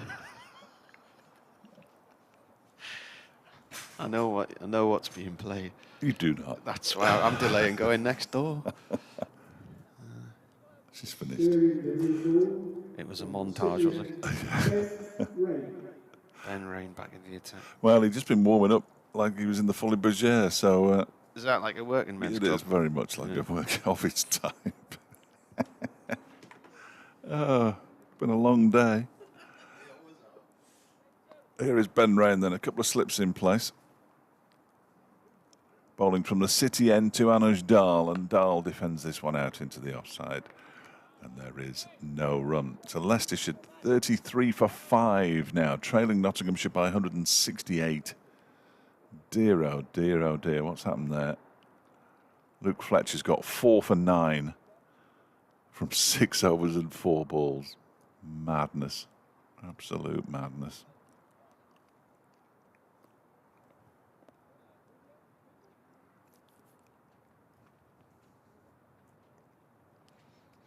In comes Rain again, and that one is dabbed down into the ground by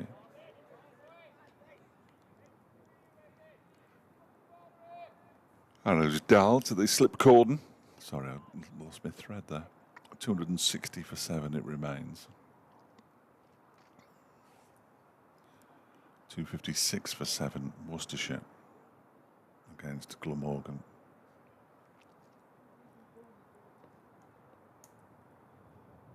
Here comes Rushworth. In and bowls to Dahl, who leaves this one alone outside the off stump to go through to the keeper.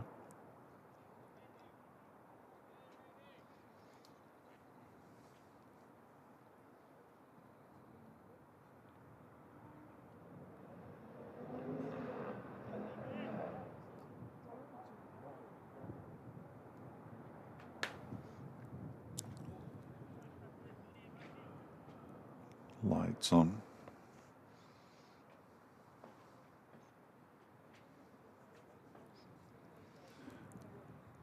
In comes Rushworth and takes the edge, does it? No. No. Didn't miss by much.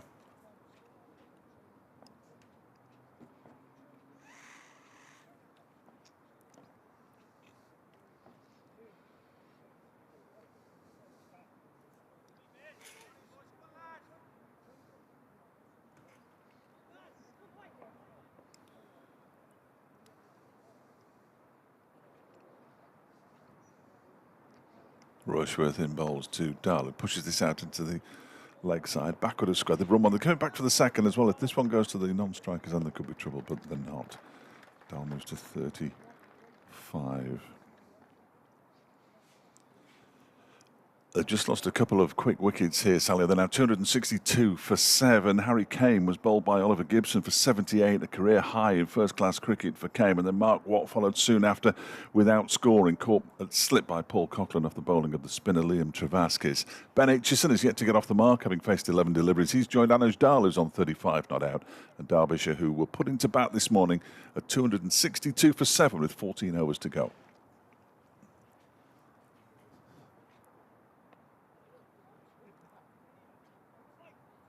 Another successfully negotiated update as the final ball of this over is defended by Anuj Dahl out into the offside. No run.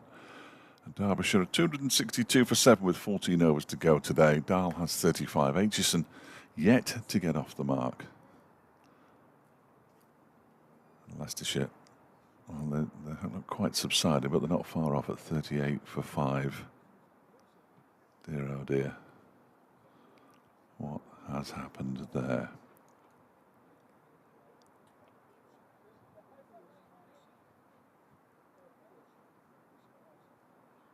It's, David Lester says it's Derby's ground that's the same as Borough's and not Stoke. I think you're right, actually, now thinking about it. I'm sure Ed said so. I've been up to Middlesbrough with Ed. In comes Rushworth. That was Ben Rain bowling the previous over, incidentally, not Rushworth. And that one is turned by Ben Aitchison down to long leg for a single, so he's off the mark. 263 for 7.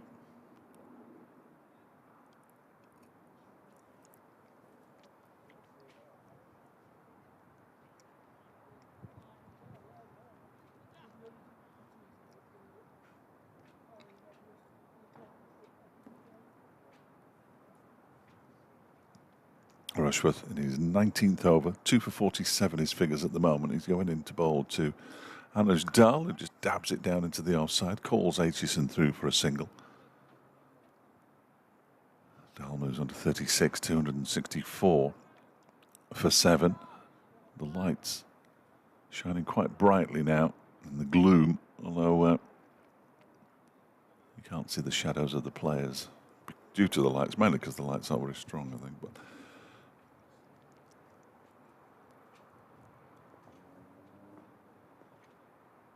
Rushworth turns and he's on his way in now. Bowls to Aitchison, who drives it down the ground, into the ground, and then over the head of, I think it was into the ground. Looking at Rushworth, perhaps it wasn't.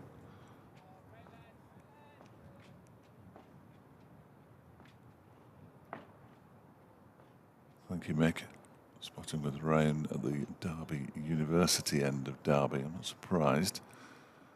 There might be a few spots here as well. There's nothing on the window in front of us, but you wouldn't be surprised if there was a spot or two of rain around. Uniformly grey skies as Rushworth bowls. And that one is clipped away into the leg side nicely by Ben Aitchison. He's going to come back for 2 here. Does.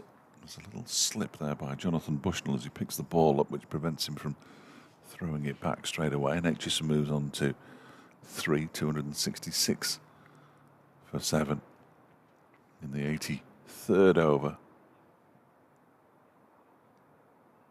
The cloud that's above us appears to be going absolutely nowhere. There is blue sky to the south. In goes Rushworth again, and this one is down the leg side, and it's come off something. Oh, it's come off the bat. 4 runs.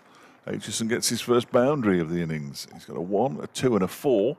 He's moved on to 7, and it's 270 for 7. And he has strayed on the odd occasion, Chris Rushworth, down the leg side, despite the fact that he's got 2 for 50 from 19 overs. Has strayed a couple of times and been punished for it. Doesn't look happy with himself after that last delivery.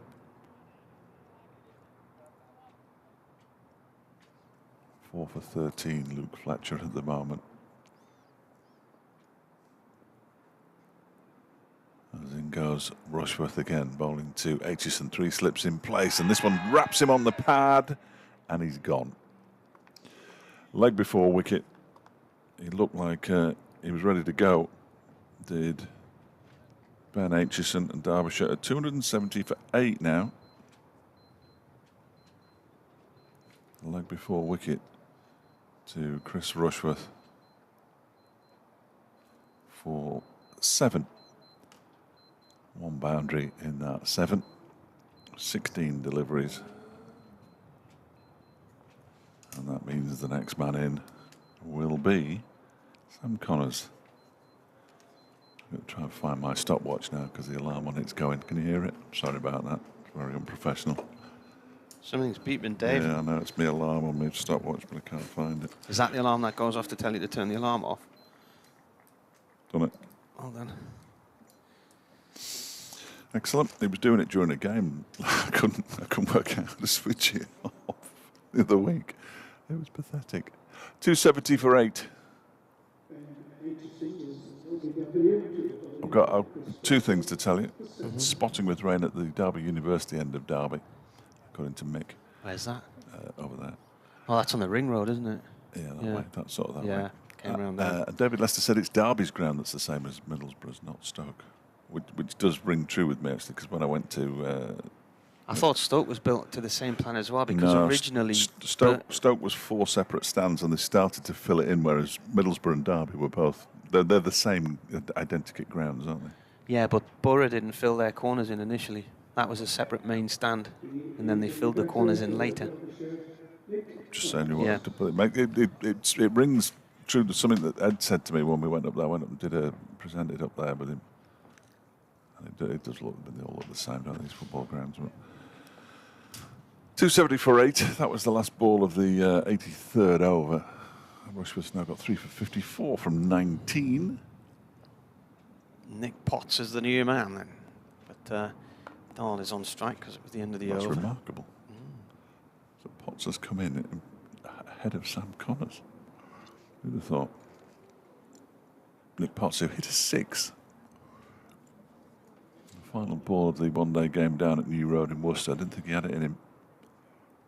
Also came out and fronted up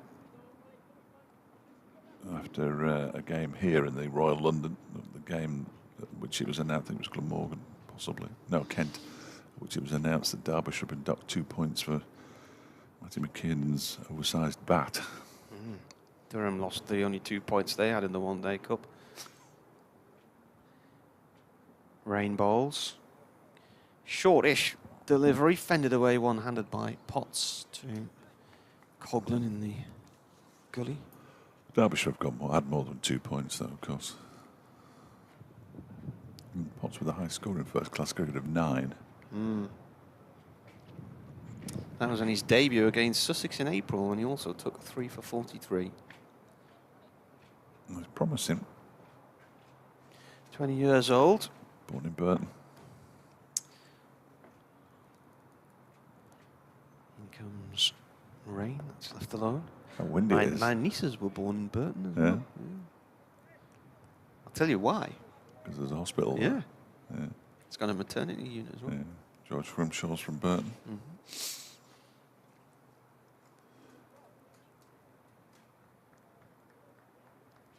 That's it for my Burton knowledge. They make Marmite there. Yes, they do as a byproduct. Yeah. Tyres.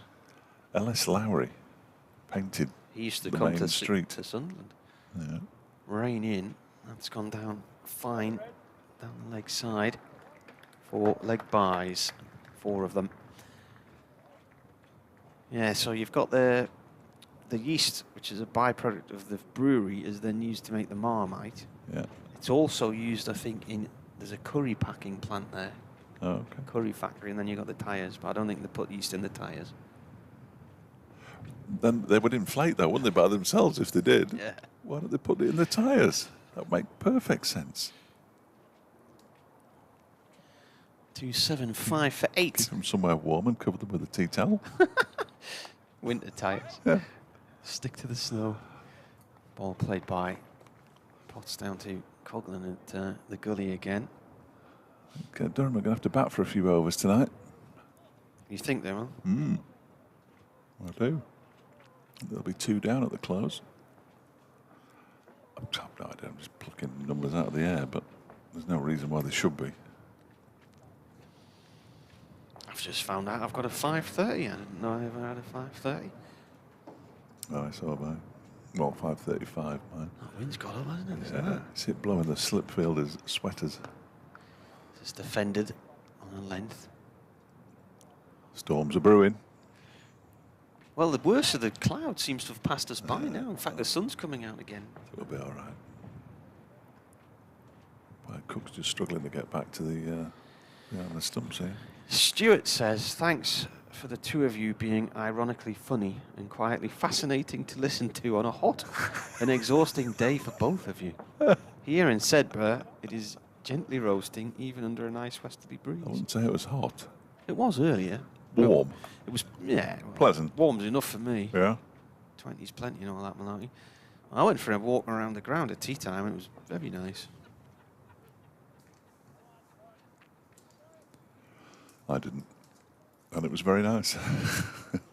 Here's Chris Rushworth from the racecourse end. Bowling to Anuj Dahl, who defends this one out into the offside. There's no run as Travaskis comes in to do the fielding. Been looking around to see if I can find David Griffin out there today, but I haven't spotted him today. I know he's here.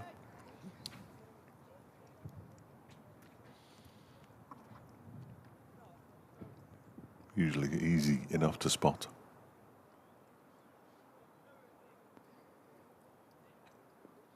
When you're as big as me and Griffin, it's difficult to hide. Here's Rushworth.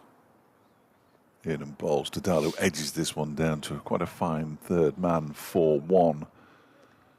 And only one. 276 for 8. Dal on to 38.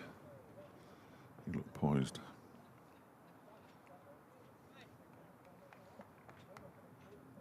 Sorry. No, you look poised then. You were miles away, I was just weren't you? doing maths in my head. Oh, but we it are. hurts. No. I wonder what that pained expression You know, when was. one cog clanks against the other and you've only got the 2 cogs in the first place. Yeah, they don't quite meet. No. It's a funny looking cloud up there, look, with the bit dropping off it. Yeah, yeah. And goes Rushworth again. That's driven very nicely indeed by Nick Potts for 4 runs. He's off the mark with that boundary. That was excellent. That's the start of a twister. 208. Well, that's what I thought. At 280 for 8, Potts 4. That's what it looks like, doesn't it? Through the binoculars, it looks like a giant cockerel's head. All right. Now it's turning into a twister. Do you think it is? Yeah. Have a look. Thanks very much. I'll take my glasses off there. Your eyes are close together, aren't they? It's a weird looking thing, isn't it? Yeah. It's Rushworth in and bowls. That's left alone by Potts. There was a few years ago, we were commentating at Hove and this twister came across the rooftops and it was heading straight for the ground. You could see things flying up in the air as it was coming towards us, and then the last second it deviated off in a different direction. It's like a little row of funny Yeah. little bits that are I wonder dropped if there's off a power clouds. station down near Burton. I wonder if they've come from that. Cooling Yeah, towers from there. maybe? yeah, it's weird though, isn't it? Anyway, back to Rushworth. 2 balls left of his over, in and bowls to Potts, who guides this out into the offside. Fancies a single. It's not there as Travaskis picks up at cover. It remains 280 for 8. Keaton Jennings has hit his 4th successive 100 against Yorkshire. I mean, 119. Oh, Leicestershire 33 for 5. Have you seen that? 51 for 5 now. But yeah, Luke Fletcher's gone mad. Got 4 for 9 at one point. And goes the next delivery from Rushworth that's pushed down the ground. It takes a strange old bounce, and by the time they've negotiated whether or not they should have a run, it's been brought under control by Michael Jones. There isn't a run. The over comes to an end. 11 to go. 280 for 8, Derbyshire. Dahl has 38. To the south Potts now, has beautiful 4. blue sky Isn't and it? Yeah. sunshine. That looks like a gorgeous evening on the way there. Yeah. And it looks a bit murky to the west of us, so I think we've dodged a one there. That's the nature of showers, though, isn't it? Yeah. Apparently.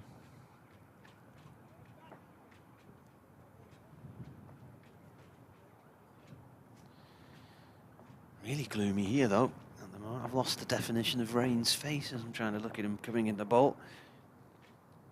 That is a leave by Dahl. That's what it's like for me commentating all the time. Oh, I went to get my eyes tested a few weeks ago, Dave, and even my glasses weren't working anymore. Prescription's gone up a couple of notches to the point now where when I wear the reading glasses, I only need them to look at a computer screen. I take them off. And your eyes are all over the place. It takes a few minutes to adjust again. Yeah. 280 for 8. Rain in. City end. Dahl forward. Pushes the ball down towards backward point for 1 run. Bushnell comes into field and then sort of almost upends himself as he picks the ball up. Ends up running backwards to try and get his balance. Dahl moves on to 39.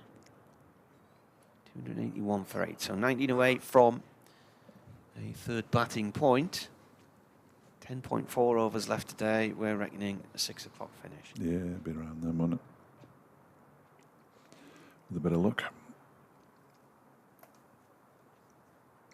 For those of us who were busy at 7:15. Rain bowls. It's a short one.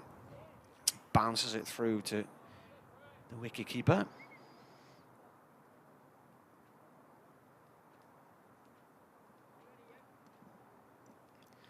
There's loads of these little black mayfly type things in our house. We think they've come out of some compost from some flowers because the eggs are in there. Yeah. Now there's one on the window here. Has that followed me all the way down the motorway? Just to in your hair. wind me up. Been in my ear.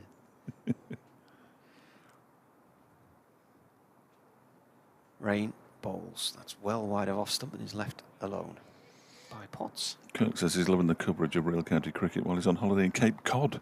Cape Cod?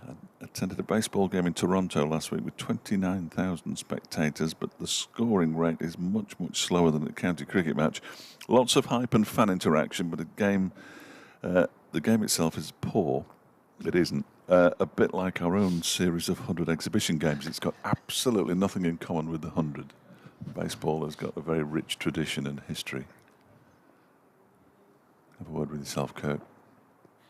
Rain balls. It's off the pad. It's gone off towards square leg. A leg bye will be signalled as Potts gets to the other end. Well, didn't baseball begin during the was it the American War of Independence? And the troops couldn't play cricket because they were on the move all the time, so they invented a game where they kept the ball off the ground. I like that. Yeah, I don't know. It was either the American Civil War or the War of Independence.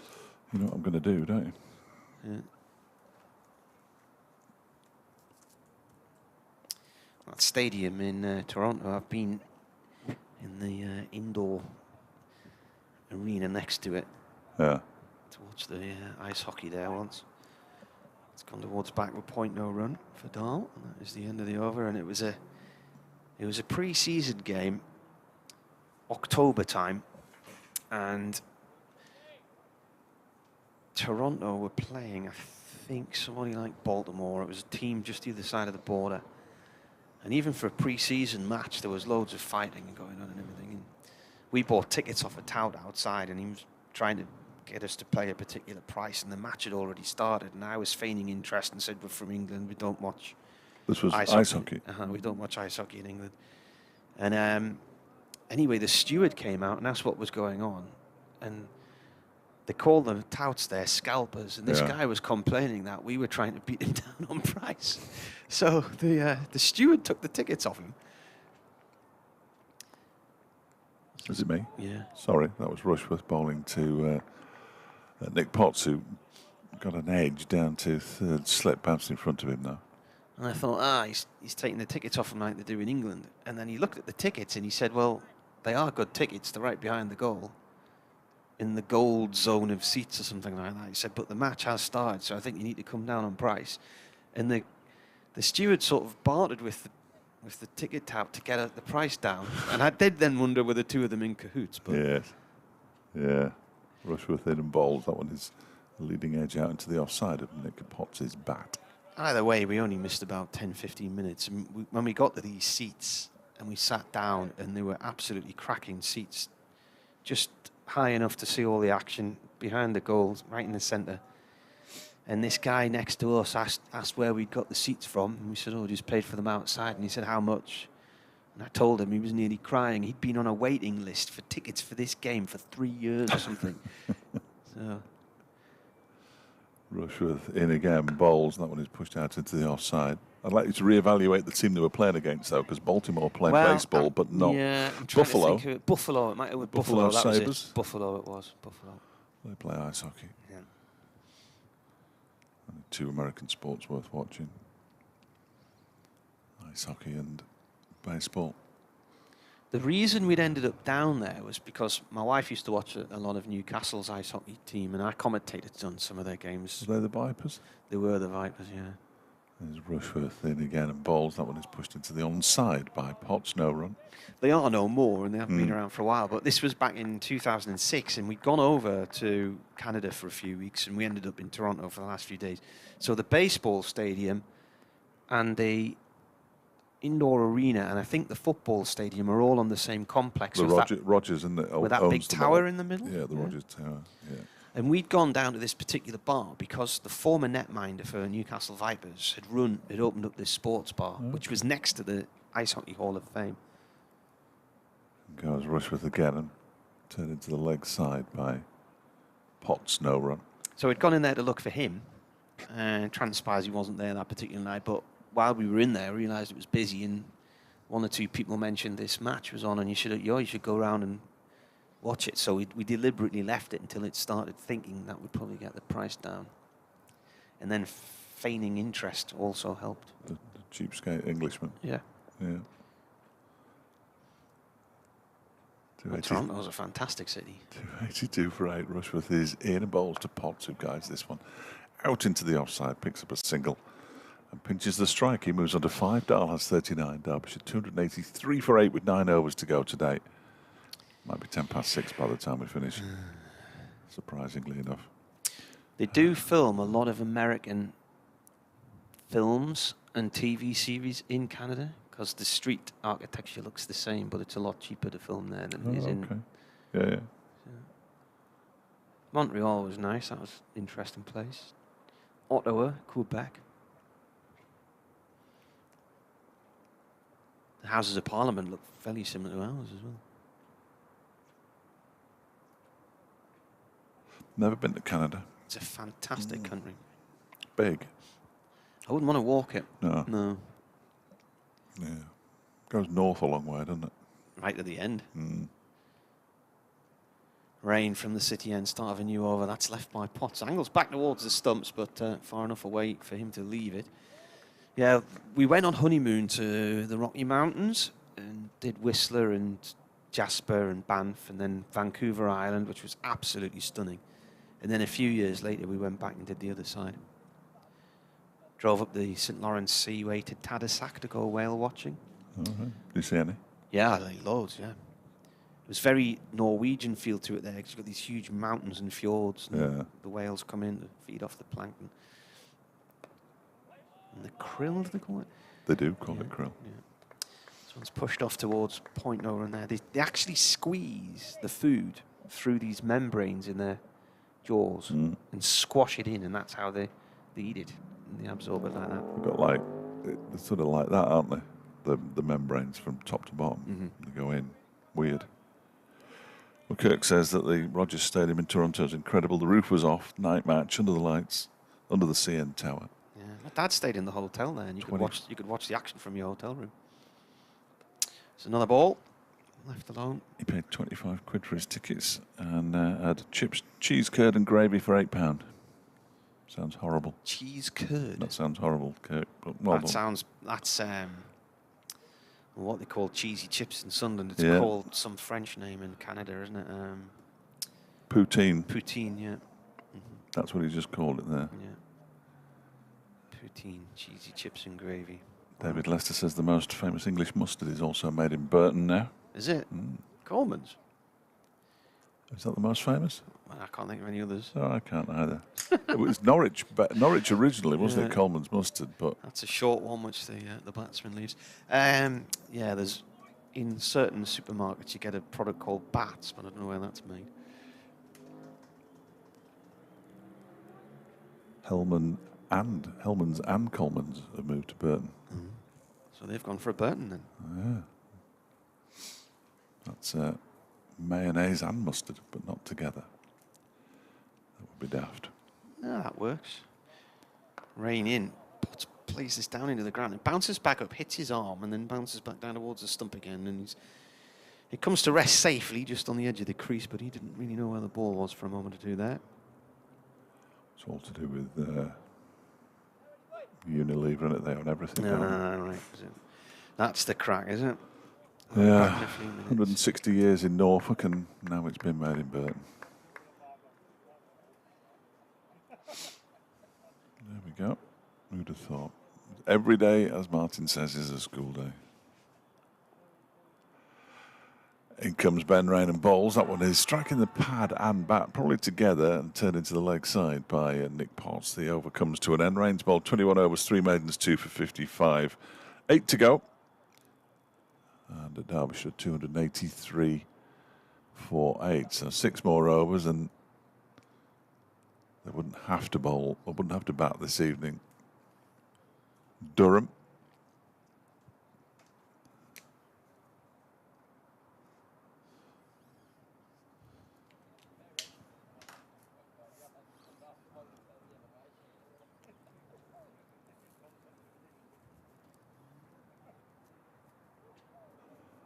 Around about half an hour's play to go. Paul Coughlin's coming on. I don't think he's bowled from the racecourse end yet today, so he's going to try a different end.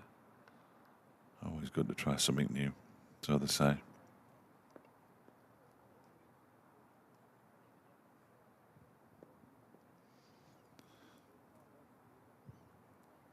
And goes Coughlin then, bowling to Anos Dal, who leaves a very wide delivery outside the off stump to go through.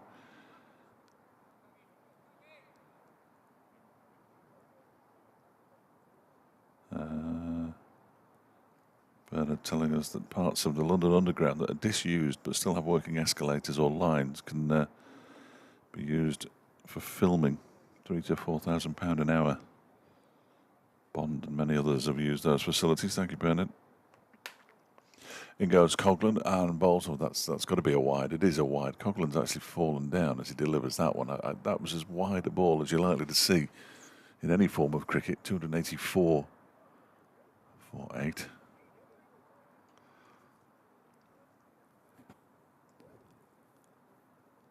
So the lights are on here.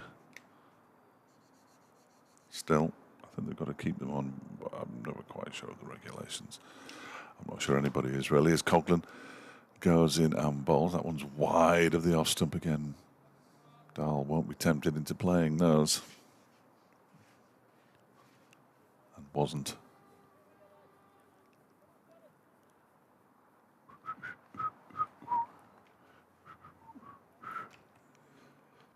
Shouldn't be whistling along to jingles on the radio. Sorry. 284 for 8. 7 overs and 4 balls to go today. In goes Coughlin and bowls. And that one is edged over slip and down towards a very fine third man for 4. He was trying to cut it away. He's got it off a top edge. And it's flown over second slip. Who I imagine will be Scott Borthwick. And gone all the way to the boundary, and Dahl moves on to 43, 288 for 8. It is indeed Scott Borthwick who gets back to his feet, the Nottinghamshire, the Durham skipper. 59 for 6 now, Leicestershire still trailing by 142. Coughlin is in wide of the off stump through to the keeper.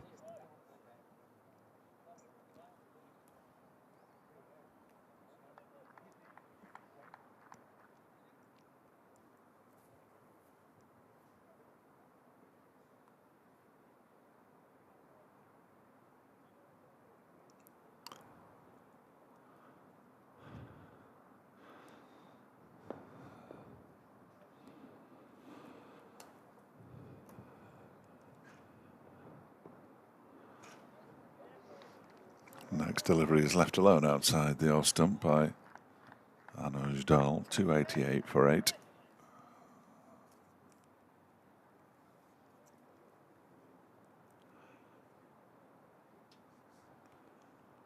Update coming up fairly shortly.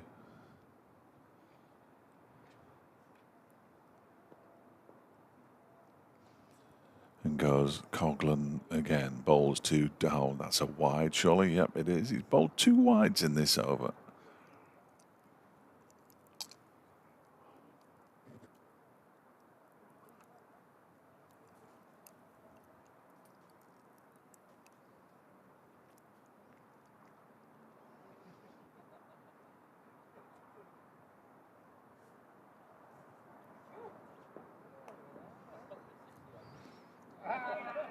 .289 for 8 as Coughlin goes in again past the umpire and bowls. That one comes back after it's left alone by Anos Dahl.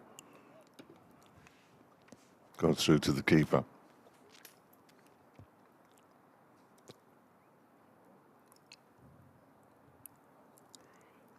Martin's thinking about coming back, but not really, so I might have to do my update to everybody, for which I apologise.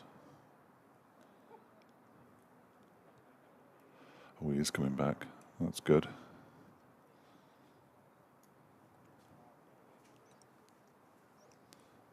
Martin returns, which means I can go and do my update when he's all settled and everything.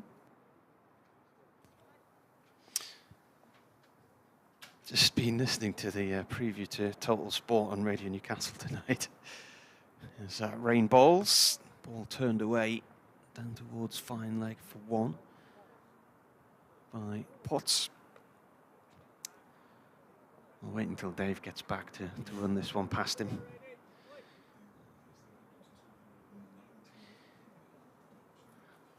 Blue skies just to the south, but the cloud seems to be moving really slowly at the moment. So it's still a bit grey here and the floodlights remain on. And about 25 minutes of action left this evening.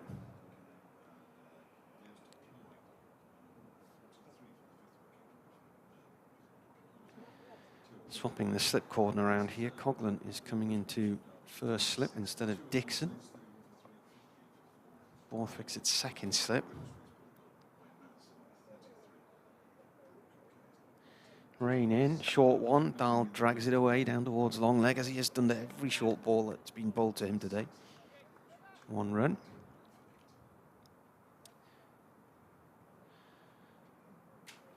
I'm not really sure what was going on with Paul Coughlin in the previous over. The wides. wides. He kept sort of falling off the side of the track as he was bowling. So I don't know if it's something with his foot or what. It was weird, wasn't it? Yeah, it was a strange over.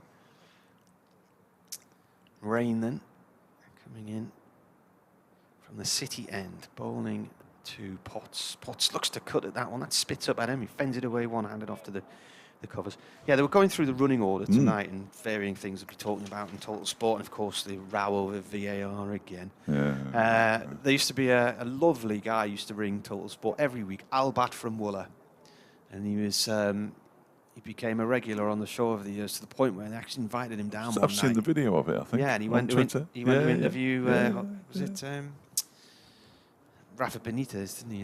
And then sadly he died a few weeks ago. So. Rain in, bowls. Oh, he's bowled him. The ball never really got up off a length, and the batsman was rooted to the spot there, and he's gone for 6. So 291 for 9. Durham get the final bowling point on the board. 21 runs for the partnership, and Potts has gone for 6. So Rain strikes again, and that is his fourth. Third. 3 for 57. Yeah, they've got Sam Connors on there quickly because they know it's him. Because it can only be him. So they're doing a compilation of him tonight. Well, what they did a few weeks ago was they had a whole show dedicated to him, and his daughter came on with her son and everything. It was a lovely, lovely listen.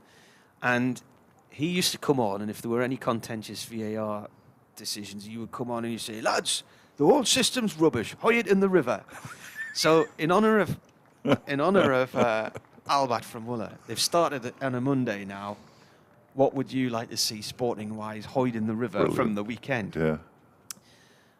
So that's one of the major talking points. But they also said Colin White, who is our presenter this evening, who's, I would say, follically challenged, a bit like yourself. Okay. Said Newcastle United have signed a new sponsorship deal with a hair transplant company from Turkey. And the other people in the studio. Why are you mentioning that, Colin? I don't know. And all I could think of, that's a Brill story. B-R-Y-L. You saying that just entered my head. Yeah. About cream of the crop and all that. Yeah. So, and then the live footy's coming later on. But hoy it in the river. Hoy it in the river. What would you hoy in the river then? Well, from this weekend's sport, it would be the final of a competition at Lord's on Saturday night. But there we go. So at the moment, they're in danger of having to bat, Durham here. Sam Connors, the last man. Rain in, and it's defended. How many overs have we got now? So we've got one ball left of this over. That's 6. That's 6. So basically, Derbyshire need to bat for another 4. Or another 3, don't they? So you lose the over you're in. So bat another 3 if they're out. You lose that over. It's 2 overs for the change of innings, so Durham wouldn't have to bat the 9. Chief Executive walking across with a bat over there. I wonder if he's going to come in at number 12. Ryan Duckett with a bat. Looks a bit incongruous with his suit. Rain has 3, slips in place, he bowls. Oh, now He's appealing LBWs. Connor's ducked into one there. He didn't offer any shot. End of the over. So 6 to go. They would have to bat 3 overs and 1 ball for Durham not to bat tonight. Of course, they won't be thinking like that, I'm sure. Looks like Gibson's coming back. 14 overs, 1 for 51. Oliver Gibson. I'm not sure he's bowled at this end either. But the Paul Coghlan 1 over 0 for 6 was the shortest spell we've seen so far today. Just wonder if there's something that's slightly wrong with him.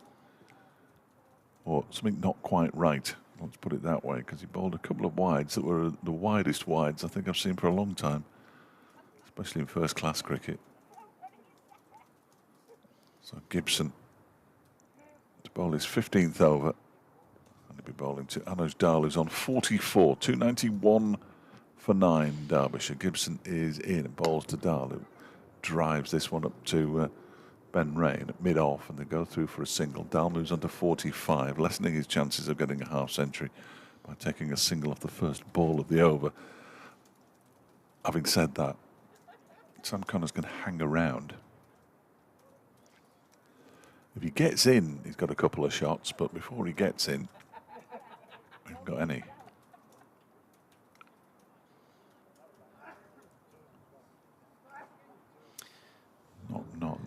Not a single one. He's got a defensive shot, but that's about it. 3 slips in place. Gives some bowls to him, and he defends it. It's the offside. There's his shot. He needs about a dozen of those before he can get into his stride. There's Sam Connors, the declared down at Sussex, and he came across and came up to me and said, "I bet you're disappointed you didn't see me bat." I said, "No, there's nothing. There's no joy in watching Derbyshire's number 11 bat, really. He can bowl a bit, the lad." Oh, hello, he's cut that one away, and he might get a boundary here, you know. The ball is being chased down by Liam Travaskis, and he just about gets there, and they come back for 3, and that's a nice shot from Sam Connors, and I retract everything that I've just said, and Derbyshire move on to 295 for 9. Connors off the mark. Dahl on 45. 6 would just see them to a bonus point, and we can all get on with it. 5.5 overs to go today. Ben Rain hands the ball back to Oliver Gibson. I'm sure there'll be a point when the Connors family send me a nasty letter.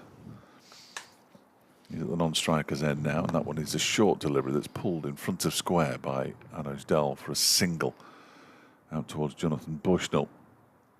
Dal moves to 46, and Derbyshire to 296 for 9. Getting to exactly 300 would be handy from a mathematical point of view. Oh, do you reckon? Yeah. At some point there'll be like a 2-7 involved. Yeah, and it'll all turn to dust. Here goes Gibson. Oh, he has a little flash at that one outside the off stump. There's Sam Connors. It goes through to the keeper. Sir Fred Boycott. Stephen Barker wins a special dig-in trophy for carrying his bat. He made 3 not out from 103 balls. Superb efforts in Helens Town. I'll never replace entertainment, though, will it? No, probably not. Oh dear, oh dear. Against Whitefield, who won by 131 runs. Third 11. Gibson is driven but not timed by Connors up to Ben Rain at mid-off. Final ball of the over, so 5 to go. Oh, you might have played in this league, the Liverpool and District Cricket League? No. 296 for 9. Third 11 Sunday, First Division South. Sponsored by Love Lane Brewery. Other breweries do exist.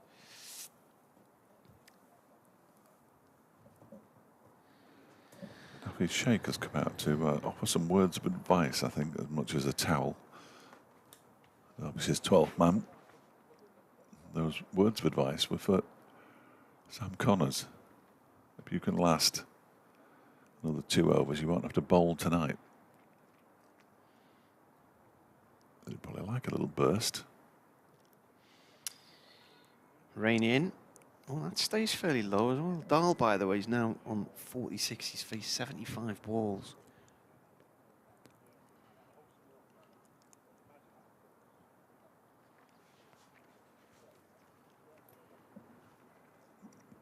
Six more deliveries.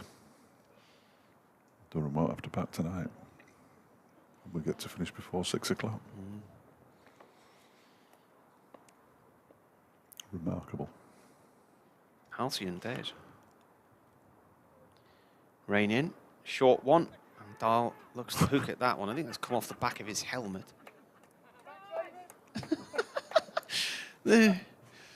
Scott Borthwick appealed.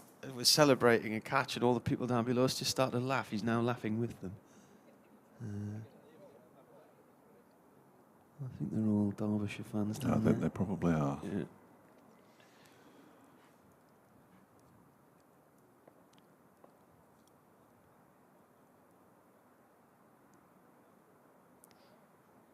Rain again comes in. Dahl cuts down to third man. There's a fielder there in Gibson, 1 run. No, he's not. He hasn't taken it. I just automatically presumed he would, but he didn't. We've got one of those periods.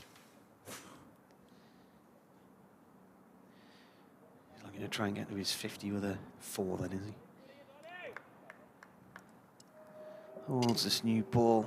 11.3 overs. Not very. It's hardly been out the wrapper. Get it in the box. Little felt tip pen. Yeah. Rain to Dahl. Dahl forward to this one, defends. Borthwick is appealing again. He must be turning round. The TV screen on our right-hand side, is that slightly behind the action? So he's looking at that to see what it looks like on the telly. And No, because they don't show replays on it. No, but do they not show each shot live on there? No. But there's no. No, that's exactly what's on it. Right, that's all. That's it. Right. Yeah. I think he's turning around to see the spectators who he's having a bit of byplay with. Right. Raining again, driven by Dahl. There's his 50, on past point for 4. It's his second 50 against Durham this year. Made 90 in Chesty Street, raises his bat. It has come in 79 balls, and it is included 4 fours. Yeah, well batted nudge. He's been very impressive this season. It's his 7th time to 50. He's got 300s. He's not going to get one today.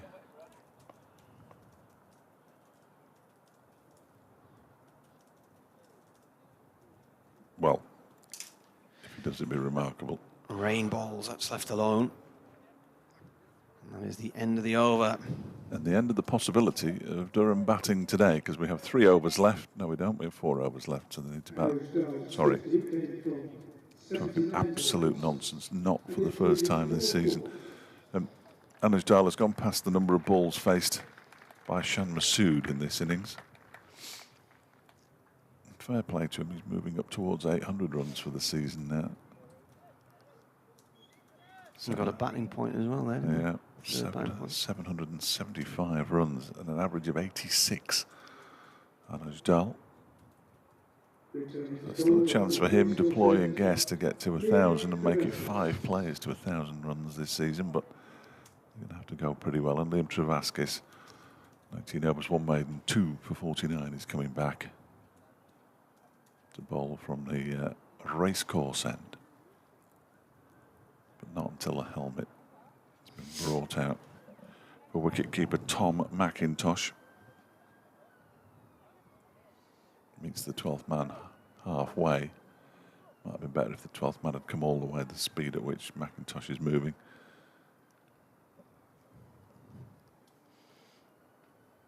And Travaskis, whose trousers are a bit of a mess, and noticed that his shirts are just as big a mess. He's been diving about all over the place out there. Liam Travaskis, clearly.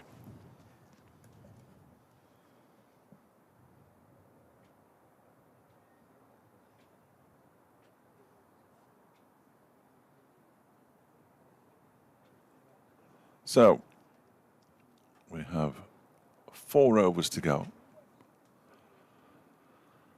Play has ground to a halt. The over rate apparently is level. Of course it is, because we're only 20 minutes past where we should have been when we finished, and there's still 4 overs to go. And in comes Travaskis around the wicket. That one turns and is left alone by Sam Connors. If there was a wicket now, Durham would have to face one over, wouldn't it? Yes. 6 more deliveries. Mm. And then we're home free.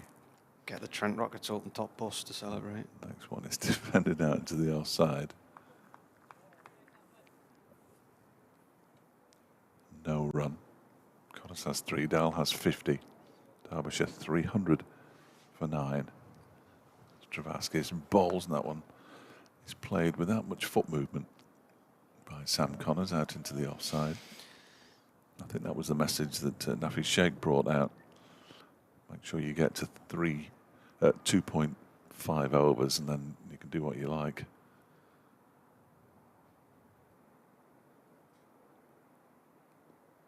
Travaskis, 2 slips and a short leg. He's in and bowls. That one is defended immaculately by Connors. Back towards the bowler.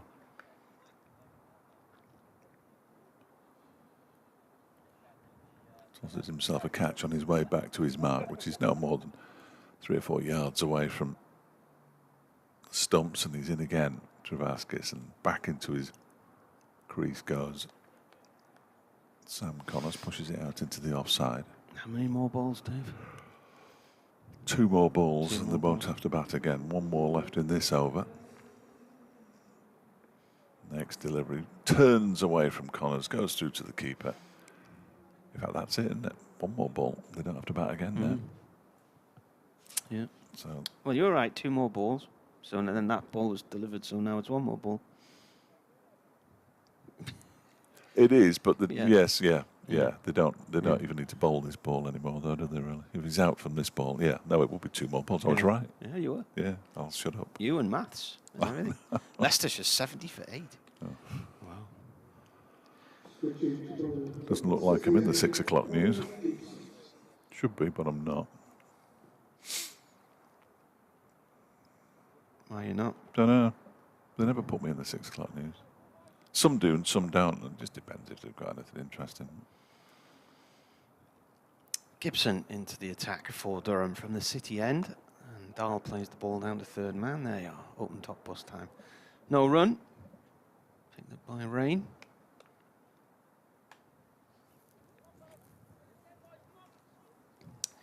Worcestershire 285 for 7 against Glamorgan.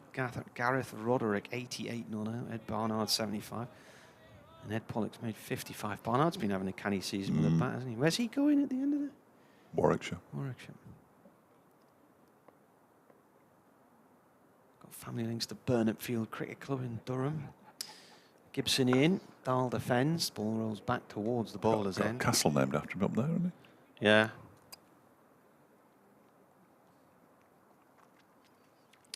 I was doing a commentary 2 or 3 years ago. What's the lad called who does some of the Worcestershire commentaries?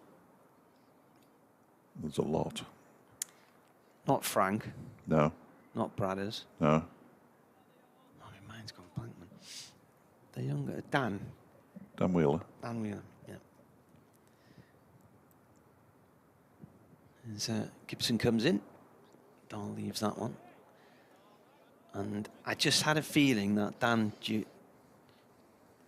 geographically knowledgeable-wise, would not know. So I said to him, this bowler coming in now, which town in the northeast would you think would be associated with him? And he said, I don't know. And then he came up with Barnardsville. Yeah, the famous Barnardsville. Yes. So, this is pulled by Dahl, short, and he's taking runs off all of these short balls today. That one's thumped away through deep mid-wicket along the floor for 4. Nobody out there. Nice shot, long way in front of square. Yeah. So anyway, it started this chat on air about what would Barnardsville be like? Would there be a cricket team? What would the pub look like? All this kind of stuff. And then the vacant 3rd man. Yeah. Well, I think that's where it began, the vacant 3rd man. And then one irate listener got on saying I was the worst commentator on the circuit and this was ridiculous and infantile and la-di-da-di-da-di-da-di-da. This goes up to mid-on, no run. So was I supposed to disagree there? No, I don't. No, okay. Everybody's entitled to their opinion, even when they're wrong. You've got to talk about something, haven't you? Over the course of Well, 7 hours. Well, exactly. You've got to talk about something. Yeah. Sometimes the cricket isn't the be-all and end-all. Anyway, at the end of that year, of course, we went into lockdown. And then Barnard Castle became quite famous. Barnard Castle became quite famous. So when I was doing a game with Dan in Worcester this year, I said, you've heard of Barnard Castle now, haven't you? So Yes. 2 runs out through the covers here for Dahl.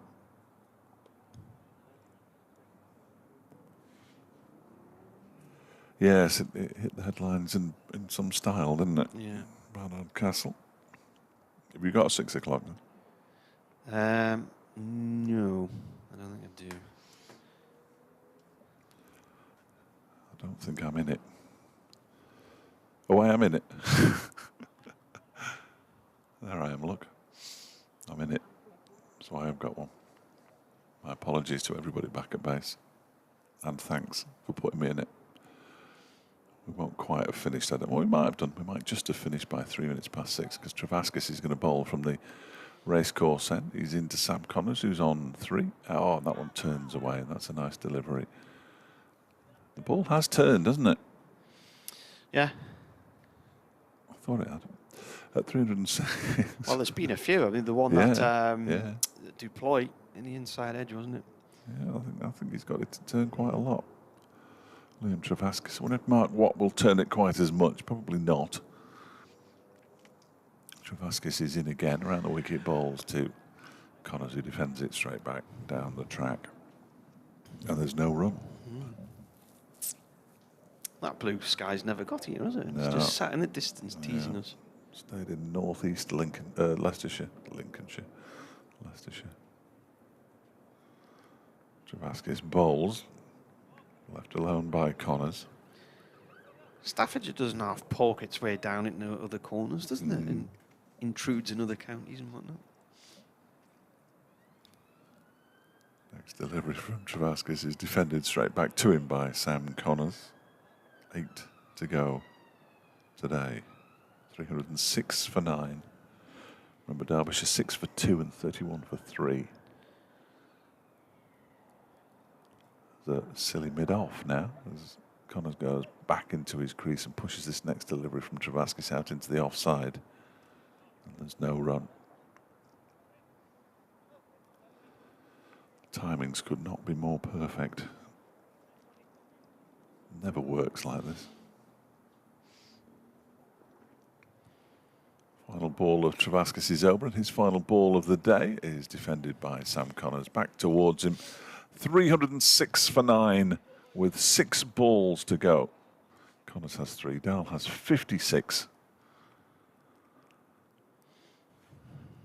How exciting.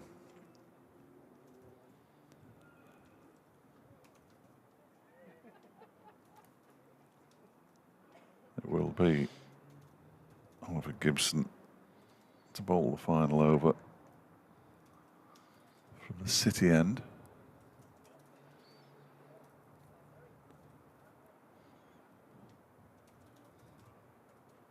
Wicketkeeper Tom McIntosh's cap has finally been returned to its rightful owner. And Anos Dahl on 56 flexes his knees. Gibson, oh, that came in low, and Dahl's got, I think, an inside edge under the. Done well to get anything on pad that, there. really, hasn't he? That skidded in really low and sharp. Balls keeping low, mainly from the City end. Yeah. That's good to see. If you've got 306 on the board, not necessarily if you've only got, if you haven't batted yet.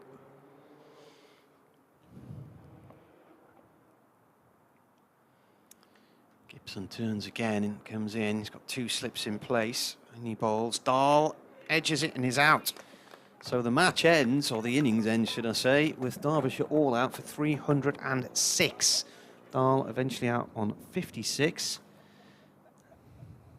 And a partnership of 15 there, edging behind. So there were 4 balls left of the day when that wicket came. Yeah, well, that's a good day's cricket, isn't it?